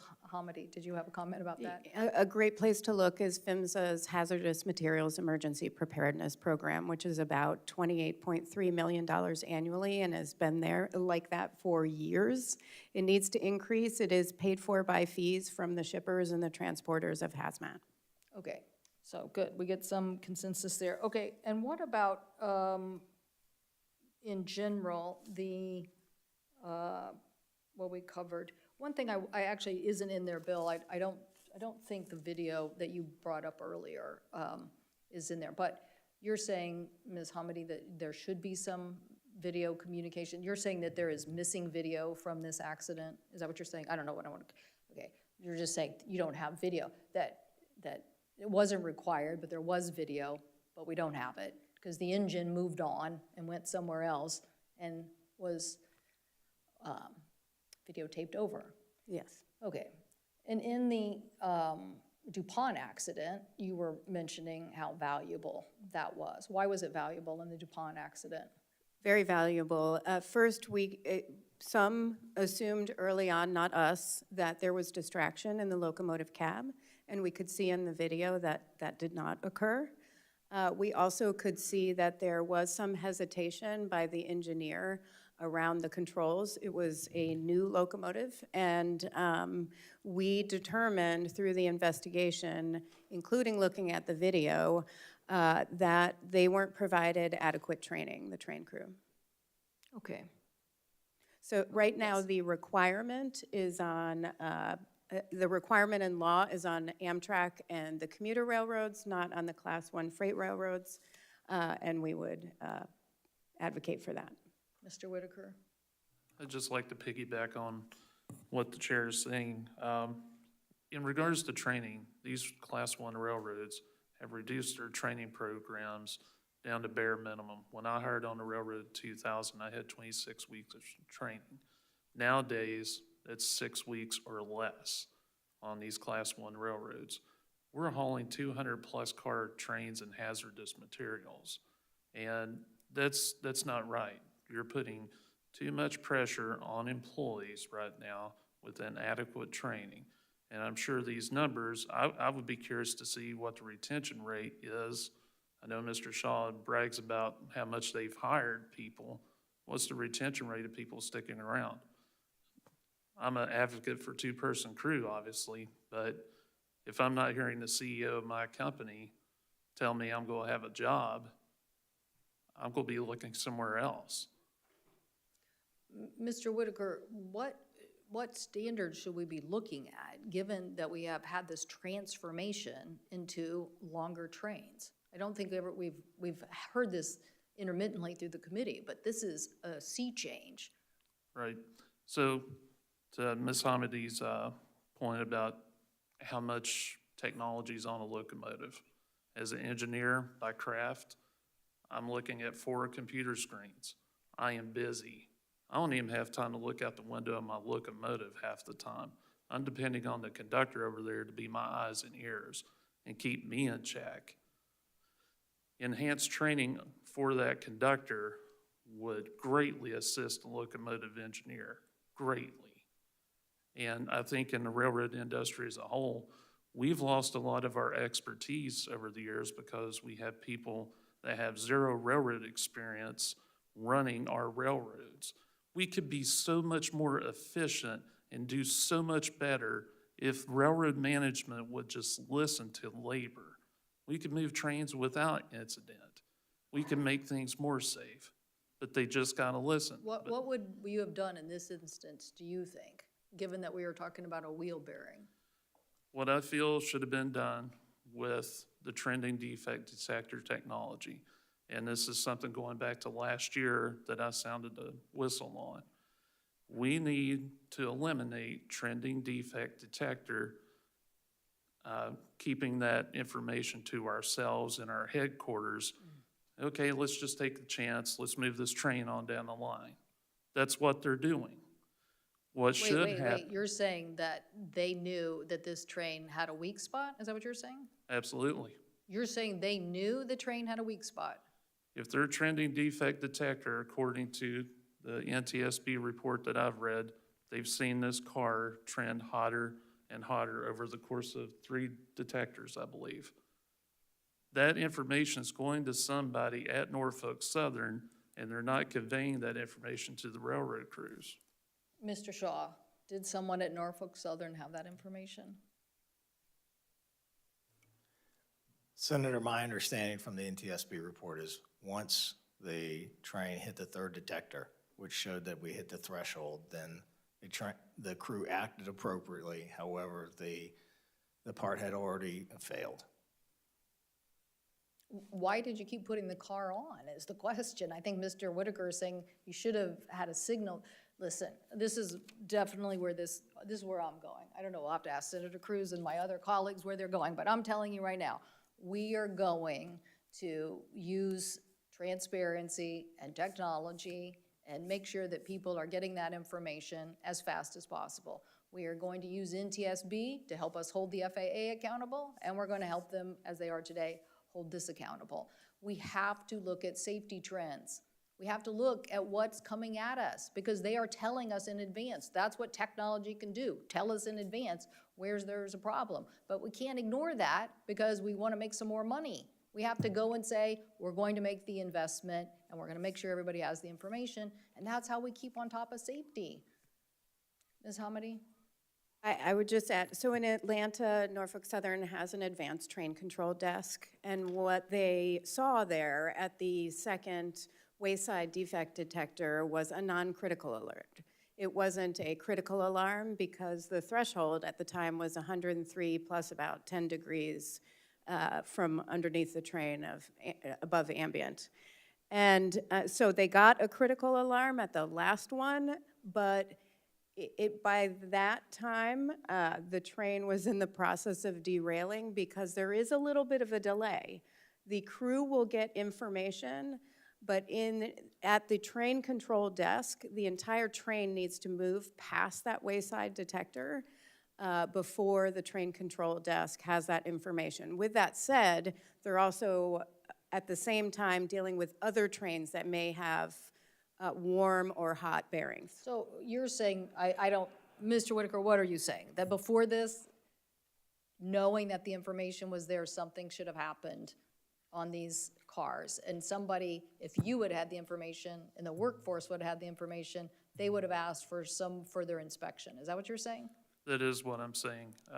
When you're on a train and you're passing over a defect detector, if that detector senses a wheel bearing hits a threshold, we hear a beep alarm. That tells me as a locomotive engineer, all right, I'm not going to apply the train brakes on the train because I don't know what's wrong with them. I'm going to go into what's called dynamic braking, which slows the locomotive down and slows the train down. So I'm going to come to a safe stop, and once I clear that detector, it's going to tell me what's wrong. But in this case, if I see my tire pressure on my car losing air, I'm going to pull over and stop and check that out, right? If I own a railroad and I see a wheel heating up, I'm going to protect my investment, and I'm going to call that train crew. Hey, I know you're not meeting the threshold here, but maybe you guys need to stop and go back and check this out. It could be something, a handbrake applied on a car or a stuck brake, something that could be addressed right then and there. So once it starts trending, we need to stop and check it out, no matter if we don't even hit that threshold. Let's take the safest course of action. Thank you. All right, Senator Cruz, thank you. Do you have a follow-up for second round? Sorry, I kind of took my first and second round together, All but good. I think we're nearing the end for our witnesses. You've been very patient, and thank you for putting, we've been here for a long time here, so we appreciate it. Well, thank you, Madam Chair, and thank you to the witnesses. This has been, I think, a productive hearing, a useful hearing. Mr. Jeffries, I want to start with this. Listen, I think everyone here is concerned about enhancing safety standards to minimize the risk of derailments. And I think there is bipartisan interest in moving rail safety legislation. I think we're going to be successful in doing that.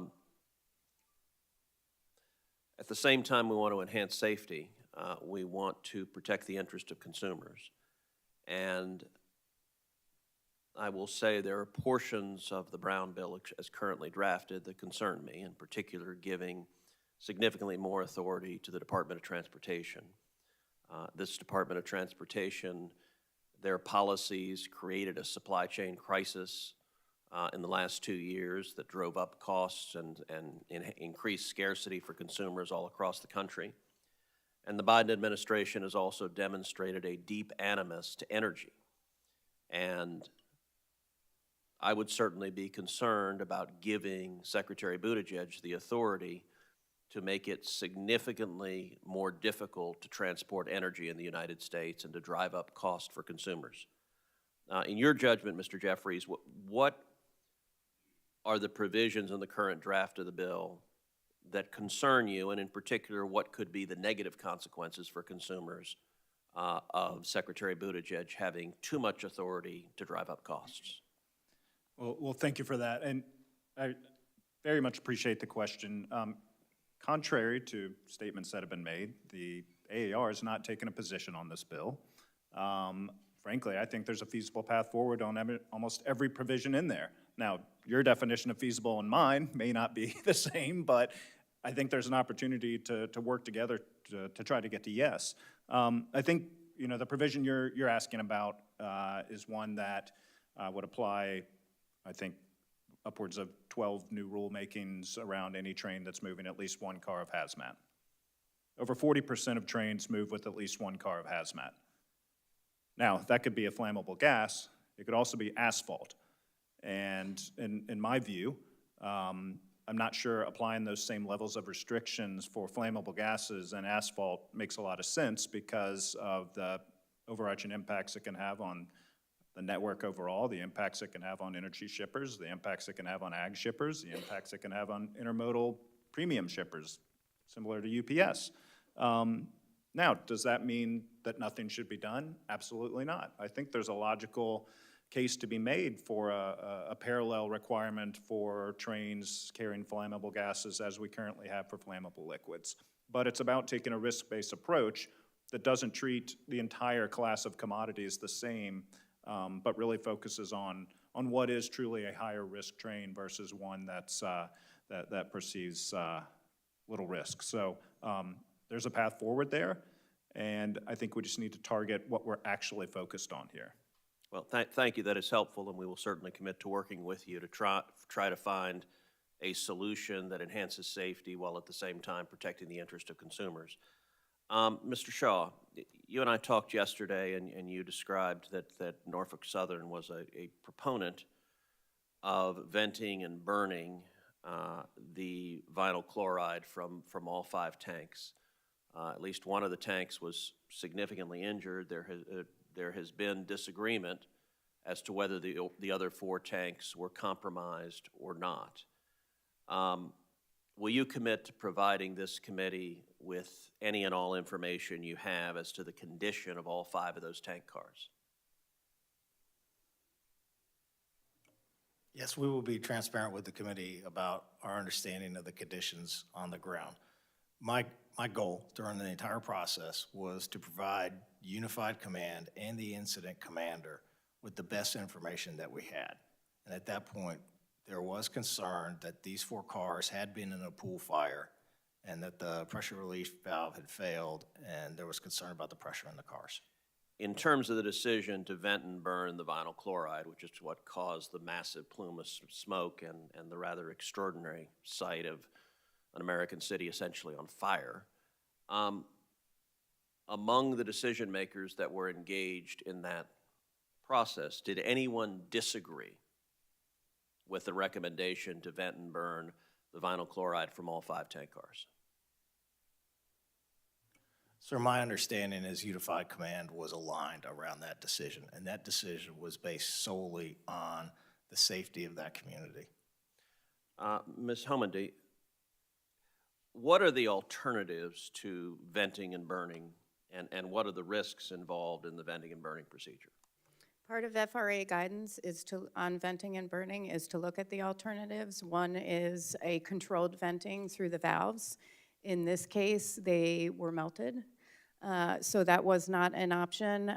You could do hot tapping, which is essentially cutting a hole in the tank car and draining the liquid, essentially transloading it into another rail car.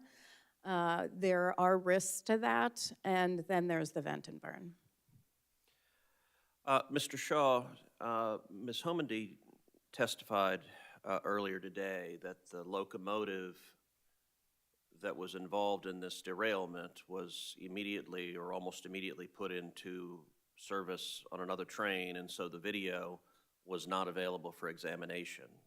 Did that happen, and why? I have to admit, hearing that, both Senator Cantwell and I looked at each other and thought that was a really bizarre thing to hear. So is that true, and if so, why? Senator, my understanding is that 15 minutes of video are available, time before, during, and immediately after the derailment. My understanding is we followed protocols. Mr. Shaw, I asked you to answer the question I asked. Is it true the locomotive was very shortly thereafter put into service and the result was significant portions of the video were missing? Senator, at some point after, and it sounds like it was shortly after it was put in service. I don't have the details. I'm happy to follow up. All right, well, let me just say, anytime there is a locomotive involved in a serious derailment, it is lunacy that that video is not preserved and that locomotive is put into alternative service. So that, I feel confident we could get unanimity on this committee on that. Let me ask also, there's a lot of discussion about Command Central having the wayside detectors and the conductor and the engineer not having information. This particular tank car, has Norfolk Southern examined whether it had triggered previous wayside detectors either on this train or in other circumstances? So I believe that's part of the NTSB investigation. Has Norfolk Southern examined that? Do you know if it had triggered previous wayside detectors? I am not aware that it did. Ms. Homendy, do you have any information on this, or do we have some confidence that we will be able to get the answer to that at some point? I'll provide you that answer. What we do have is that it had not reached the critical threshold that is set by Norfolk Southern until that third one.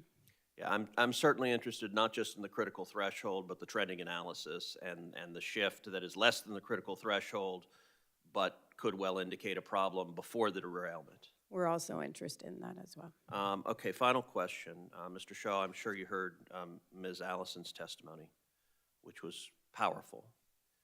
She raised a very simple question about moms that are concerned about their kids. She described her 7-year-old who was afraid for his own health and safety.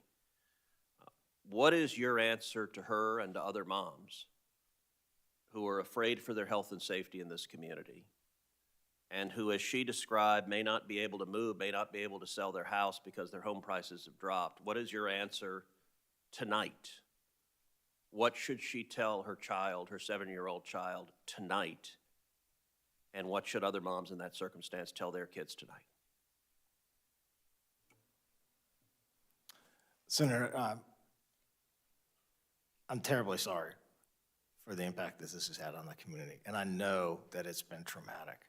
I was there during the vent and burn, and I saw this plume, and I know what it looked like. There's ongoing testing by the EPA, the Ohio EPA, and the Pennsylvania Department of Environmental Protection. They all show that the air is safe and the water is safe to breathe. There's millions of data points. There is still enormous concern within the community about 3 long-term issues. One is long-term health care, one is about property valuations, as you noted, and one is ongoing water monitoring. And so Norfolk Southern is working with relevant stakeholders, which include state and local authorities, on setting up funds to cover all 3 of those. How many families were impacted? Senator, there are 4,700 approximately folks in East Palestine, and then there's some who are impacted in Western Pennsylvania as well. So you had said earlier in your testimony that you've spent to date, if I got the number right, $24 million. You also noted 6,000 families altogether. Doing quick math, that's about $4,000 per family. Do you agree with Ms. Allison's testimony that home prices have dropped significantly, and if there's a mom scared for her kids, that she right now doesn't have any great options? Yeah, Senator, I understand your point. Our contributions to date are just the start. And what we're offering through the Family Assistance Center is that folks want to relocate, we will pay for the relocation fees. Our Family Assistance Center has been open since the day after the derailment. So I want to understand you correctly. You're saying if a family in East Palestine wants to move, that Norfolk Southern will pay the cost of their moving, and will you also make them whole if they try to sell their house and they can get substantially less for it than they could have before this derailment? Senator, what I'm saying is that they want to leave their house for a while. We will pay for those relocation fees, and we are working with relevant stakeholders in a long-term fund for the property value assurance. So you'll put them up in a motel or hotel temporarily, but you're not assisting with moving? I just want to understand what you're doing right now. Right now, we are putting them up in a hotel and paying for food and clothing if needed. And we're also working with relevant stakeholders on a long-term fund for property valuation. Well, let me say this, Mr. Shaw. You've said multiple times you want to make it right. Let me encourage you, make it right is a real commitment. And this committee expects Norfolk Southern to do exactly that. These people and these families matter. Well, thank you, Senator Cruz. That concludes our hearing. I thank all the witnesses for participating today. I ask unanimous consent that these letters from the East Palestine residents regarding the impact of derailment be entered into the record, and without objection, it'll be so ordered. The hearing will be open for 2 weeks. The committee will be accepting comments on the Brown-Vance legislation and other proposals to advance rail safety. The senators will have until Wednesday, the 5th of April at noon, to submit questions for the record to the committee. Witnesses will have 2 weeks to respond to those questions. Hold on.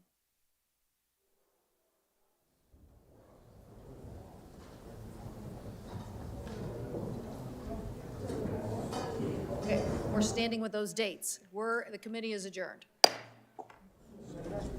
I just want to thank you.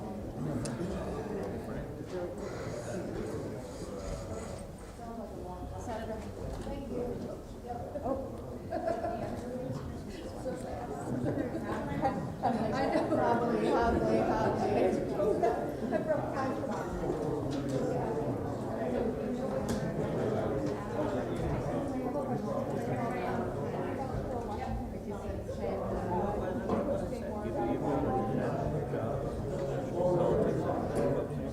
And that's what your job is, but not everyone does that, so. Thank you.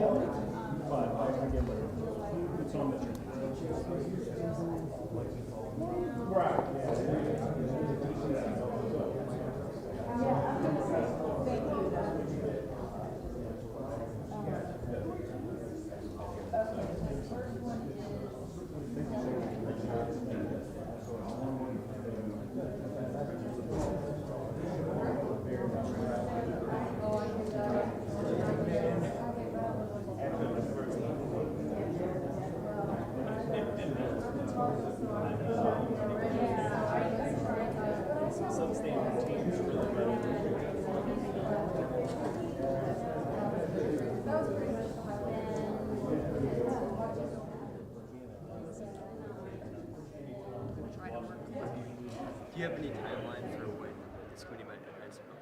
I don't have a timeline, but we, have a big challenge in that we have to get an FAA authorization bill out of here, but we're not going to delay this for that. We're going to try to get both of those done pretty soon. So I think we're listening to the questions from members and their comments. I think there's a lot of commonality already here on a bill. And since the committee had previously worked on this legislation in various forms, there's a great deal on this committee of familiarity with the subject. So I'm hoping that that will lead us to have something, marked up at least, in April. Are there, after this hearing, are there any kind of key pieces that you think need to come together in a railway safety bill? Well, we're going to take them up on this notion of the amount of resources that we need to get to help the first responders be prepared. So. as far as, we're gonna follow up on that, and it's clear that Mr. Comstock thinks we need more. We know we need more in the Northwest, and we heard from the rail industry, they wanna do more. We heard from Jennifer Hominy, there's models that are working that we can model this after, so let's just figure out what we need to get done. what about the size of the train crews? Well, that's part of, I think, what we are discussing, you know, and I think, you know, having a workforce that somebody tells to respond in 30 seconds on an inspection is not good.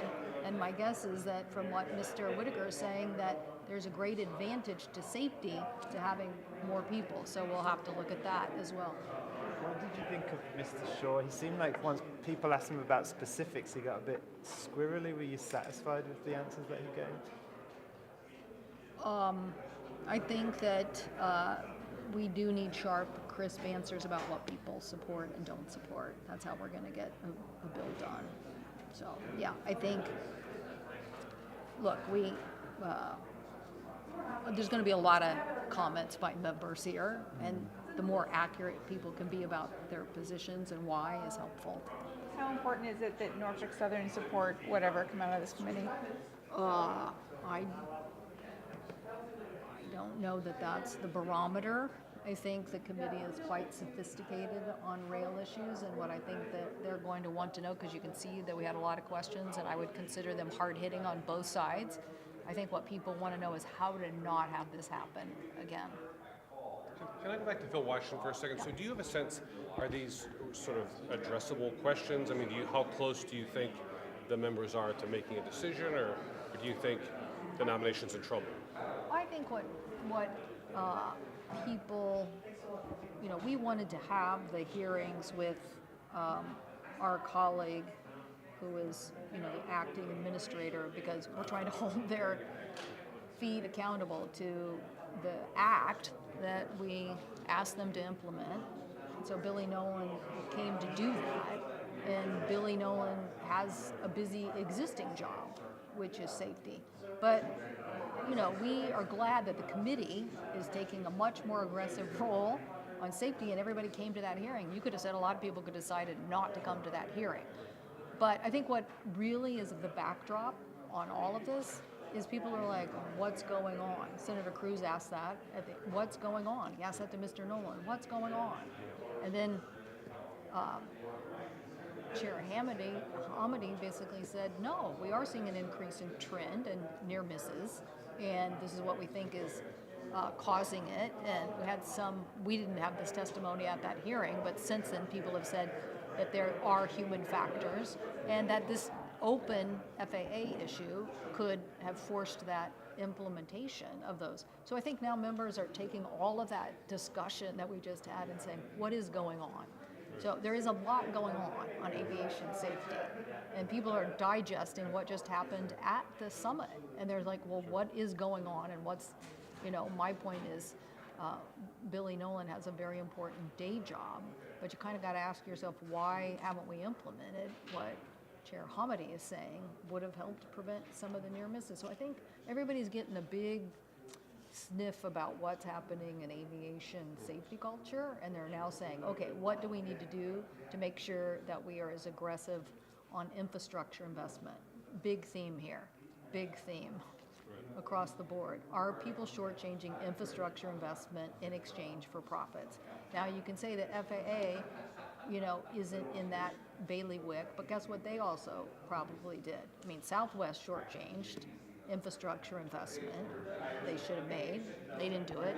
The FAA, I don't know how they made all their aviation decisions, but they sure didn't upgrade the NOTAM system. Now they're going to upgrade the NOTAM system. But we need everybody. If we want a safe system, you got to modernize and have the latest technology that helps you run your system. You can't shortchange it. So I think everybody's digesting that and now thinking, what is it